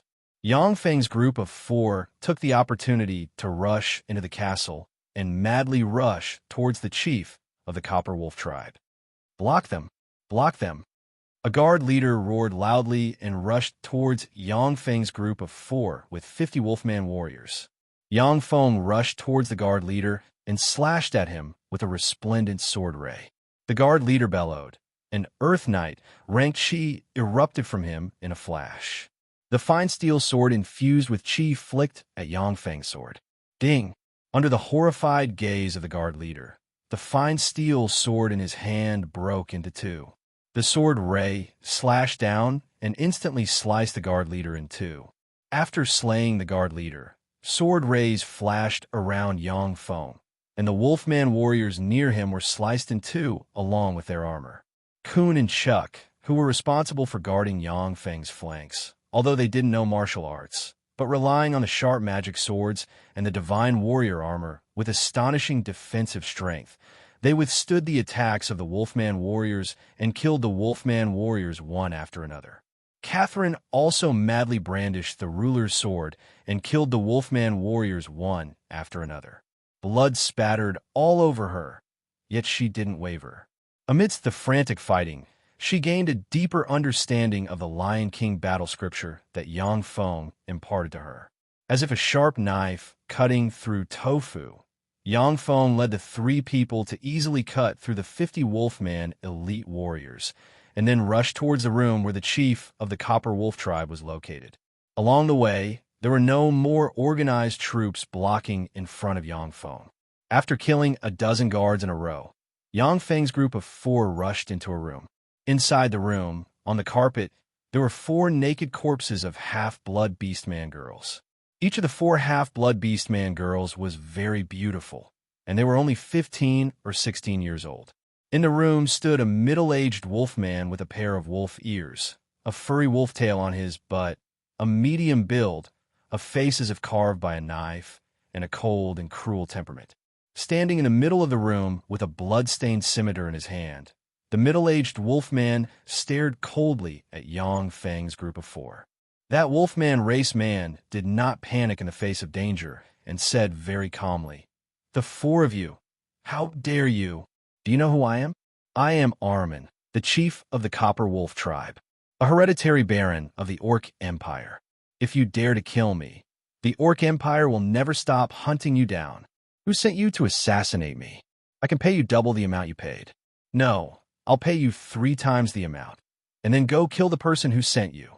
Kill him, and I can promote you in the Orc Empire, make you aristocratic barons of the Orc Empire, and give you hereditary fiefs and great wealth."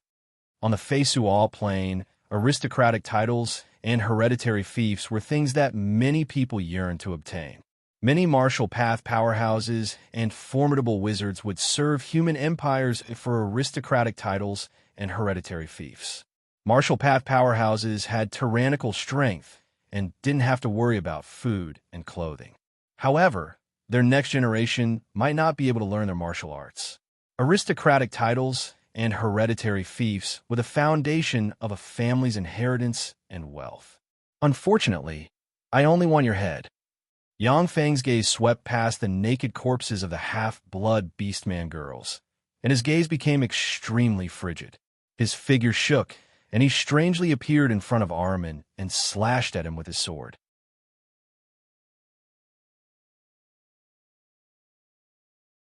"A bunch of clowns. I just don't want to waste my strength. Since you're courting death, then I'll send you on your way." Armin snorted coldly. In a flash, frightening firmament night, rank Qi erupted from him, and he took a step forward and slashed at Yang Feng with a tyrannical blade. In the Orc Empire, the law of the jungle prevailed. For Armin, who respected the strong, to be able to become the chief of the Copper Wolf tribe, he was extremely powerful. Otherwise, he wouldn't be able to suppress the pack of wolf cubs in the tribe. Ding! The blade and sword collided, and the fine steel blade in Ahriman's hand broke into two. Yangfeng's magic sword slashed down, and Ahriman's head was sent flying. The moment Ahriman's head was sent flying, his eyes flickered with incredulity, as if he couldn't believe that he was insta-killed by a sword. Your martial path strength might be good, but unfortunately, your weapon is too poor. Yang Feng grabbed Ahriman's head, who died with everlasting regret, and said faintly. Extremely hot blood spurted out of Ahriman's chest. Before it came into contact with Yang Feng, it was bounced off by the life force field protecting him. In real combat, weapons and equipment were extremely important and could even play a decisive role. Ahriman's martial path strength might be even stronger than Yang Feng's, but he was insta-killed by Yang Feng because he didn't know that the magic sword forged from divine bloodsteel in Yang Feng's hand was actually so sharp. A powerful weapon could instantly increase a martial artist's battle prowess by several times. This was also the reason why Yang Feng's 5 magic swords could be auctioned at sky-high prices. Kun's eyes flowed with tears, and he sobbed uncontrollably. Formidable faith power diffused from him. We actually did it. We actually assassinated the chief of the Copper Wolf tribe. This is a miracle bestowed upon us by the gods. Praise you, mighty god Ian. Praise you. Yang Feng felt the faith power coming from Kun, and was slightly surprised. True believer. Not bad. I really couldn't tell that this Kun was a good seedling. Yang Feng took out a spear, inserted Ahriman's severed head on it, and strode outside. Ahriman is dead. The Frozen Rock City has been captured. Yang Feng had Kun carry Ahriman's severed head and shouted when he saw people. When the Wolfman warriors saw Ahriman's severed head, their morale began to collapse, and they became polarized. Eyes bloodshot, some Wolfman warriors madly rushed at Yang Feng and company, before being killed by Yang Feng and Catherine. Even more werewolf soldiers broke down and fled the city lord's manor. Yang Feng and company killed their way to the city master's mansion's prison. Catherine took the lead. After killing a dozen plus Wolfman warriors, she broke into the prison.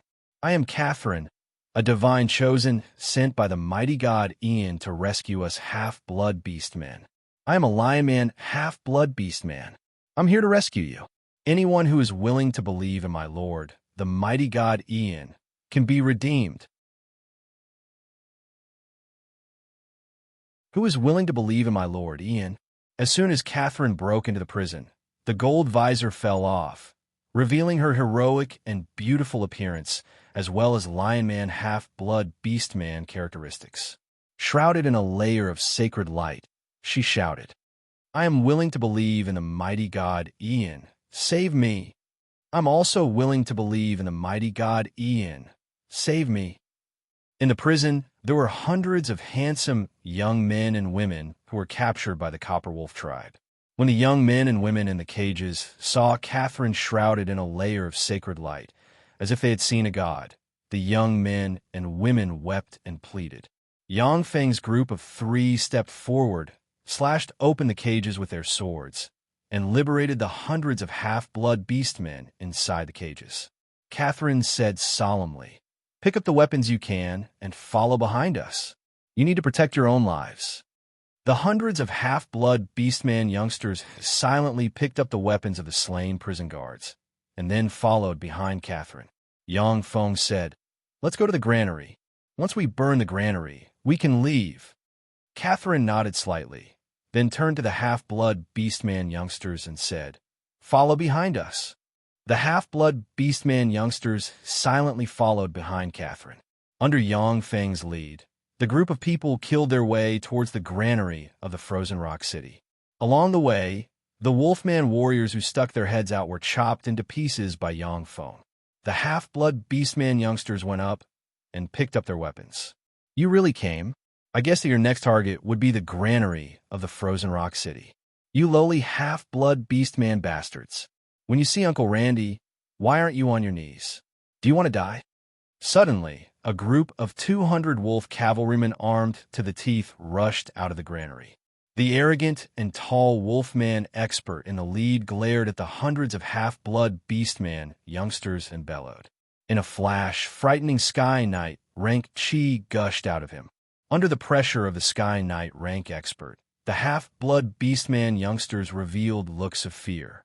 Sky Knight rank experts had already stepped into the ranks of extraordinary life forms. There was an essential gap between them and ordinary life forms. Their imposing manner wasn't something that ordinary people could resist. "Randy, I have killed Chief Armin of the Copper Wolf tribe. His head is here. If you surrender now, it's not too late. Otherwise, only death will await you." Yang Feng lifted Armin's head, shook it at the Copper Wolf tribe's cavalrymen, and shouted loudly, "Chief Armin's head! Is Chief Armin really dead?" When the wolf cavalrymen of the Copper Wolf tribe saw Armin's head, their hearts shook at once. Armin, who possessed the strength of a firmament knight, was the #1 expert of the Copper Wolf tribe. For such an expert to die tragically at Yang Feng's hands, Yang Feng's strength could well be imagined. Taking advantage of the Copper Wolf tribe's wolf cavalrymen's shock, Yang Feng blurred into motion and rushed towards them. Go to hell. The Copper Wolf tribe's wolf cavalrymen were extremely ferocious.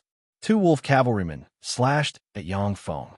Without dodging, Yang Feng rammed into them like a humanoid demonic beast. Ding! When the 2 fine steel blades slashed at Yang Feng's gold armor, they were ricocheted away. The perlicues of the 2 wolf cavalrymen trembled, and the 2 fine steel blades flew out of their hands. With flashes of sword rays and surging of chi, the 2 wolf cavalrymen were instantly shaken into countless pieces of flesh and blood that splashed about. Amid the mist of blood, Yang Feng appeared in front of Randy and slashed at him with his sword. Randy's complexion changed dramatically. Although he still had more than 100 subordinates around him, but at this moment, he was the only one facing Yang Feng's tyrannical sword strike. Randy mustered his chi, bellowed, and raised his sword at Yang Feng's sword. As long as he could block this sword strike, the wolf cavalrymen around him could swarm Yang Feng and cut him into pieces. Ding! Under Randy's horrified gaze, his sword was cut in 2 as if tofu. The sword ray slid along his neck, and his head flew high into the air. A large amount of blood gushed out of his headless corpse and scattered in all directions. In the midst of the wolf cavalrymen, Yang Feng erupted with firmament knight, ranked chi, and roared into the sky. "I killed Randy. Which one of you wants to die?" Dumbfounded, the wolf cavalrymen couldn't believe their eyes. At the same time, intimidated by Yang Feng's imposing manner, they didn't act rashly for a moment. Yang Feng's blood boiled and divine energy of massacre surged. Sword rays flashed in his hand, and sword rays extended into the surroundings. In the wake of the sword rays, wolf cavalrymen were torn apart and turned into countless pieces. Under Yang Feng's frenzied slaughter, the wolf cavalrymen began to divide. Some wolf cavalrymen angrily rushed at Yang Feng, wanting to avenge Randy. Even more wolf cavalrymen lost their courage and dispersed. After killing dozens of wolf cavalrymen in a row, there were no more wolf cavalrymen left in front of the granary. Only Yang Feng remained, standing proudly in the midst of a mountain of corpses and a sea of blood. So strong, so strong. Sir Caesar is so strong. Can we half-blood beastmen also give birth to such an expert? This scene was imprinted in the eyes of the half-blood beastman youngsters, and their hearts were filled with shock. Kun gazed at Yang Feng's back, his heart surged, and his eyes flashed with fanaticism. Divine Emissary Caesar is really strong. Only such an expert can be called a divine emissary. There's finally hope for us half-blood beastmen.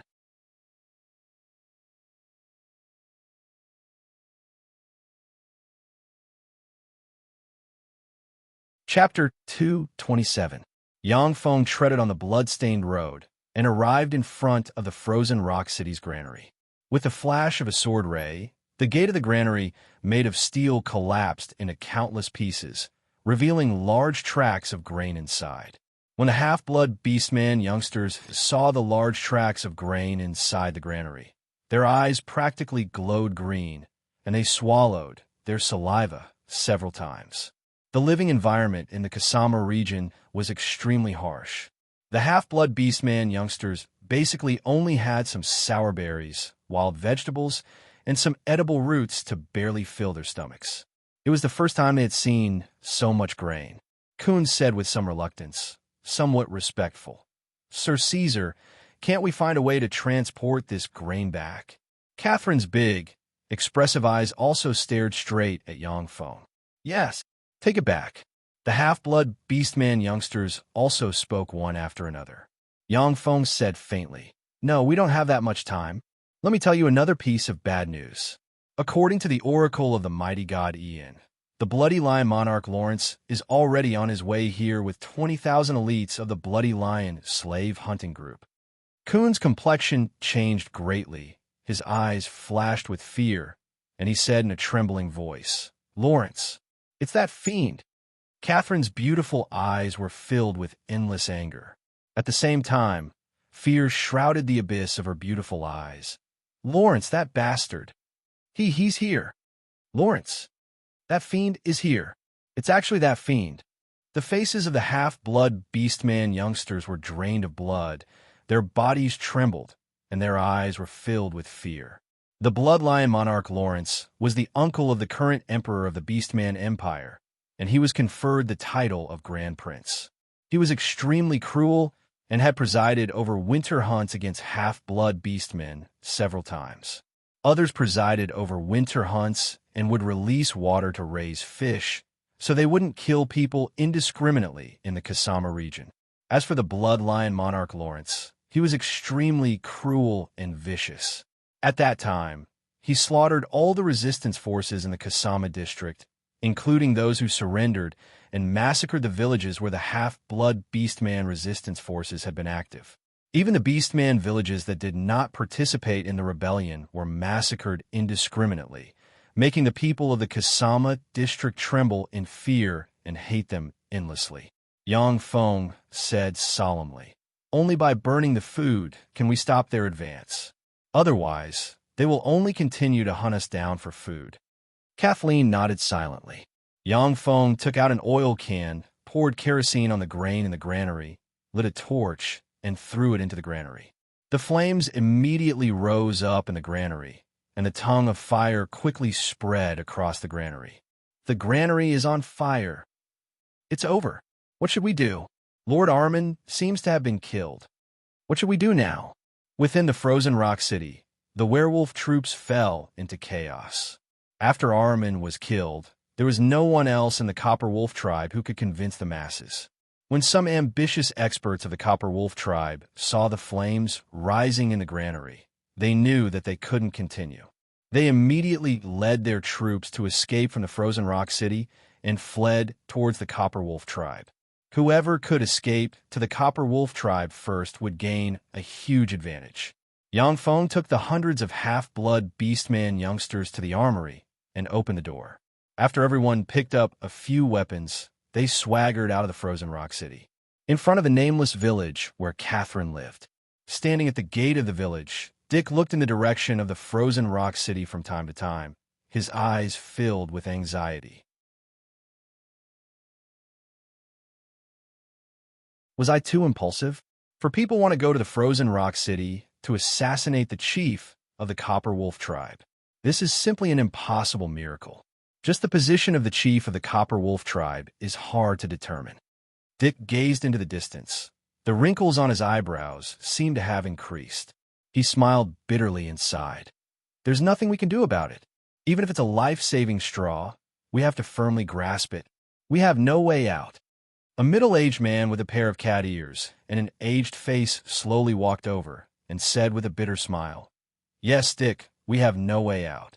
All we can do now is pray to the great god Ian to bless them." For people going to assassinate the chief of the Copper Wolf tribe in the heavily defended frozen rock city sounded like a fairy tale. After the half-blood beastmen calmed down from their excitement, it was normal for them to be worried. Dick asked, "Burrow, how is it? How did the villages react?" Burrow smiled bitterly and said, "They basically agreed to go with us. However, there's a precondition. If Sir Caesar can assassinate the chief of the Copper Wolf tribe, then they'll go with us. If not, then they'll just do what they did in the past, try to find a place to hide, resign themselves to fate, and pray that they can escape the winter hunt." The half-blood beastmen's resistance to the winter hunt was just to find a place to hide, resign themselves to fate, and try to avoid the winter hunt. After all, the time for the winter hunt organized by the Beastman Empire was limited. After catching a certain number of beastmen, they would withdraw from this place. It was also a huge cost to feed the 10,000 to 20,000 elite troops. It was impossible for the Beastman Empire's army to stay in such a barren area like the Kasama district for a long time. Dick suddenly asked, "Why did Sir Caesar assassinate the chief of the Copper Wolf tribe instead of Catherine?" Burrow said flatly, "We watched Catherine grow up. Don't we know how strong she is? Even if she received the guidance of the gods, it's absolutely impossible for her to have the strength to assassinate the chief of the Copper Wolf tribe." Dick was silent for a moment, then gave a long sigh and nodded slightly. "That's someone. Someone is approaching our village." Burrow's expression suddenly tightened. He stared into the distance, and his eyes flashed with a sharp glint as he said, "I'll go back to the village and have everyone hide." "No, no need. It's Caesar. It's Sir Caesar. They're back alive. My son Chuck is alive. Thank God. He's finally alive." Dick's eyes widened, his body trembled, and his speech became somewhat incoherent. Tears of excitement flowed down from his eyes. "Huh, they're back alive. Huh, I'll go back and tell everyone the good news. I'll go back and tell everyone the good news." Burrow was also incoherent with excitement. As if he had turned into a young man, he rushed into the village. "Sir Caesar is back. Sir Caesar and them are back alive. Everyone come out. Sir Caesar and them are back alive."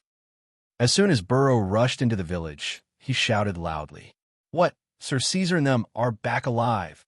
They're back alive." In other words, they assassinated the chief of the Copper Wolf tribe. More than 100 half-blood beastmen poured out of the village, many of which were representatives of other villages. These days, they felt like a year in the village.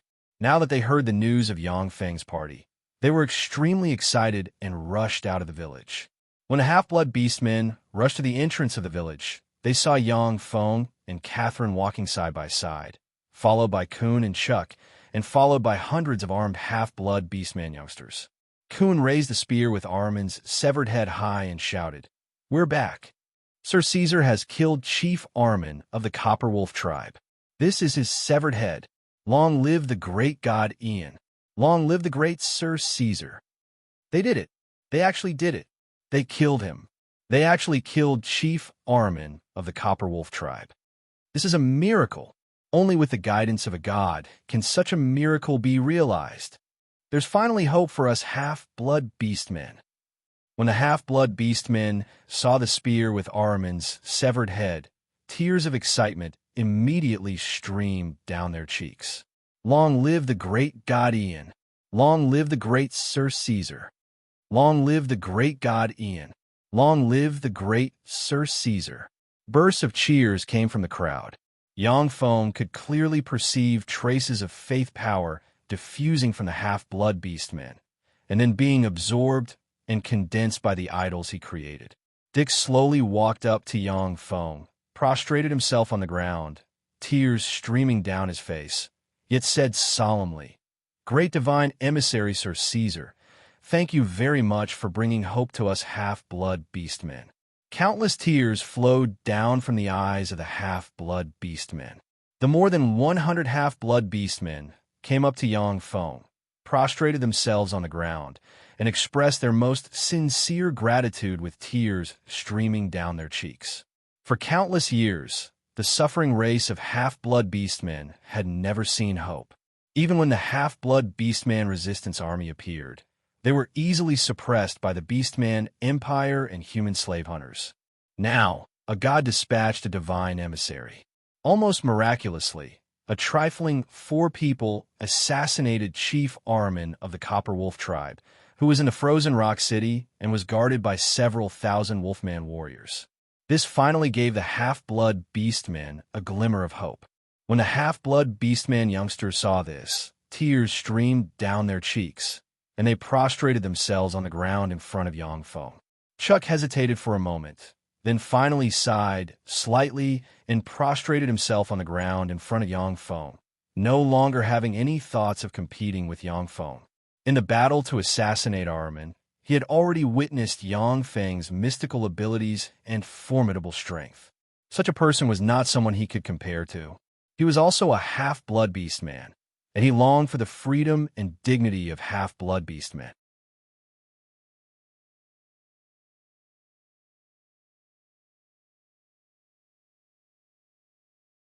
Chapter 228.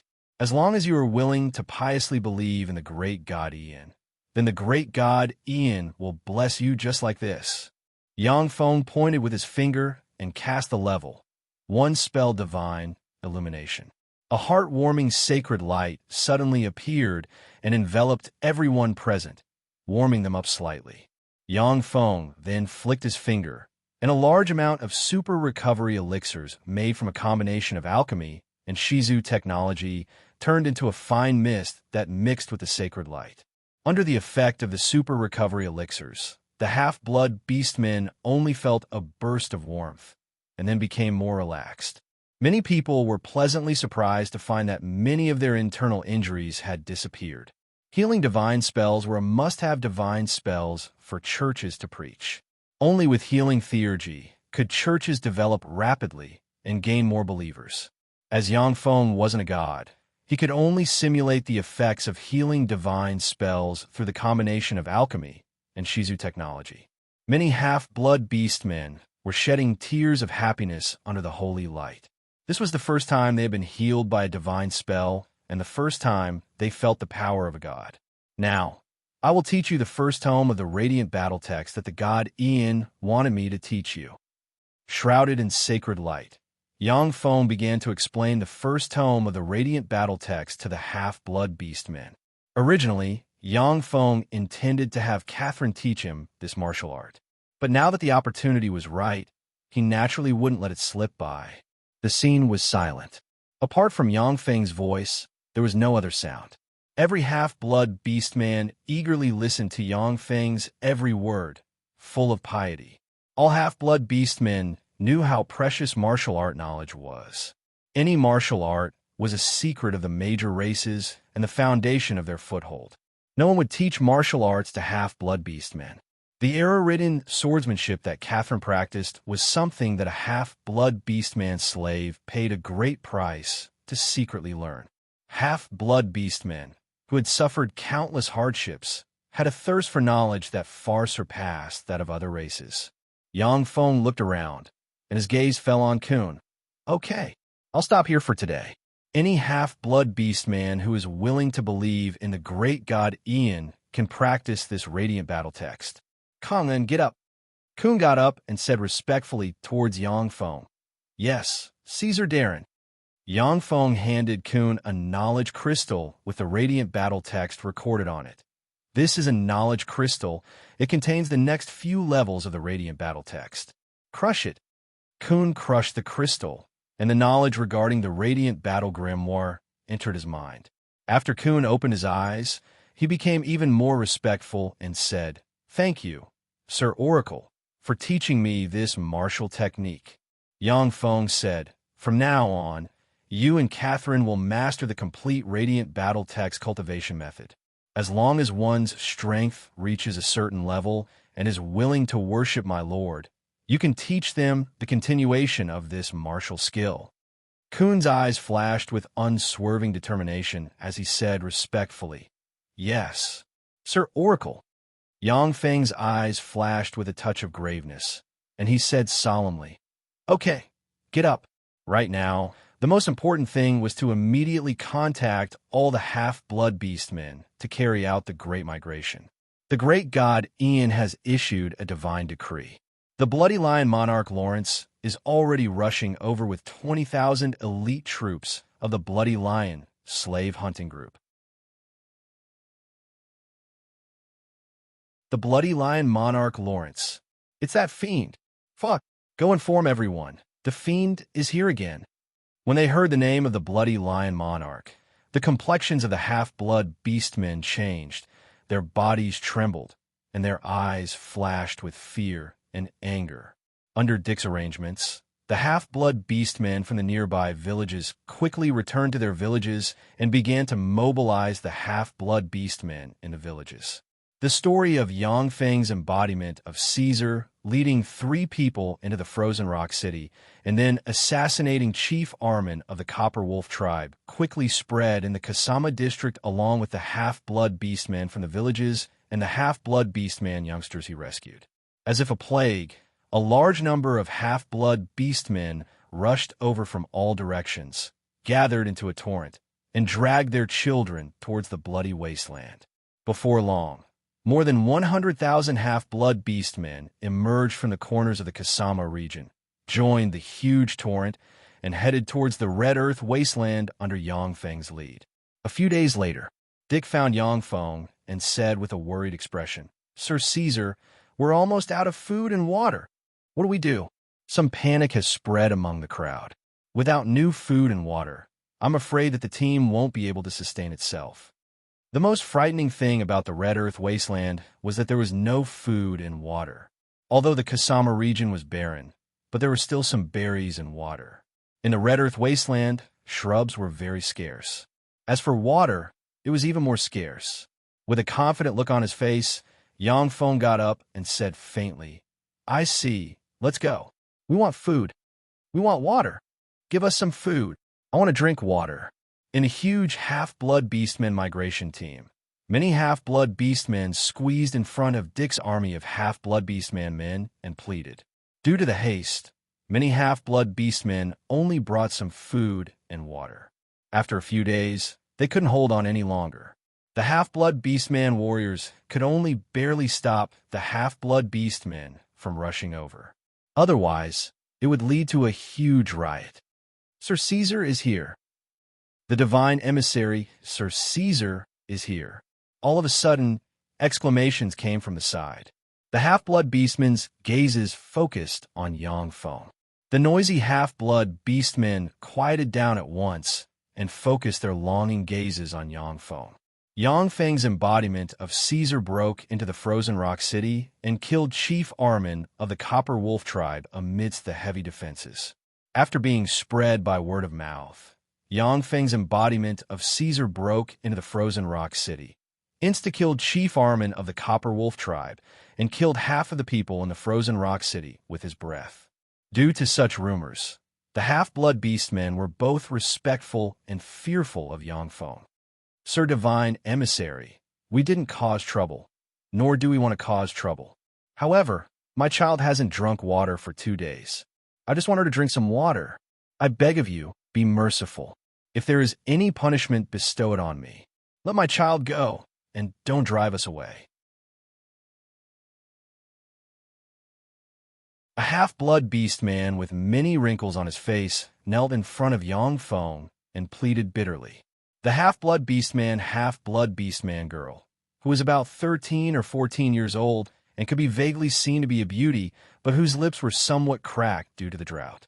The half-blood beast man girl knelt in front of Yangfeng and pleaded bitterly. Now that the half-blood beastmen were in the Red Earth wasteland, there was no way out. Once they were driven away from the main force, only death would await them.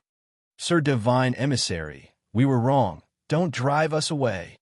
Sir Divine Emissary, we were wrong. Spare us this time." The half-blood beastmen knelt on the ground and kowtowed to Yangfeng, imploring. "Silence." Yangfeng frowned slightly, then erupted with a frightening firmament night rank aura in a flash and barked, suppressing the voices of the half-blood beastmen. "You weren't wrong. I promised you that as long as you believe in my Lord would give you preserved fruit, food, and clean water. If I didn't do it, then I would be the one at fault. I'm very sorry. I didn't realize that you were already in such a predicament. I'm sorry. As a divine emissary, I failed in my duty."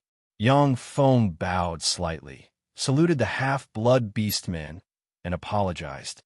Under the effect of the level 2 warlock rank secret method, the more than 100,000 half-blood beastmen heard Yang Feng's voice. Now please come with me. The mighty god Ian has responded to my plea and agreed to show us his power so that we no longer lack food and clean water. Shrouded in sacred light, Yang Feng treaded on air, deviated slightly from the main road, and headed southwest. The half-blood beastmen followed behind Yang Feng and headed southwest. After walking for about 1 kilometer, Yang Feng pointed to the ground with the exquisite and luxurious scepter in his hand and said solemnly, "The mighty god Ian said that a water source will appear here to quench the thirst of my believers." Yang Feng's words had just fallen when a large amount of red dust suddenly rose from the boundless red earth, revealing a huge pond full of water. Seeing this scene, the half-blood beastmen were dumbstruck, unable to believe their eyes. Apart from the Rhine River, there was practically no other water source in the red earth wasteland. Yet now, with a few words from Yang Feng, a huge pond appeared in front of the half-blood beastmen, which was simply a miracle. Yang Feng pointed at the surroundings of the pond with the exquisite and luxurious scepter in his hand and said solemnly, "The mighty god Ian said that a treasure tree will appear here to quench the hunger of my believers." Breadfruit trees grew out of the earth around the pond, matured quickly, and turned into trees full of breadfruits. The dozen or so breadfruits suddenly split open, releasing a fragrance unique to breadfruits that filled the area. Long live the mighty and benevolent god Ian! Shocked by this scene, the half-blood beastmen prostrated themselves on the ground and said in unison,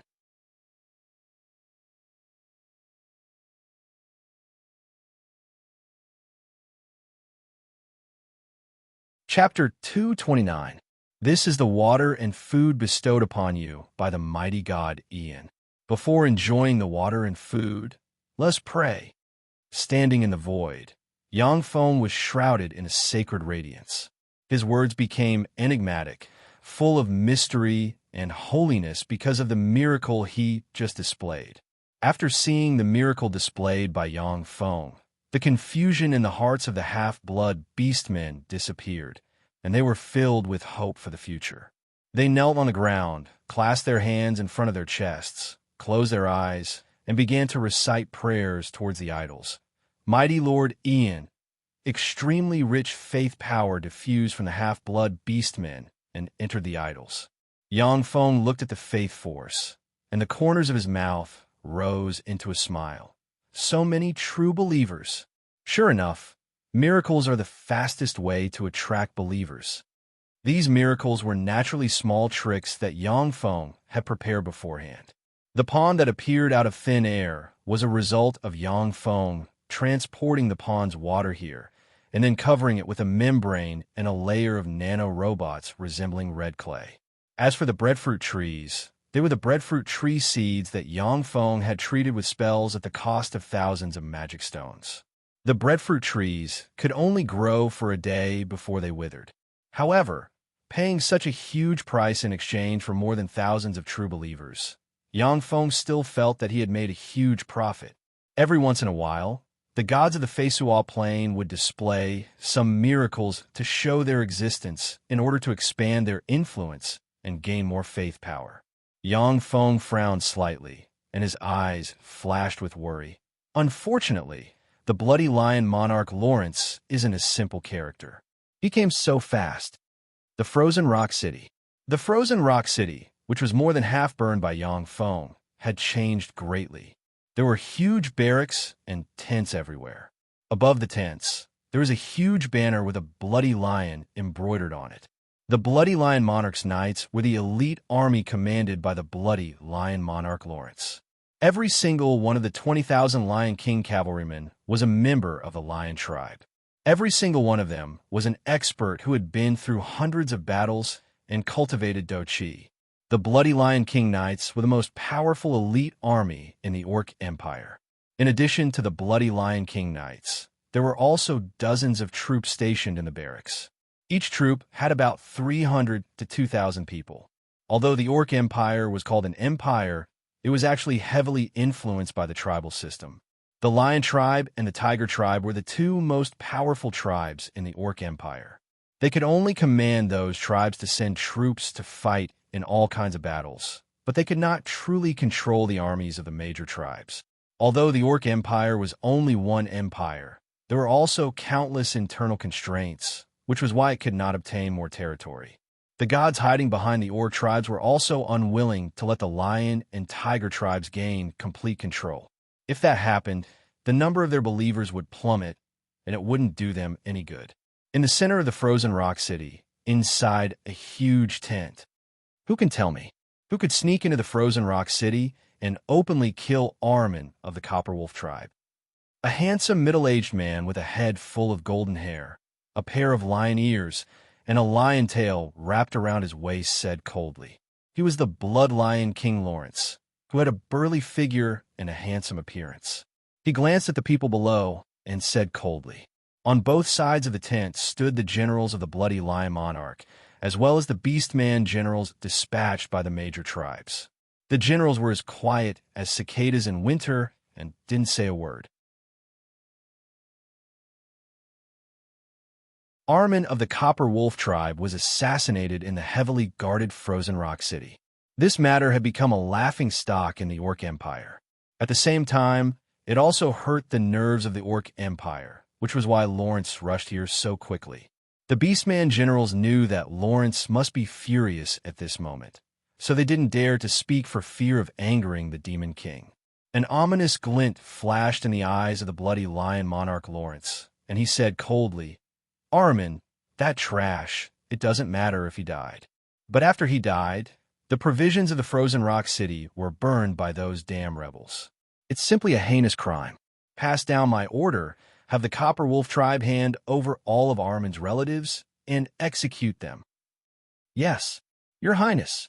An expressionless Bloody Lion Knight responded coldly, and then quickly retreated. The many generals of the Orc Empire below immediately shuddered, and they became even more fearful of Lawrence. The depths of their eyes showed a trace of sympathy for the death of a rabbit. After an empire's aristocrat died in battle, his relatives couldn't be protected. Many of the Beastman Empire's generals were full of dissatisfaction with Lawrence. But Lawrence was the Empire's Grand Prince, cruel and bloodthirsty. He had a high status in the Beastman Empire, so naturally, no one dared to rashly offend him.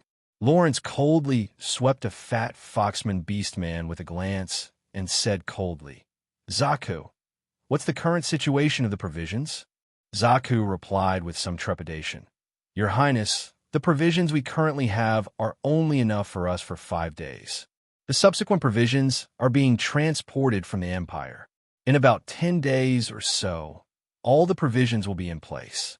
The effects of Yongfeng's fire, which burned the provisions the vanguard of the frozen rock city had prepared for the slave hunters' army, finally showed.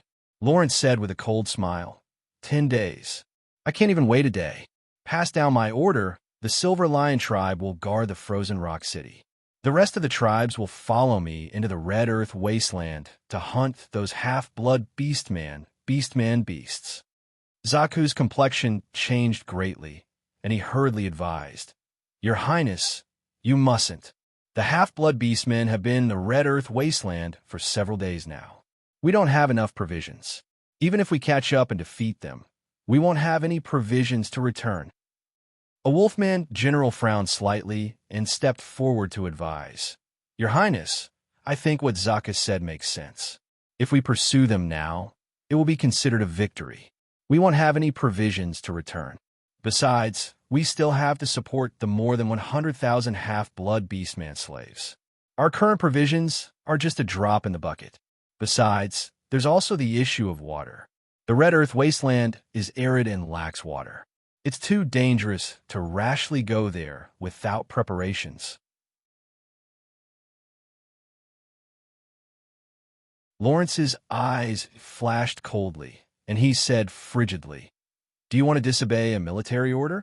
Didn't you hear that this is my order? The Wolfman general lowered his head and said slowly, This subordinate wouldn't dare. However, It's too dangerous to rashly break into the red earth wasteland. If we're not careful, our main forces will be wiped out in the red earth wasteland. Your Highness, please reconsider. Lawrence's eyelids didn't twitch, and he said coldly, "Those who disobey orders will be executed. Kill him." A lion man guard standing next to Lawrence instantly erupted with frightening chi comparable to a sky knight. He took a step forward and slashed at the Wolfman General like a meteor. A blade ray flashed. Before the Wolfman General could react, his head, which was full of astonishment, flew high into the air, and a large amount of blood sprayed out of his chest and splashed throughout the camp.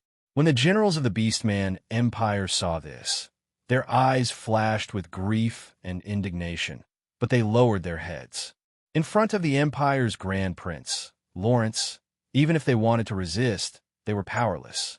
Lawrence's eyes flashed with a cruel glint, and he sneered, "Listen up. With the strength of our army, we can stop those half-blood Beastman hybrids before they enter the depths of the Red Earth Wasteland. As for provisions and water, you don't have to worry. Since those half-blood Beastman hybrids can enter the depths of the Red Earth Wasteland, they must have water and food. Even without water and food, we can drink their blood and eat their flesh. Then, we'll capture those hybrids that dared to provoke the Beastman Empire. Let them know that they were born to be our slaves." When the generals of the Beastman Empire heard that, they felt a chill in their hearts. Although Lawrence's words were very reasonable, but the generals of the Beastman Empire, who considered themselves civilized people, were quite resistant to eating intelligent life forms like half-blood beastmen. But being in the Beastman Empire, they had no choice. Lawrence said coldly, "Do you understand?" The generals of the Beastman Empire responded in unison, "Understood." Lawrence waved his hand and said, "Understood. Go execute the order." The generals of the Beastman Empire left and began to assemble their orders. "By the way, my good nephew Garrix, do you have anything else to add?" After seeing the generals of the Beastman Empire leave, Lawrence looked at the blonde, blue-eyed, handsome, and imposing young man beside him with a smile that wasn't a smile and provoked. Garrix said with a smile, "My dear uncle, you are the commander of this army. I have no objections." Lawrence said with a smile, "The Frozen Rock City is our path of retreat. Guarding the Frozen Rock City is also a great achievement. Don't worry, I'll leave a few little beauties for you from the half-blood Beastman slaves we catch." Garrix was the commander of the Silver Lion tribe. Lawrence deliberately left the Silver Lion tribe in the Frozen Rock City in order to prevent Garrix from making a great achievement. The Beastman Empire valued military merit the most. If Garrix didn't have enough military merit, he wouldn't be able to convince the masses. The reason why Lawrence wanted to personally lead the main force to pursue the half-blood Beastmen was to obtain enough military merit and improve his reputation in the Beastman Empire. No generals of the Beastman Empire believed that they couldn't defeat the half-blood Beastmen, who had no knowledge, no military force, and no equipment. Pursuing the half-blood Beastmen was a feast for dividing wealth and military merit, while guarding the Frozen Rock City was a thankless task. This was the consensus of the generals of the Beastman Empire. Garrix had a smile on his face as if he didn't notice Lawrence's hidden malice. "Thank you for your good intentions," Lawrence said with a satisfied smile. "Garrix, you're getting more and more sensible." Garrix said, "Dear uncle, I still remember that I have something to do. I'll take my leave first." Lawrence didn't care at all. "Then you can leave first." Garrix got up and slowly walked out of the tent. Lawrence stared at his back and sneered. "If you want to share my merit, wait another 20 years. Dear Uncle Lawrence, these half-blood beastmen aren't as simple as you think." After Garrix walked out of the tent, the bright smile on his face faded, and a chill flashed in the abyss of his eyes. You might get a surprise in this hasty pursuit. However, half-blood beastmen are really too weak. It's still too difficult to resist his bloody lion knights. After pondering for a while, Garrix suddenly sighed deeply, looked in the direction of the Red Earth wasteland, and said inwardly, "Caesar, I hope you can give me a surprise. Don't get killed by my uncle so quickly." All the warriors in Lawrence's Bloody Lion Knights were knight rank powerhouses and above. Great Knights were only small leaders. There were also a lot of Earth Knights and Sky Knights, 8 Firmament Knights, and even 2-star Knights, level 3 Warlocks. The Bloody Lion Knights were simply too powerful. No matter how Lawrence tried to go against the flow, they wouldn't be able to escape. No matter how Lawrence acted, the Bloody Lion Knights could crush everything and suppress any resistance. Under Lawrence's order, 20,000 Bloody Lion Knights and 20,000 plus high-ranking officers of the Beastman Empire from various tribes, a total of 40,000 troops, carrying countless provisions and supplies, advanced towards the Red Earth wasteland in a stretch of more than 10 kilometers. As the vanguard, 2,000 elite Bloody Knights riding extraordinary life formed demonic horned lions separated from the main force and chased towards the depths of the Red Earth wasteland. Although Lawrence was cruel, but he was also very proficient in the art of war. The 2,000 elite Bloody Knights riding demonic horned lions were enough to easily defeat the more than 100,000 half-blood beastmen. With his main force following behind, he could easily capture the more than 100,000 half-blood beastmen. In the Red Earth wasteland, Yang Feng's embodiment of Caesar suddenly frowned slightly and said with a cold smile, 2,000 Bloody Lion Knights as the vanguard? Without me, these half-blood beastmen really wouldn't be able to resist. However, it's different now. Yang Feng thought for a while, and then had Catherine summoned. Catherine raised her eyebrows and asked, Sir Caesar, what's the matter? The pressure of the more than 100,000 half-blood beastmen on Catherine and the upper echelon of the half-blood beastmen allowed them to grow rapidly. Catherine was well aware that Yang Feng wouldn't look for her for no reason at this juncture. Yang Feng said solemnly, that mad dog Lawrence is caught up. I'm going to deal with him, so I'll leave this place to you.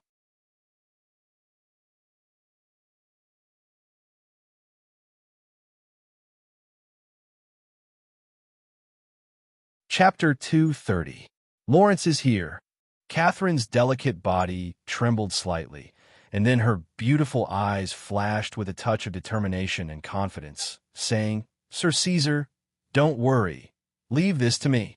Catherine was like a beautiful raw stone that had become resplendent after being polished by the pressure of reality. She was fully capable of becoming the leader of the more than 100,000 half-blood beastmen. Yang Feng nodded slightly. Then his figure shook and he disappeared. After leaving the half-blood beastmen army for a few kilometers, Yang Feng restored Ian's appearance, jumped lightly onto the magic carpet, and flew towards the 2,000 Bloody Lion Knights. Should I kill them all? Yang Feng pondered seriously as he sat on the magic carpet. With the various extraordinary plant seeds, the Moffin demonic polar bear, and other level for extraordinary life form rank mechanical battle beasts at his disposal, he could wipe out the 2,000 Bloody Lion Knights. After contemplating repeatedly, the corners of Yang Feng's mouth suddenly rose slightly. No, I got a good idea. In the Red Earth wasteland, 2 streaks of red soil rose and extended from afar. 2,000 elite Bloody Lion Knights riding extraordinary life formed demonic horned lions chased after the half-blood beastmen. Extraordinary life formed demonic horned lions were a kind of extraordinary life form. They had a single horn, were a size larger than ordinary lions, and had no fur. Instead, they were covered in black scales.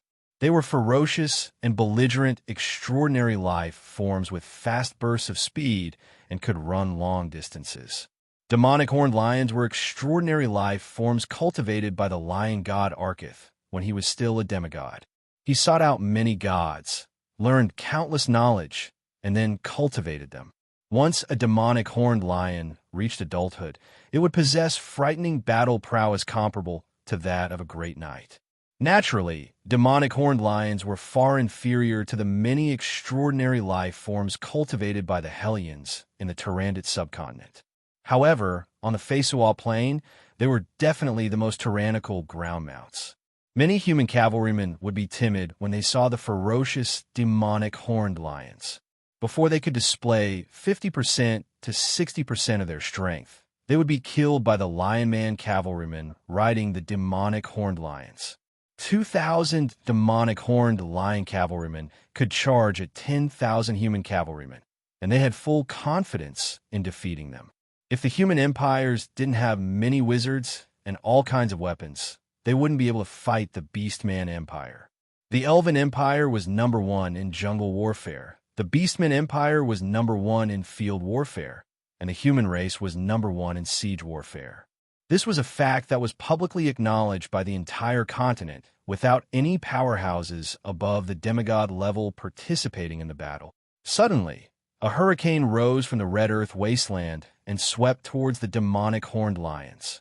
Countless grains of sand and stones rolled. At the same time, a thick fog suddenly appeared and enveloped the 2,000 demonic horned lion cavalrymen. In the fog, one couldn't even see their fingers in front of them. The 2 commanders of the demonic horned lion cavalry were shocked and shouted, "Charge! Hurry up and rush out!" The 2,000 demonic horned lion cavalrymen sped up again and charged forward. Every now and then, a 10-meter tall boulder will appear in front of the demonic horned lion cavalrymen. When the demonic horned lion cavalrymen galloping at full speed hit the boulder, they will bleed and scream miserably. "Stop! Stop the charge!" The 2 commanders of the demonic horned lion cavalrymen immediately shouted. The demonic horned lion cavalrymen stopped their charge and looked at the boulder blocking in front of them in shock and anger. The commander of the demonic horned lion cavalry said in shock and anger, "Damn it, this is the power of wizards. Damn magicians." In the Red Earth wasteland, such a strange mist had never been heard of. Obviously, only magic power could cause such a strange change. "There's a path here. Follow me." The eyes of the commander of the demonic horned lion cavalry suddenly lit up. He vaguely saw a path leading to the outside world, and he said with a smile of excitement. The 2,000 demonic horned lion cavalrymen followed behind the commander and strode towards the path. No one noticed that the eyes of the commander flickered with a trace of absent-mindedness. A mist and a life form dominate trapped the 2,000 demonic horned lion cavalrymen. "I'm so strong that I'm afraid of myself." Above the fog, Yangfeng looked at the 2,000 demonic horned lion cavalrymen circling in the magic fog, and the corners of his mouth rose into a smile. "However, the consumption is relatively large. For every day that I trap them, I have to consume 100 inferior magic stones." Yangfeng looked at the level. One secret treasure, mist disk, placed on a boulder, smiled slightly and mused. The mist disk could continuously release mist, but it also consumed a lot of energy. For every day that it was released, it would consume the power of 100 inferior magic stones. However, as long as he could trap the 2,000 demonic horned lion cavalrymen and prevent them from pursuing the half-blood beastmen, Yangfeng's goal would be achieved. Otherwise, with their speed, they would soon catch up with the half-blood beastmen and unleash a massacre. A day later, the mist shrouding the 2,000 demonic horned lion cavalrymen slowly dissipated. After the mist dissipated, the spirit of the 2,000 demonic horned lion cavalrymen collapsed, and they collapsed on the ground, gasped for breath, looked exhausted, and gulped down mouthfuls of water. Yangfeng played a little trick in the mist, making the 2,000 demonic horned lion cavalrymen, as well as their mounts, thirsty. The consumption of water was more than 5 times that of ordinary times. Lawrence led the main force of the Beastman Empire to catch up from the rear. When he saw the 2,000 demonic horned lion cavalrymen collapsed on the ground, Lawrence's complexion changed dramatically, and he shouted at once, "High Priest, come out!" An old man with a pair of lion ears slowly walked out. He had 9 feathers on his head, and his face was painted with layers of camouflage paint. He looked old, like a pile of wrinkled orange peel that was squeezed into a ball. He was dressed in luxurious clothes and had a pair of lion ears. This old man was Danilo, Lawrence's high priest who had followed him in the army. On the Feisual plain, There are powerful beings with extraordinary power like wizards. The only thing that the Beastman Empire could contend against was the shaman priests who believed in gods. According to the classification of the Tsangji Plain, this high priest, Danilo, possessed terrifying strength comparable to that of a level 3 warlock. Lawrence pointed at the 2,000 demonic horned lion cavalrymen collapsed on the ground and asked solemnly, "High priest, what's wrong with them?" Danilo silently recited an incantation and pointed at the 2,000 demonic horned lion cavalrymen. Yellow light shrouded the demonic horned lion cavalrymen, and then the demonic horned lion cavalrymen emitted dark gray magic light. Danilo said unhurriedly, "There are magic fluctuations coming from them. They should have been hit by a spell like fog or labyrinth. It seems that there is a powerful wizard behind the half-blood beastmen." Lawrence asked with some concern, "Are they going to be okay?" Lawrence was cruel and bloodthirsty, but he also knew that the Bloody Lion Knights were the foundation of his tyrannical and perverse behavior. If the warriors of the Bloody Lion Knights were all dead, his status as a grand prince in the Beastman Empire would plummet. Danilo said casually, "It's fine. As long as they're given some water and food, they will soon recover." Lawrence's face darkened slightly and became extremely unsightly. Danilo raised his eyebrows and whispered, "Is there not enough provisions?" Lawrence sighed hatefully. "There is enough provisions, but I underestimated the drought in the Red Earth Wasteland. Marching here consumes 3 times more water than marching in ordinary areas. If we can't find a water source, we will have to retreat." The weather in the Red Earth Wasteland was dry, and the moisture content in the air was thin. Lawrence didn't have the experience of marching on a large scale in the Red Earth Wasteland.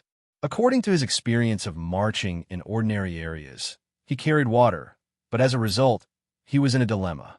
Danilo said categorically, "Your Highness Grand Prince, don't worry. Don't the over 100,000 half-blood beastmen need water to migrate in the Red Earth Wasteland? With over 100,000 of them, they will need more water than us. Unless a god helps them, there must be a water source nearby." A Bloody Lion Knight quickly came to Lawrence's side and said with a mixed expression, "Your Highness Grand Prince, this subordinate has an important matter to report." Lawrence said, "What's the matter? Speak." The Bloody Lion Knight said with a look of grief and indignation, "We found a water source in the southwest, but the water source has been poisoned by those damn half-blood beastman bastards.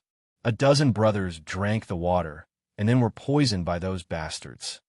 Lawrence's eyes flashed with ecstasy, and he burst into laughter. "Water source, haha. Sure enough, there's a water source. High Priest Danilo, I'll have a trouble you." Danilo nodded slightly and revealed a smile.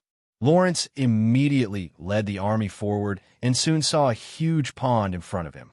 Lawrence took several high-ranking officers and Danilo forward and arrived at the edge of the pond. At the edge of the pond, there were the corpses of a dozen demonic horned lions and their knights. Apparently, after the demonic horned lion knights saw the water source, they couldn't help but drink a few mouthfuls. Danilo arrived next to a knight's corpse, slightly opened its eyelids, and carefully examined it for a while. Then he cut open the knight's corpse with his claws, licked the black blood inside, and closed his eyes. After a while, he silently recited an incantation, and a gray light enveloped his body and purified the toxins inside him. Danilo said solemnly, "This is molo grass mixed with black bat wings, lizard tails, hard eroding grass, and a dozen other poisons. It's highly toxic. It's highly toxic. Even a demonic horned lion would be poisoned to death with just a sip of this pool of water."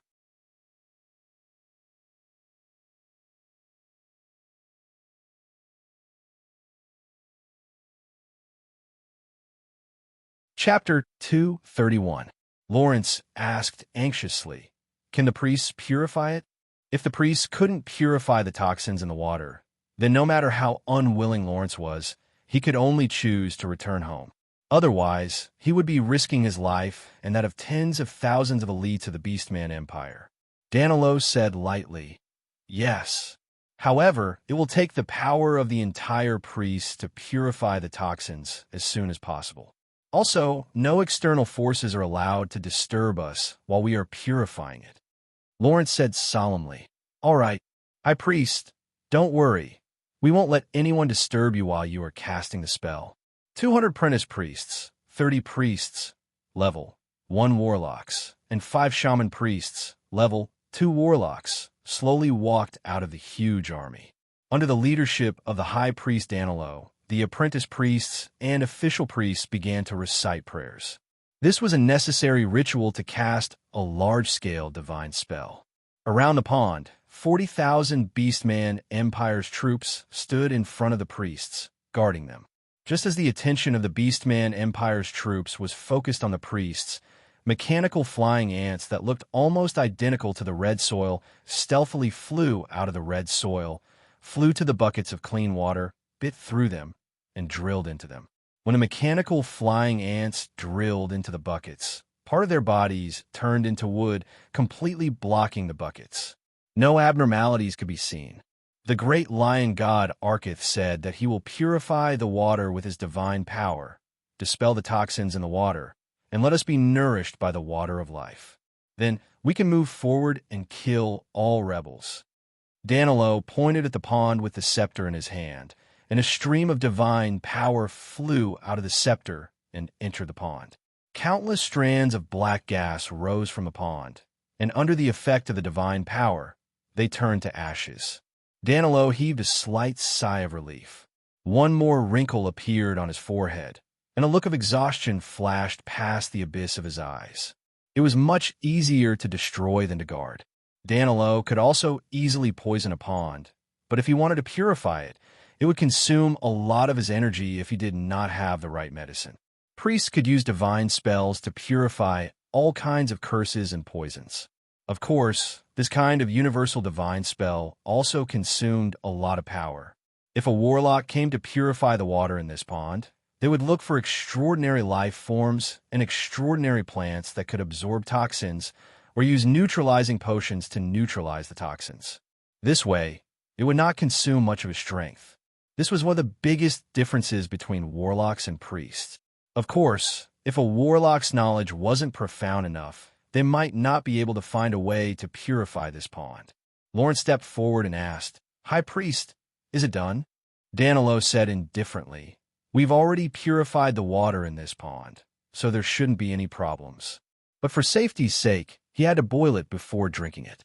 Then let the others drink." Lawrence nodded and immediately began to arrange for his subordinates to test the water source of the pond. After a series of tests showed no abnormalities, he had the people boil the water and then drink the water in the pond. As for himself and the 20,000 elite Bloodlion Knights, they drank the water brought from the Frozen Rock City. After the water source problem was solved, Lawrence arranged for the army to continue the pursuit of the half-blood beastmen. A few days later, in the Red Earth Wasteland, the half-blood beastman migration army stretched for more than a dozen kilometers. Every half-blood beastman moved somewhat numbly and mechanically. Along the way, Yangfeng performed miracles one after another and provided them with enough water and food.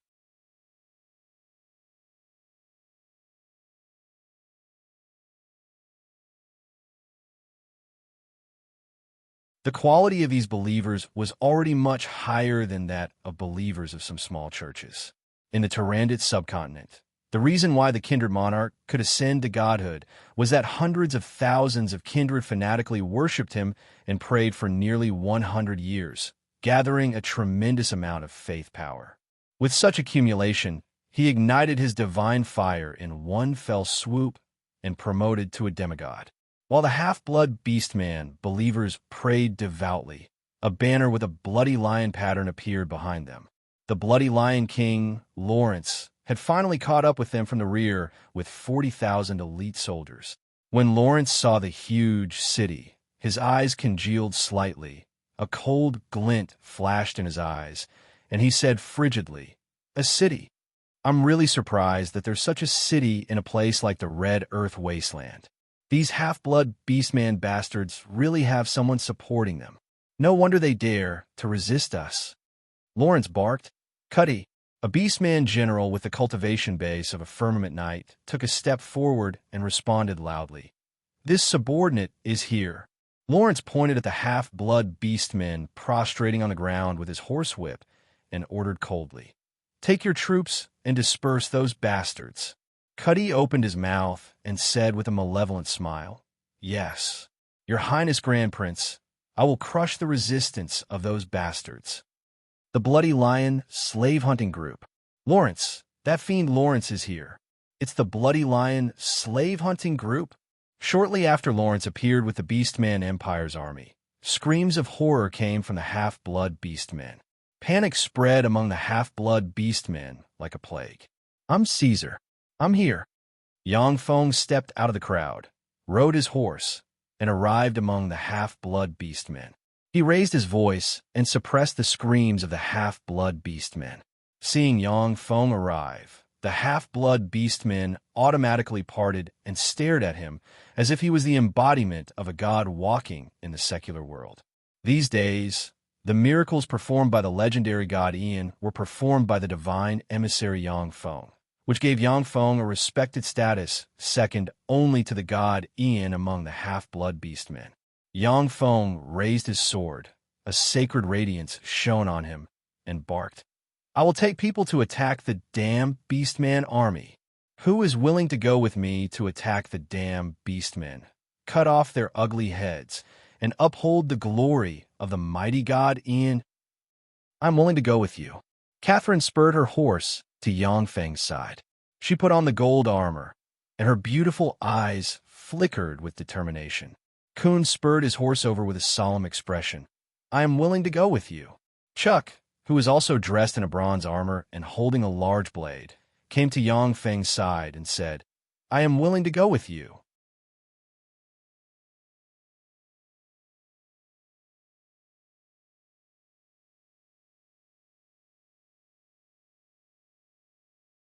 Chapter 232. I'm willing to go with you. I'm willing to go with you. One after another, half-blood beastmen stepped forward and looked at Yang Feng with solemn expressions. They were half-blood beastmen who had just become true believers not long ago. Even some half-blood beastmen who were just shallow believers silently walked out of the crowd and came to Yang Feng's side. "Dick, stay behind and preside over the situation. Now everyone, charge with me, for the glory of the mighty god Ian, for the future of us half-blood beastmen. Charge with me." Yang Feng pointed at the headquarters of Lawrence's army with his sword and barked. Catherine brandished the ruler's sword in her hand, and the spell Inspire Courage enveloped the thousands of half-blood beastmen. The thousands of half-blood beastmen suddenly felt their blood boil, as if there was nothing they couldn't overcome. They were filled with courage. Then, together with Yang Feng, they madly rushed towards Lawrence's main army. A bunch of mobs. They're just throwing away their lives. I thought that they had some skill, but I overestimated them. In the end, they're just a bunch of ignorant bastards. When Lawrence saw Yang Feng charge towards him with thousands of half-blood beastmen, his eyes revealed a look of contempt, and he sneered and ridiculed. The half-blood beastman generals, who were originally on guard, also revealed looks of contempt at this moment. The priests of the beastman race also showed disdainful smiles. They were battle priests who had fought alongside the army. At a glance, they could tell that the half-blood beastman mobs commanded by Yang Feng could not defeat the beastman elite army. A dog tribe general hurriedly flattered, "Your Highness, a single charge from me would be enough to defeat this motley crew. General Cuddy's strength is more than 10 times that of my army. He'll definitely win a great victory and cut off the heads of those rebellious bastards." Lawrence laughed heartily and said, "Ha ha, well said. If Cuddy can't even get rid of these good-for-nothings, then I'll twist off his head myself." When the entire Beastman Empire saw Yang Feng lead the half-blood beastmen to charge, they thought that victory was in their grasp. Cuddy's eyes flickered with a bloodthirsty glint, and he said with a smile of excitement, "A bunch of mobs came to throw away their lives. Let me chop off your heads and earn my military merit." The Orc Empire placed great importance on military achievements. That was why the Orc generals were scrambling to find opportunities for war. In this way, the Orc Empire would naturally have as many experts as there are clouds in the sky. If it weren't for the fact that the human race had powerful mages and that they were extremely strong in defending their cities, they would have long been pressured to the point of suffocation by the orcs. Yangfeng looked at the 5,000 lion cavalrymen riding demonic horned lions coming at him, smiled coldly, took out a magic pouch, and pulled on a rope, and a copious amount of purple powder sprayed from the magic pouch, which drifted with the wind and entered the lion cavalrymen. When the lion cavalrymen came into contact with the purple powder, they felt dizzy and fell from the demonic horned lion's body as if they were drunk with several 100 kilograms of alcohol. The demonic horned lions also swayed slightly and fell limply to the ground. What is this? How could this be? I'm a heavenly knight. How is this possible? Could he also felt dizzy? His vision blurred, and he could no longer see anything clearly. Enemy General die. Yangfeng gave a fierce roar, took a step forward, and beheaded Cuddy with a sword strike. When the thousands of half-blood beastmen rushed into the midst of the lion cavalrymen, their eyes shot with blood, they brandished their swords and killed the lion cavalrymen one after another. An incredulous look on his face, Lawrence cried out, "How could this be?" That was the 5,000 elite warriors of the Bloody Lion Knights. They were all elites of the Empire, and every one of them was at least a knight. Even in the Orc Empire, they were considered the most elite corps. For such powerhouses to be routed in a single clash, it was simply unbelievable. Impossible. How is this possible? The Orc Empire's generals were also dumbstruck, unable to believe their eyes. The 5,000 Bloody Lion Knights could easily wipe out a small human principality. Such a formidable cavalry unit was actually routed in front of Yangfeng's motley crew. It was simply unbelievable. Yangfeng led the thousands of half-blood beastmen to kill their way through the 5,000 Bloody Lion Knights, and then charged towards Lawrence's headquarters with an indomitable momentum. Seeing Yangfeng so valiant, and then recalling the inexplicable collapse of the Beastman warriors, the eyes of the Orc Empire's generals flashed with panic. Danilo stepped forward and said slowly, "Don't panic. This is just the magic of the half-blood beastmen. With our priests here, those half-blood beastmen are just a bunch of clowns." "That's right. With the high priest here, it's impossible for us to lose." "Yes, with the high priest here, they're dead for sure. Those bastards are dead for sure." The expressions of the Orc Empire's generals relaxed slightly, and they revealed smiles. Danilo was a great warlock with formidable power. Once he cast a level 3 divine spell, its might was comparable to that of a level 3 warlock cast by a level 3 warlock. Even if his fleshly body and soul were far inferior to that of a level 3 warlock, but with the heavy protection, he could definitely display level 3 warlock ranked destructive power in battle. Over the years, the Bloody Lion Knights had fought everywhere and won almost every battle. Danilo and his group of priests could be said to have made great contributions. Danilo's words had yet to fall when the Beastman apprentice priests, with looks of horror on their faces, sprayed black blood containing internal organs from their mouths and spread in all directions. Save, a priest's face suddenly turned black. He had just uttered a word when he sprayed a mouthful of black blood and fell to the ground. As if they were infected by something, the shamans spat out mouthfuls of black blood one after another before they fell to the ground and died. Danilo's face changed dramatically, and he cried out, "Poisoned! Damn it! When did those half-blood beastman bastards poison us?" Danilo's words had just fallen when he felt a cramping pain in his abdomen and his internal organs splitting apart. He sprayed a blood clot containing internal organs out of his mouth. Danilo seemed to have thought of something, and a trace of despair flashed through his eyes. He reached out to grab Lawrence and shouted, "Lawrence, retreat quickly. This is a trap. Before Danilo could finish speaking, his body swayed, and he fell to the ground dead. The destructive power of a level 3 divine spell cast by a high priest was comparable to that of a level 3 warlock, but their physique wasn't as strong as that of a warlock. As long as they weren't paying attention, it was very normal for them to be poisoned to death. Lawrence was secretly alarmed, and a black aura welled up in his cheeks. His chest tightened, and he sprayed a large mouthful of blood. At this juncture of life and death, he frantically urged his chi. In a flash, terrifying Star Knight ranked chi erupted and forcibly suppressed the poison inside his body. The battle prowess of a Star Knight was comparable to that of a level 3 warlock, and the physique of a Star Knight was only slightly inferior to that of a level 3 warlock. Yet it was far superior to Danilo's. At this moment, the level 2 extraordinary life form demon-horned flame lion Lawrence was riding suddenly went berserk. It madly slammed into the rear, knocked away a dozen high-ranking officers of the Beastman Empire, and rushed towards the depths of the Red Earth wasteland with Lawrence on its back. Lawrence, who had used all his power to suppress the poison inside his body, could only watch helplessly as the demon-horned flame lion pulled him towards the depths of the Red Earth wasteland.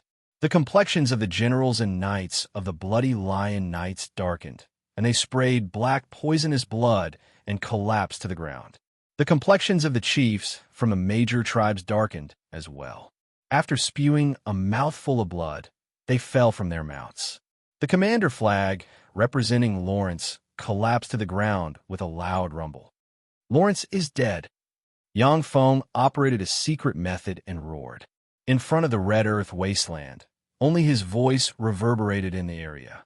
When the warriors of the Beastman Empire saw the high-ranking officers spurting blood and collapsing to the ground, coupled with the collapse of Lawrence's commander flag, they were at a loss as to what to do.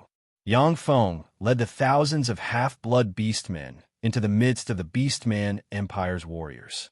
As if a god of death, he unscrupulously killed all the warriors in front of him. The commanders of the Beastman Empire's warriors were basically poisoned. They were either dead or disabled, unable to command a battle. The Beastman warriors who bravely tried to resist Yang Feng were chopped in two by him in a face-off. Countless Beastman warriors died miserably. The remaining Beastman warriors finally collapsed and fled towards the rear like an avalanche. Yang Feng, with a force of about 100 cavalrymen, drove the Beastman warriors away as if they were herding a flock of sheep. As long as the Beastman warriors had the slightest intention of sticking together, they would be killed by Yang Feng and his people, forcing them to abandon their helmets and flee in a sorry state. Catherine, with the thousands of injured half-blood Beastman warriors, madly slaughtered the 20,000 bloody lion knights who collapsed to the ground. Virtually all of the 20,000 bloody lion knights were poisoned, but some Sky Knight and above powerhouses, by virtue of their frightening physiques, barely managed to control the poison. Catherine led the thousands of half-blood Beastman warriors and didn't show the slightest bit of mercy. With boundless hatred, they crazily slaughtered the 20,000 blood lion knights. A bloody lion knight with the cultivation base of a Sky Knight shouted with a pale face, "Stop! I surrender!" In the bloody lion knights, once they encountered an unstoppable force, they were allowed to surrender. Lawrence was willing to pay a huge price to redeem these loyal subordinates.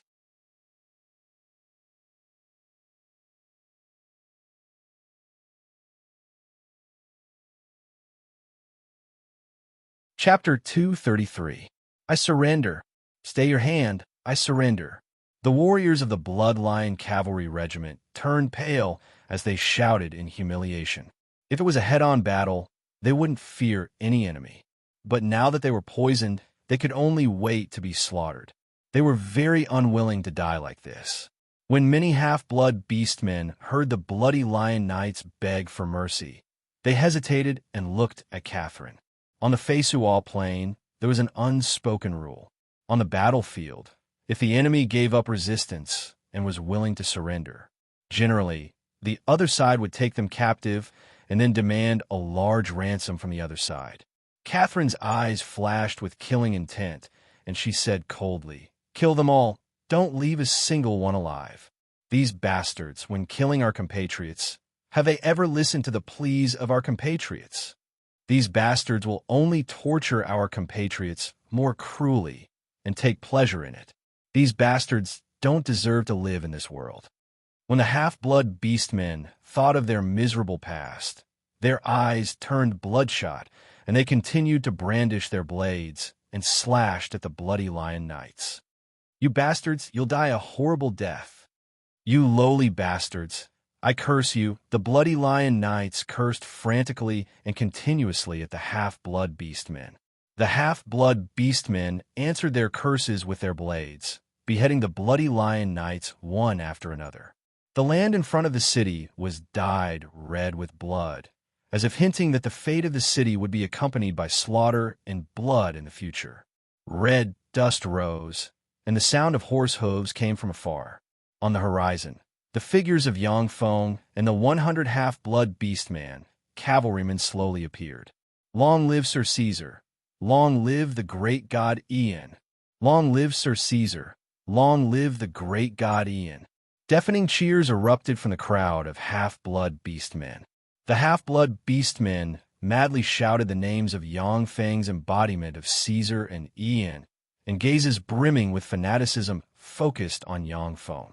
From the fanatical half-blood beastmen, Yangfeng could feel traces of faith power slowly converging on him.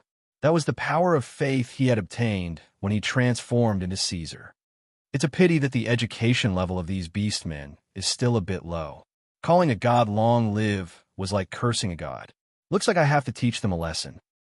Shrouded in sacred light, Yangfeng waved at the half-blood beastmen with a kind smile on his face. Every time he waved his hand, the crowd of half-beastmen would erupt into cheers. The 100 half-blood beastman cavalrymen following behind Yangfeng held their heads high and accepted the cheers of the crowd with proud expressions on their faces. With a sword in hand, Yangfeng pointed at the city and said loudly, "This city is a miracle created by the mighty god Ian. This is a city that belongs to us half-blood beastmen.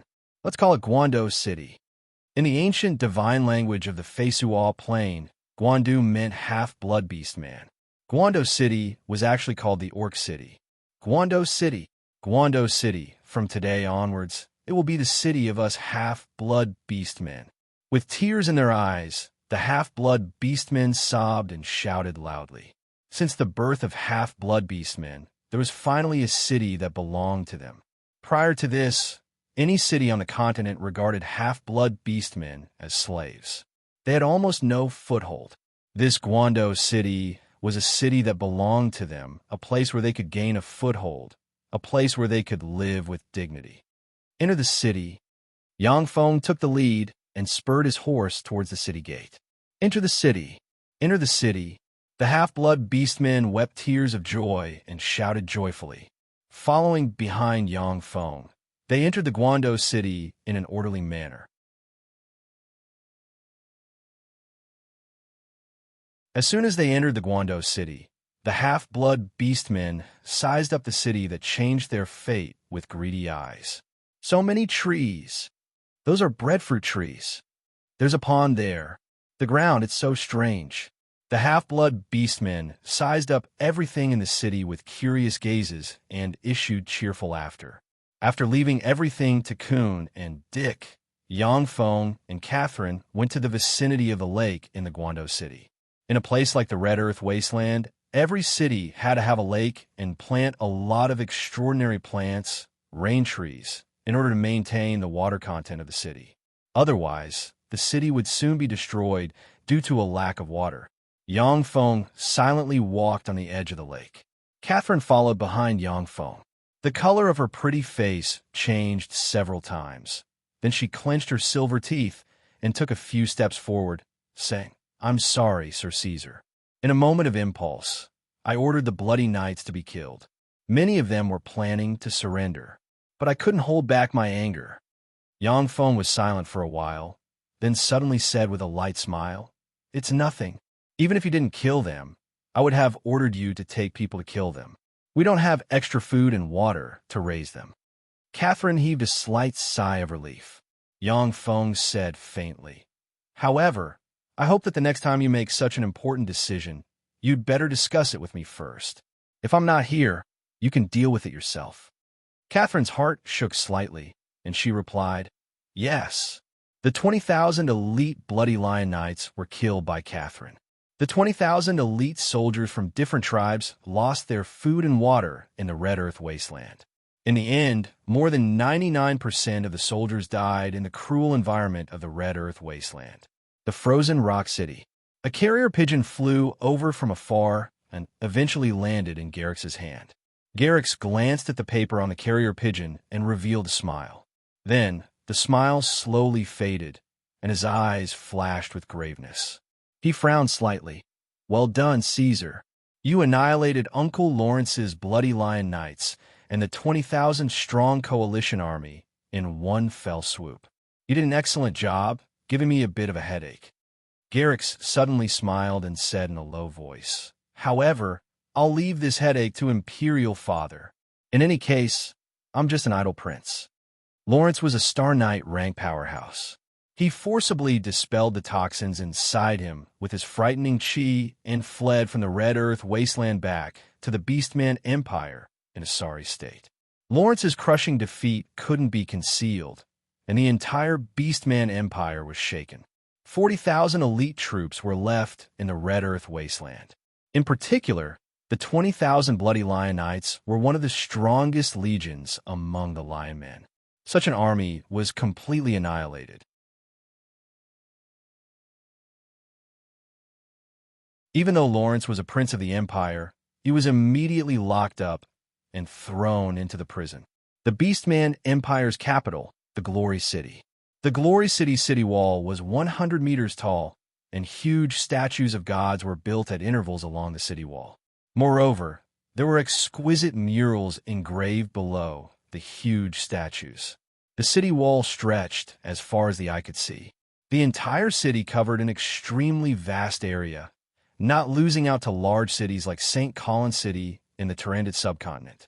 In the center of the Glory City, there was a magnificent imperial palace.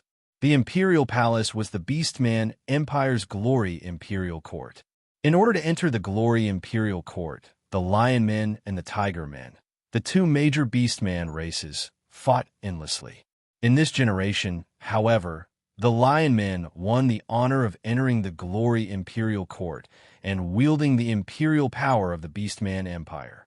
In the center of the Glory Imperial Court, inside the Hall of Glory, where the various races discussed official business. A burly middle-aged lion race expert with a pair of lion ears and a lion tail wrapped around his waist sat on a golden throne, looking down at the experts below. He had a pair of lion ears and a lion tail wrapped around his waist. He had a square face and big ears, and he wore an imperial robe.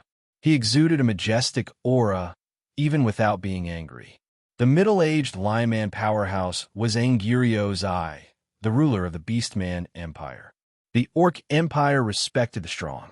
In those days, it was Angirio's Eye who used his iron fists to defeat countless powerhouses of the Lion Men and the Tiger Men. Moreover, he made great contributions and led the Lion Men to enter the Imperial Court of Glory, becoming the real royalty of the Orc Empire. The imperial throne of the Beastman Empire wasn't hereditary. Just because Angirios became the emperor of the Beastman Empire didn't mean that his descendants could become the emperor of the Beastman Empire. Therefore, although Angirios was extremely powerful in the Beastman Empire, but he didn't reach the point where he could cover the sky with one hand. He still had to listen to the opinions of the tribal patriarchs. A burly leopard man powerhouse, with a pair of leopard ears and a leopard tail wrapped around his waist, stepped forward and said loudly, "Your Majesty, I request that you immediately send troops to clean up the half-blood Beastman bandits in the Red Earth wasteland. A single spark can start a prairie fire. The half-blood Beastman bandits must not be allowed to grow stronger. Otherwise, they will only be more difficult to deal with. I'm willing to be the vanguard and behead the traitor Caesar for your Majesty." A jackal powerhouse also stepped forward and shouted, "That's right. Your Majesty, please send troops to encircle the Red Earth Wasteland. I'm willing to be the vanguard." A gold wolfman powerhouse with golden wolf fur also stepped forward and said, "Your Majesty, please send troops to encircle the Red Earth Wasteland." The gold wolfman is willing to send 1,000 warriors. "Your Majesty, send troops." A ferocious-looking beastman officer exuding a valiant aura got up and asked loudly. Only war could show the value of these beastman officers and let them get more spoils of war, merit, reputation, and land.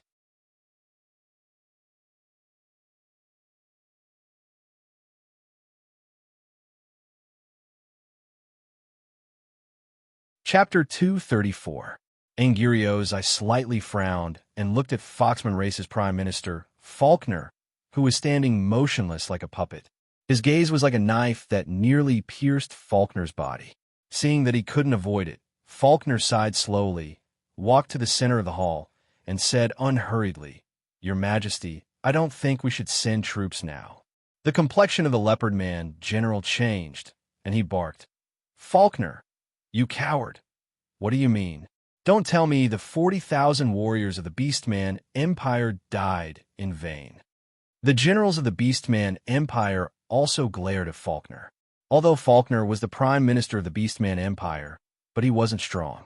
He only had a knight-rank cultivation base. Therefore, in the Beastman Empire where the strong were respected, the military powerhouses looked down on Faulkner, the Foxman Prime Minister. Faulkner, the Prime Minister of the Beastman Empire, didn't have a high status and power like human prime ministers. Some powerful prime ministers could even control the court. If it wasn't for the tradition of Foxman prime ministers in the Beastman Empire and Angurio's eye-strong promotion, Faulkner wouldn't have been able to sit firmly in the position of prime minister. Faulkner said faintly, "Our grain harvest this year is very poor. Besides, the grain that should have been smuggled into our country has been purchased by the miracle city built by the human wizard Ian in the Red Earth Wasteland. Coupled with Armin's loss, the frozen rock city has led to the burning of a large amount of grain. Unless we use our strategic grain reserves or have the major tribes donate some grain, we don't have enough grain to carry out a war. General Tiger, do you want our soldiers to go into the Red Earth Wasteland to fight the half-blood beastmen with empty stomachs?" Tiger couldn't help but be taken aback. "Is our grain so tight?" The Beastman generals also fell silent. They were all from tribes of the Beastman Empire, large and small. This year's harvest wasn't good to begin with. If the tribes continued to contribute grain, it would undoubtedly force the old and weak of many tribes to death. Faulkner said faintly, "Besides, the geographical location of the Red Earth Wasteland determines that it is a place that is easy to defend and difficult to attack. Once we fail, it will be an extravagant hope to come back alive." The Beastman generals also had unsightly expressions on their faces. In the Red Earth Wasteland, there was a shortage of water, drought, little rain, and no food. More than 99% of the 20,000-strong tribal coalition army defeated by Yang Feng died of thirst or starvation in the Red Earth Wasteland. Even the surviving orcs had gloomy and murderous expressions on their faces. No one dared to ask them how they managed to return alive. Taiga asked with some annoyance. Then the 40,000 warriors of our orc empire died in vain. Faulkner replied indifferently, "General Tiger, if you have a way to solve the two problems I've just raised, I'll be willing to help you. In that case, I completely agree with your opinion. We should immediately dispatch troops to exterminate those half-blood beastmen." Tiger snorted coldly and said coldly, "The matter of provisions is the business of you civil officials. If we were the ones to solve everything, what would we need you civil officials for?" The generals of the Beastman Empire shouted, "That's right. The problem of provisions is the problem of you civil officials. It should be solved by you." The Orc Empire worshipped strength, and only the strong were respected. Many generals looked down on those civil officials. Unmoved, Faulkner said indifferently, "I'm sorry, but my ability is limited. This is the only thing I can do." If I don't apportion supplies like the major tribes, I really can't conjure up provisions. Taiga pestered endlessly. I don't care.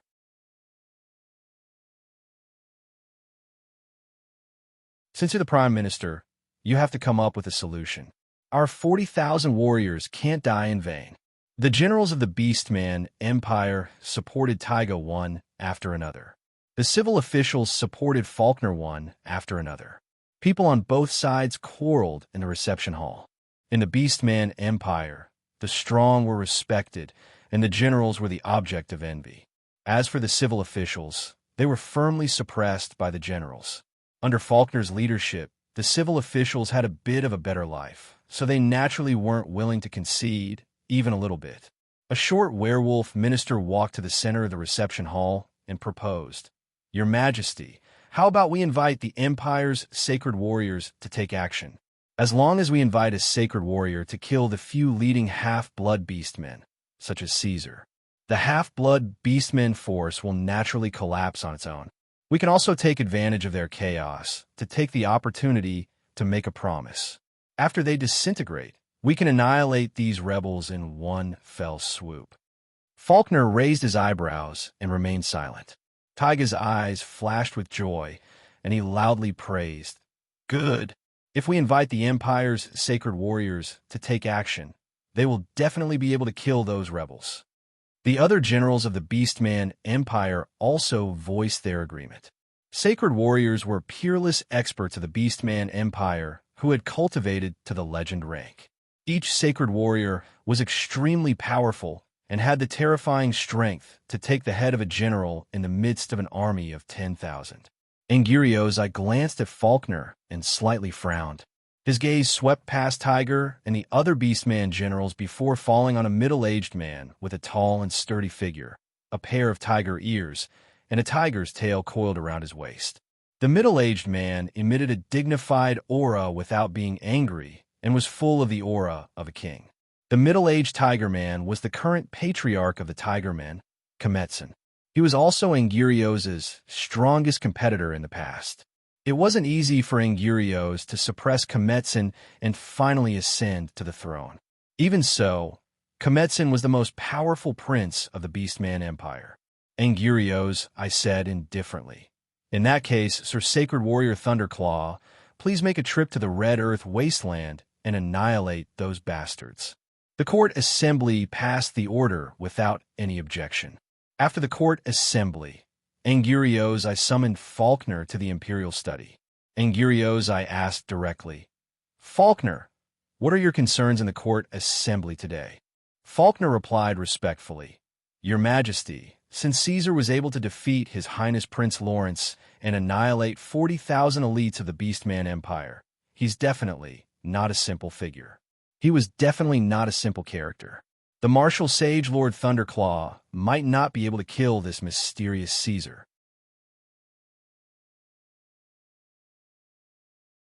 However, as General Taiga said, if the half-blood beastmen are allowed to grow, they will definitely pose a huge threat to our race. Angirios, I was silent for a while, then suddenly said in a low voice, "Can't half-blood beastmen be our compatriots?" Faulkner's complexion changed greatly. He hurriedly lowered his voice and said anxiously, "Your Majesty, you must not mention this in front of others. Half-blood beastman slaves are one of the cornerstones of the Beastman Empire. Once you show a hint of intention, that person will never let go of this opportunity." The Beastman Empire was full of half-blood beastman slaves. Almost many families had half-blood beastman slaves. The entire Beastman class enjoyed the benefits of half-blood Beastman slaves. Even though Angirios was the emperor of the Beastman Empire and had a lofty status, but once he touched this volcanic crater, he might be overturned and blown to pieces. Angirios, I was silent for a while, then nodded slightly. His eyes flickered with a bright light. There was no longer a trace of confusion, but a domineering expression. "I understand. All existences that pose a threat to our race must be eradicated. Since Caesar is very mysterious, then send Thunderclaw, Tyrannical Blade, and King Kong, the 3 sacred warriors, to the Red Earth Wasteland. with 3 sacred warriors joining forces.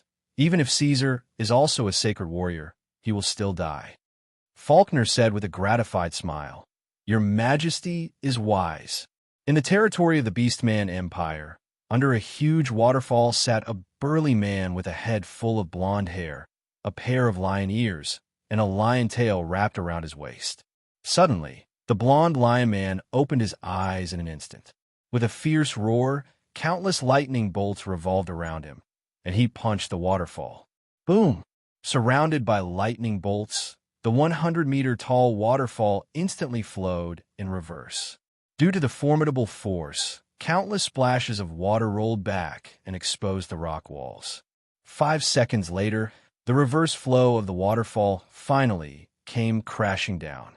A wave of battle chi erupted from the golden-haired lion's body, forming a battle chi barrier. When the countercurrent waterfall smashed against the battle chi barrier, it bounced off.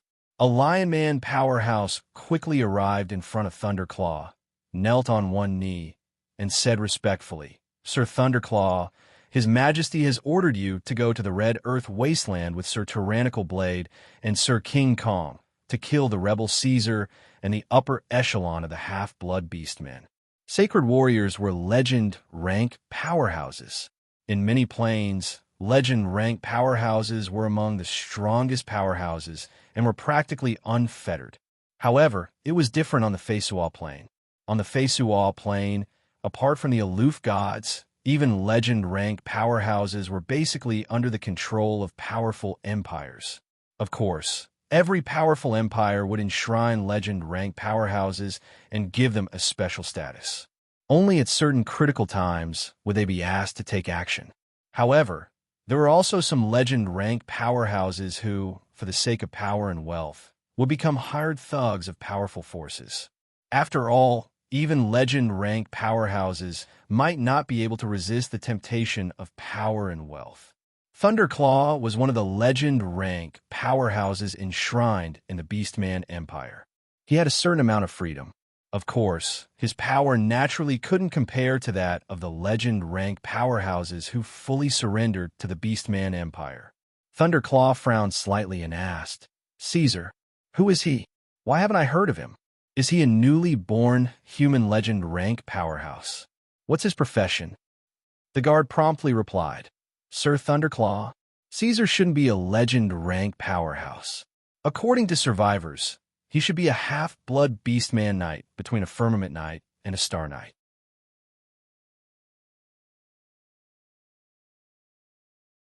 However, he might also be a wizard. He used magic items on the battlefield.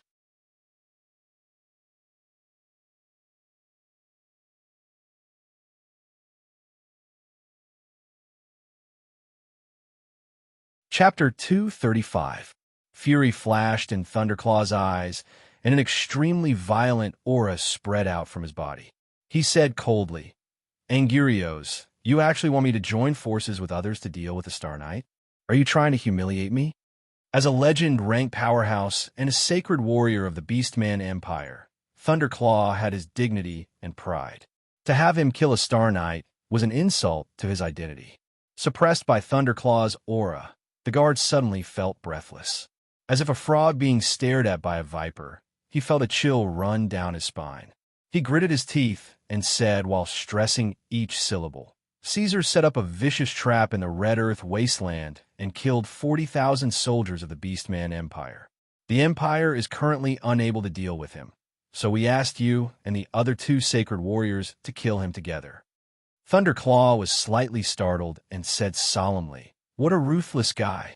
He killed 40,000 soldiers of the Beastman Empire."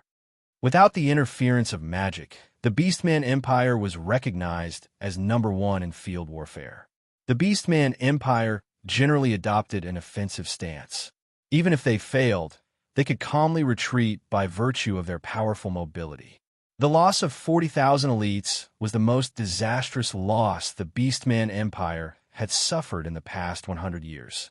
In that case, I'll go to the Red Earth Wasteland and kill him. As for Tyrannical Blade and King Kong, there's no need for them." Thunderclaw snorted coldly. His figure shook, and he flew out of the waterfall and strode outside. the Red Earth Wasteland. As Thunderclaw walked in the Red Earth Wasteland, the scorching sun fell from the sky and shone on him, making him feel a little irritable. Thunderclaw glanced at the surroundings and sighed, feeling a little irritated. Damn the Red Earth Wasteland. The climate here is really irritating. The scenery is also the same. For someone to be able to build a city in the Red Earth Wasteland, that's really amazing. Thunderclaw had been in the Red Earth Wasteland for several days. Instead of rushing to the half-blood Beastman city, he advanced unhurriedly, maintaining his strongest state at all times. Although Thunderclaw was arrogant, but he wasn't a fool. He naturally knew that if he rushed to the Guando city, he would be exhausted, and he might fail miserably and be ambushed by Yangfeng. After all, Thunderclaw was only a legendary warrior and did not have as many tricks as a warlock. Extraordinary life forms, extraordinary plants, formidable spells, poisons, potions, secret treasures, golems, tyrannical physical constitution, and frightening spirit force. All of these made up the might of a warlock, far surpassing those of the same rank, and even possessing the power to kill those of higher rank. Thunderclaw didn't notice that when he passed through an area, a small red stone moved slightly after he left and opened a small hole in it, capturing all his movements. Warning! Warning!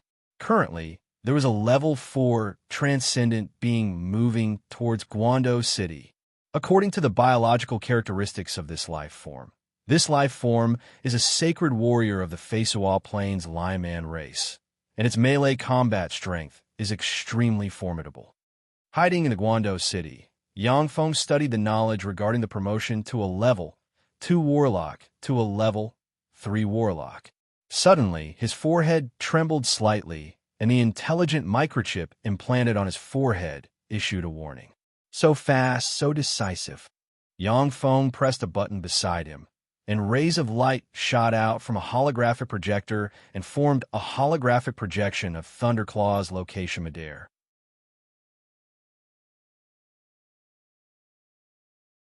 Yangfeng looked at the sacred warrior Thunderclaw and sighed somewhat regretfully.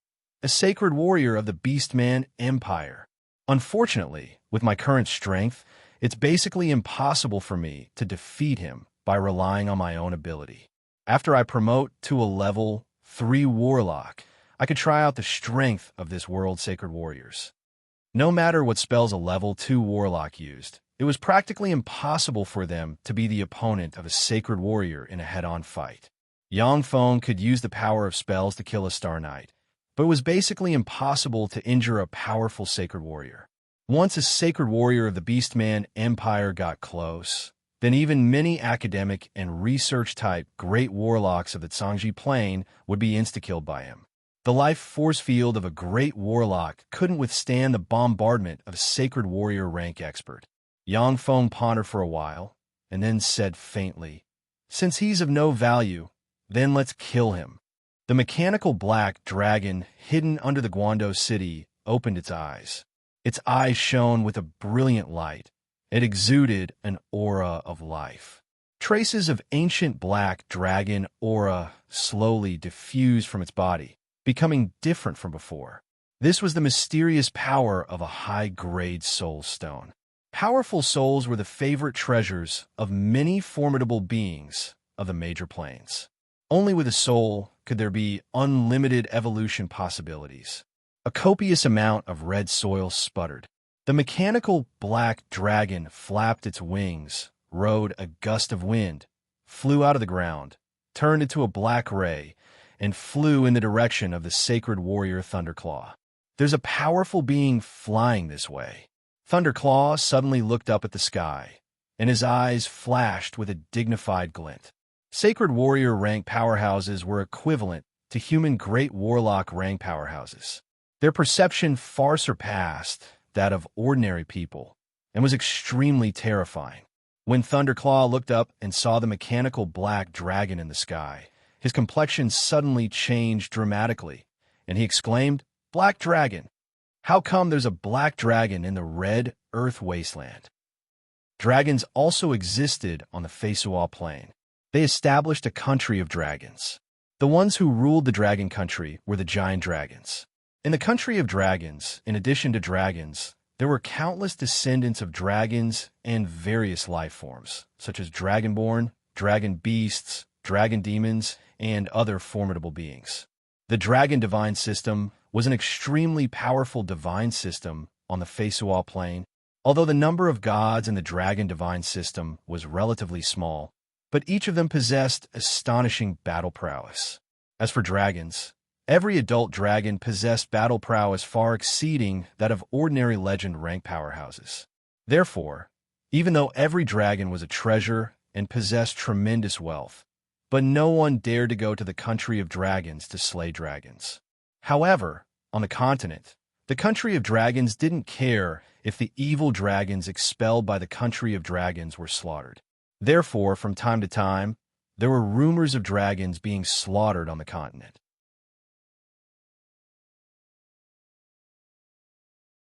Thunderclaw looked at the mechanical black dragon flying in the sky. His eyes flashed with a scorching glint, and he licked his lips excitedly. It seems that the fellow behind the half-blood beastmen isn't simple. He can even command a black dragon. However, since I promoted to a sacred warrior, I haven't met an opponent for a long time. This big fellow is just right for me to hone my martial arts. As soon as the mechanical black dragon appeared on the battlefield, it didn't utter any nonsense. It dropped from the sky and pounced towards Thunderclaw. Thunderclaw gave a furious roar, erupted with chi in a flash, strengthened his physique by several times in a split second, and unleashed his self-created martial art Thunderclaw 9 strikes. Thunderclaw roared furiously, erupted with chi, strengthened his physique by several times in a flash, and unleashed his self-created martial art Thunderclaw 9 strikes. The mechanical black dragon erupted with a terrifying life force, and its muscles squirmed. The terrifying power of the Thunderclaw's 9 claws was forcefully neutralized by the Thunderclaw. Thunderclaw was dumbstruck, unable to believe his eyes. How could this be?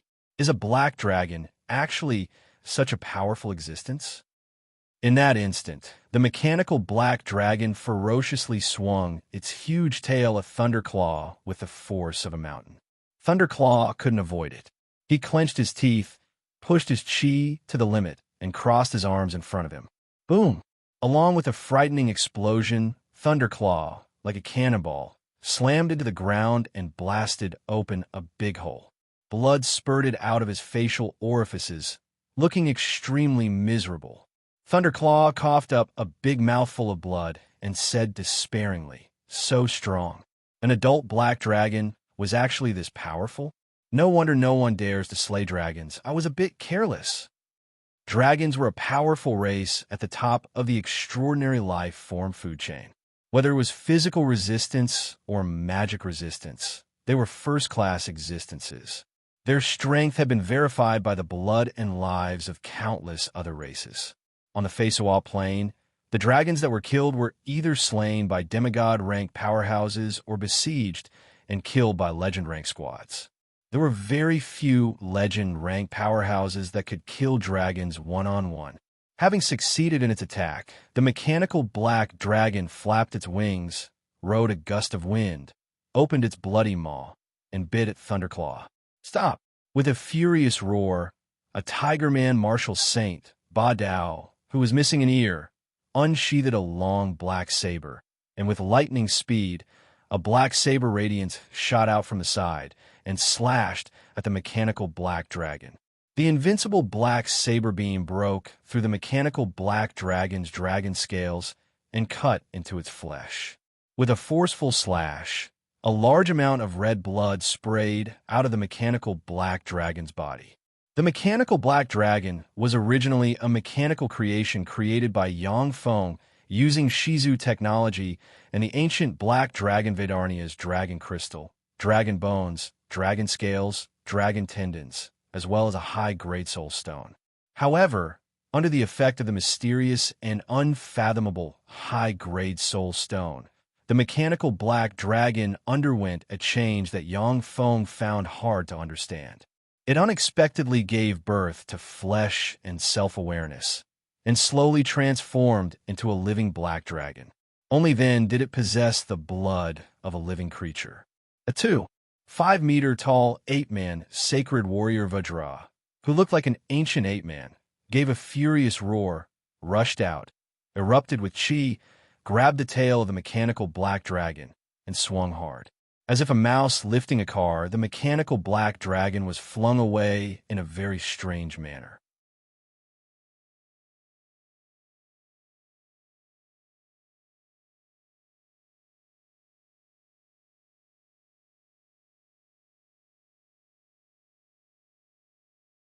Chapter 236.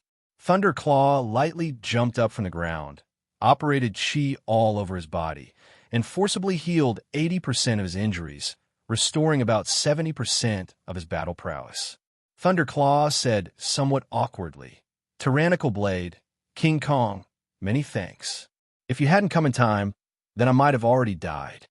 Tyrannical Blade didn't waste any words, saying directly, "Let's withdraw. That black dragon is really too strong. Only by dispatching more than 10 sacred warriors, coupled with several legend shaman priests of the temple, would it be possible to get rid of it." King Kong nodded with a dignified expression. Just now, he had forcibly flung the mechanical black dragon away, merely by taking advantage of the fact that the mechanical black dragon was unprepared. Although his strength surpassed that of many beastman sacred warriors, but compared to a giant dragon like the mechanical black dragon, he still couldn't compare. The mechanical black dragon flapped its wings, and a gust of wind suddenly erupted, shrouding it and blocking its flight. Its eyes turned, and in a flash, a fierce and terrifying life force erupted from its body. The terrifying life force was already infinitely close to the starry sky warlock rank. Soul Stone. It's the common currency used by experts of the various planes. So that's how it is. Creations with souls have limitless evolution possibilities. Souls are the things that contain the mysteries of immortality. Yang Feng watched the battle from afar through the monitoring equipment. When he saw the changes in the mechanical black dragon, his eyes lit up slightly. In addition to the mechanical black dragon, Yang Feng also used Shizu technology combined with the alchemy he learned in Tyrannid subcontinent to manufacture many mechanical golems with battle prowess comparable to that of level for extraordinary life forms. When the mechanical golems were manufactured, their battle prowess was basically fixed. They could only be enhanced by installing all kinds of external equipment. On the other hand, the mechanical black dragon was different, as the mysterious high-quality soul stone had completely fused with its body. It had strangely turned from a pure mechanical creation into a strange existence that was a mixture of machinery and flesh and blood. The preciousness of the soul stone could be well imagined. Yang Feng searched the treasuries of Tyrannid subcontinent's major forces and found some inferior soul stones, but didn't find a single superior soul stone. In the history of Tyrannid subcontinent, superior soul stones had also appeared. However, as soon as they appeared, they would be taken away and used by great warlock rank experts.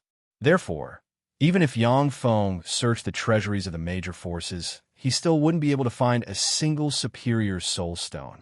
The mechanical black dragon's eyes flashed with a fierce light as it stared at the three martial saints of the Beastman Empire below.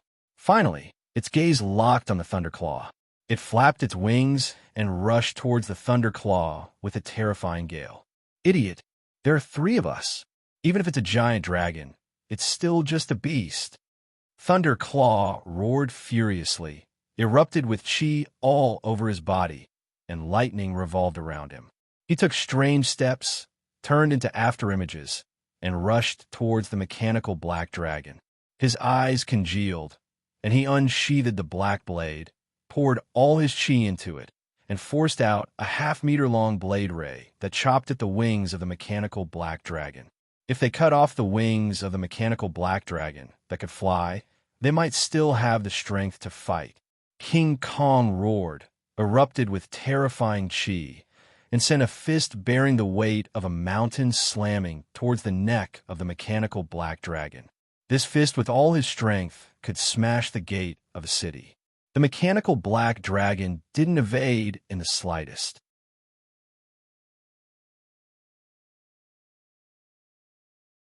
It opened its ferocious maw and bit Thunderclaw lightning fast. Countless sharp teeth pierced Thunderclaw's body, and Thunderclaw was turned into minced meat. At that moment, Tyrant Blade chopped at the wings of the mechanical black dragon, forcibly cutting open a huge gash on the wings, and blood gushed out. At the same time, King Kong's fist slammed into the neck of the mechanical black dragon, causing its neck to tilt slightly. After withstanding the all-out blows of the two sacred warriors, the mechanical black dragon flapped its other wing and slammed into Tyrant Blade, breaking his bones and knocking him into the ground. He spat out a large mouthful of blood, seriously injured. Vajra break! The ape-man sacred warrior King Kong roared furiously, urged his chi to the limit, tensed his body, and slammed his fist into the mechanical black dragon. Boom! King Kong's fist smashed the scales of the mechanical black dragon and blasted open a 30-centimeter long bloody hole on the mechanical black dragon. The mechanical black dragon didn't pay any attention to Vajra. It opened its ferocious maw and bit down on the Tiger Man, sacred warrior Ba Dao. With a slap, a copious amount of blood sputtered out of its ferocious maw. A sacred warrior of the Beastman Empire died, just like that.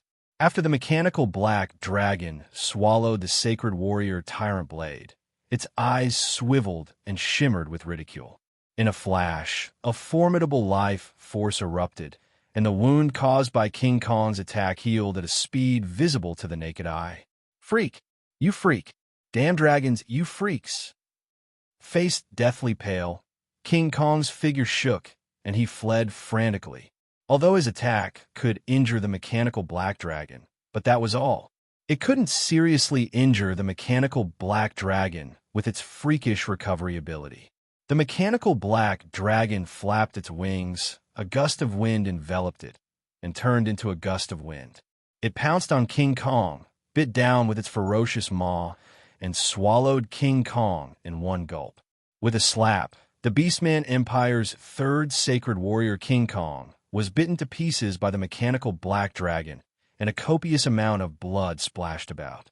Dragons are indeed formidable existences at the top of the food chain. Each of the Beastman Empire's 3 sacred warriors is a legend rank powerhouse. Unfortunately, in front of dragons, they're still somewhat vulnerable. If it wasn't for the low reproductive ability of dragons, then the Feisuo Plain might have already become a plain dominated by dragons. Yang Feng mused as he watched the mechanical black dragon easily devour the 3 sacred warriors of the Beastman Empire. Each of the Beastman Empire's 3 sacred warriors was a peerless powerhouse. With Yang Feng's current strength, he could only choose to flee or else die. Yet the mechanical black dragon easily devoured the 3 sacred warriors of the Beastman Empire. The strength of dragons could be well imagined.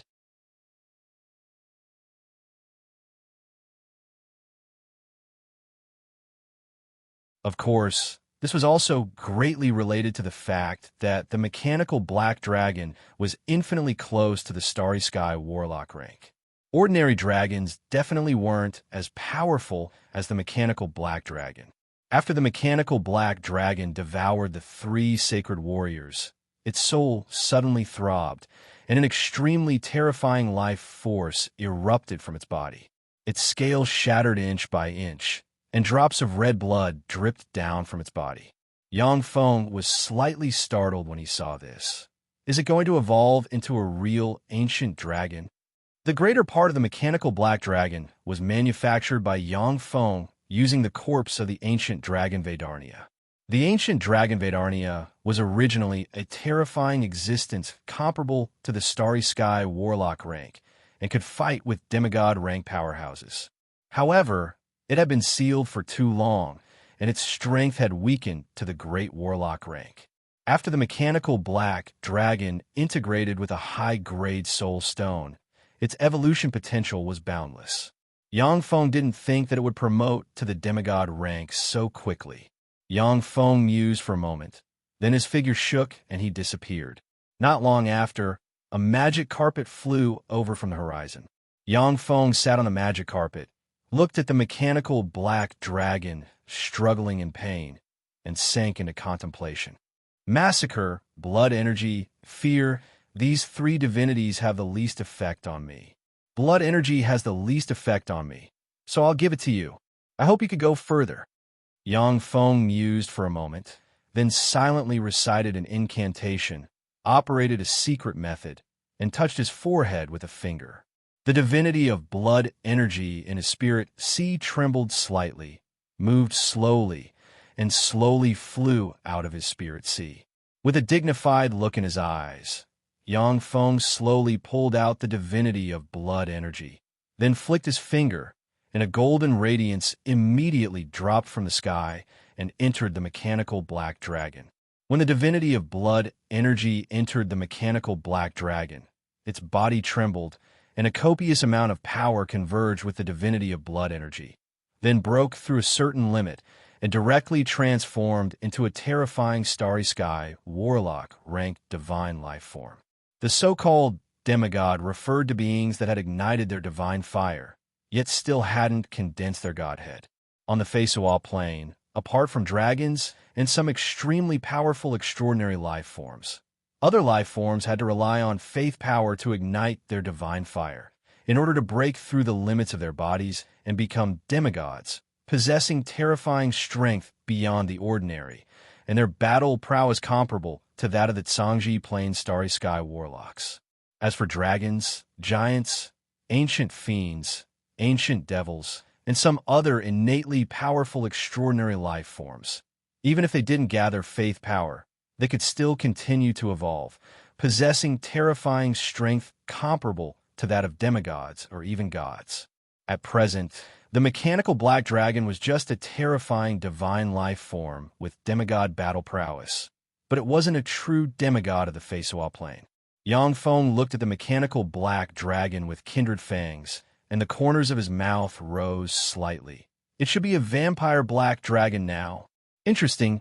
I'm looking forward to seeing what you can evolve into in the future. Suddenly, the mechanical black dragon turned its eyes, locked on Yang Feng in the sky, and whispered, "Master, I want to have a name. Please bestow me a name." You're tuning in to the Warrior Lore YouTube channel. Don't forget to subscribe and join us on this journey to catch the most captivating stories.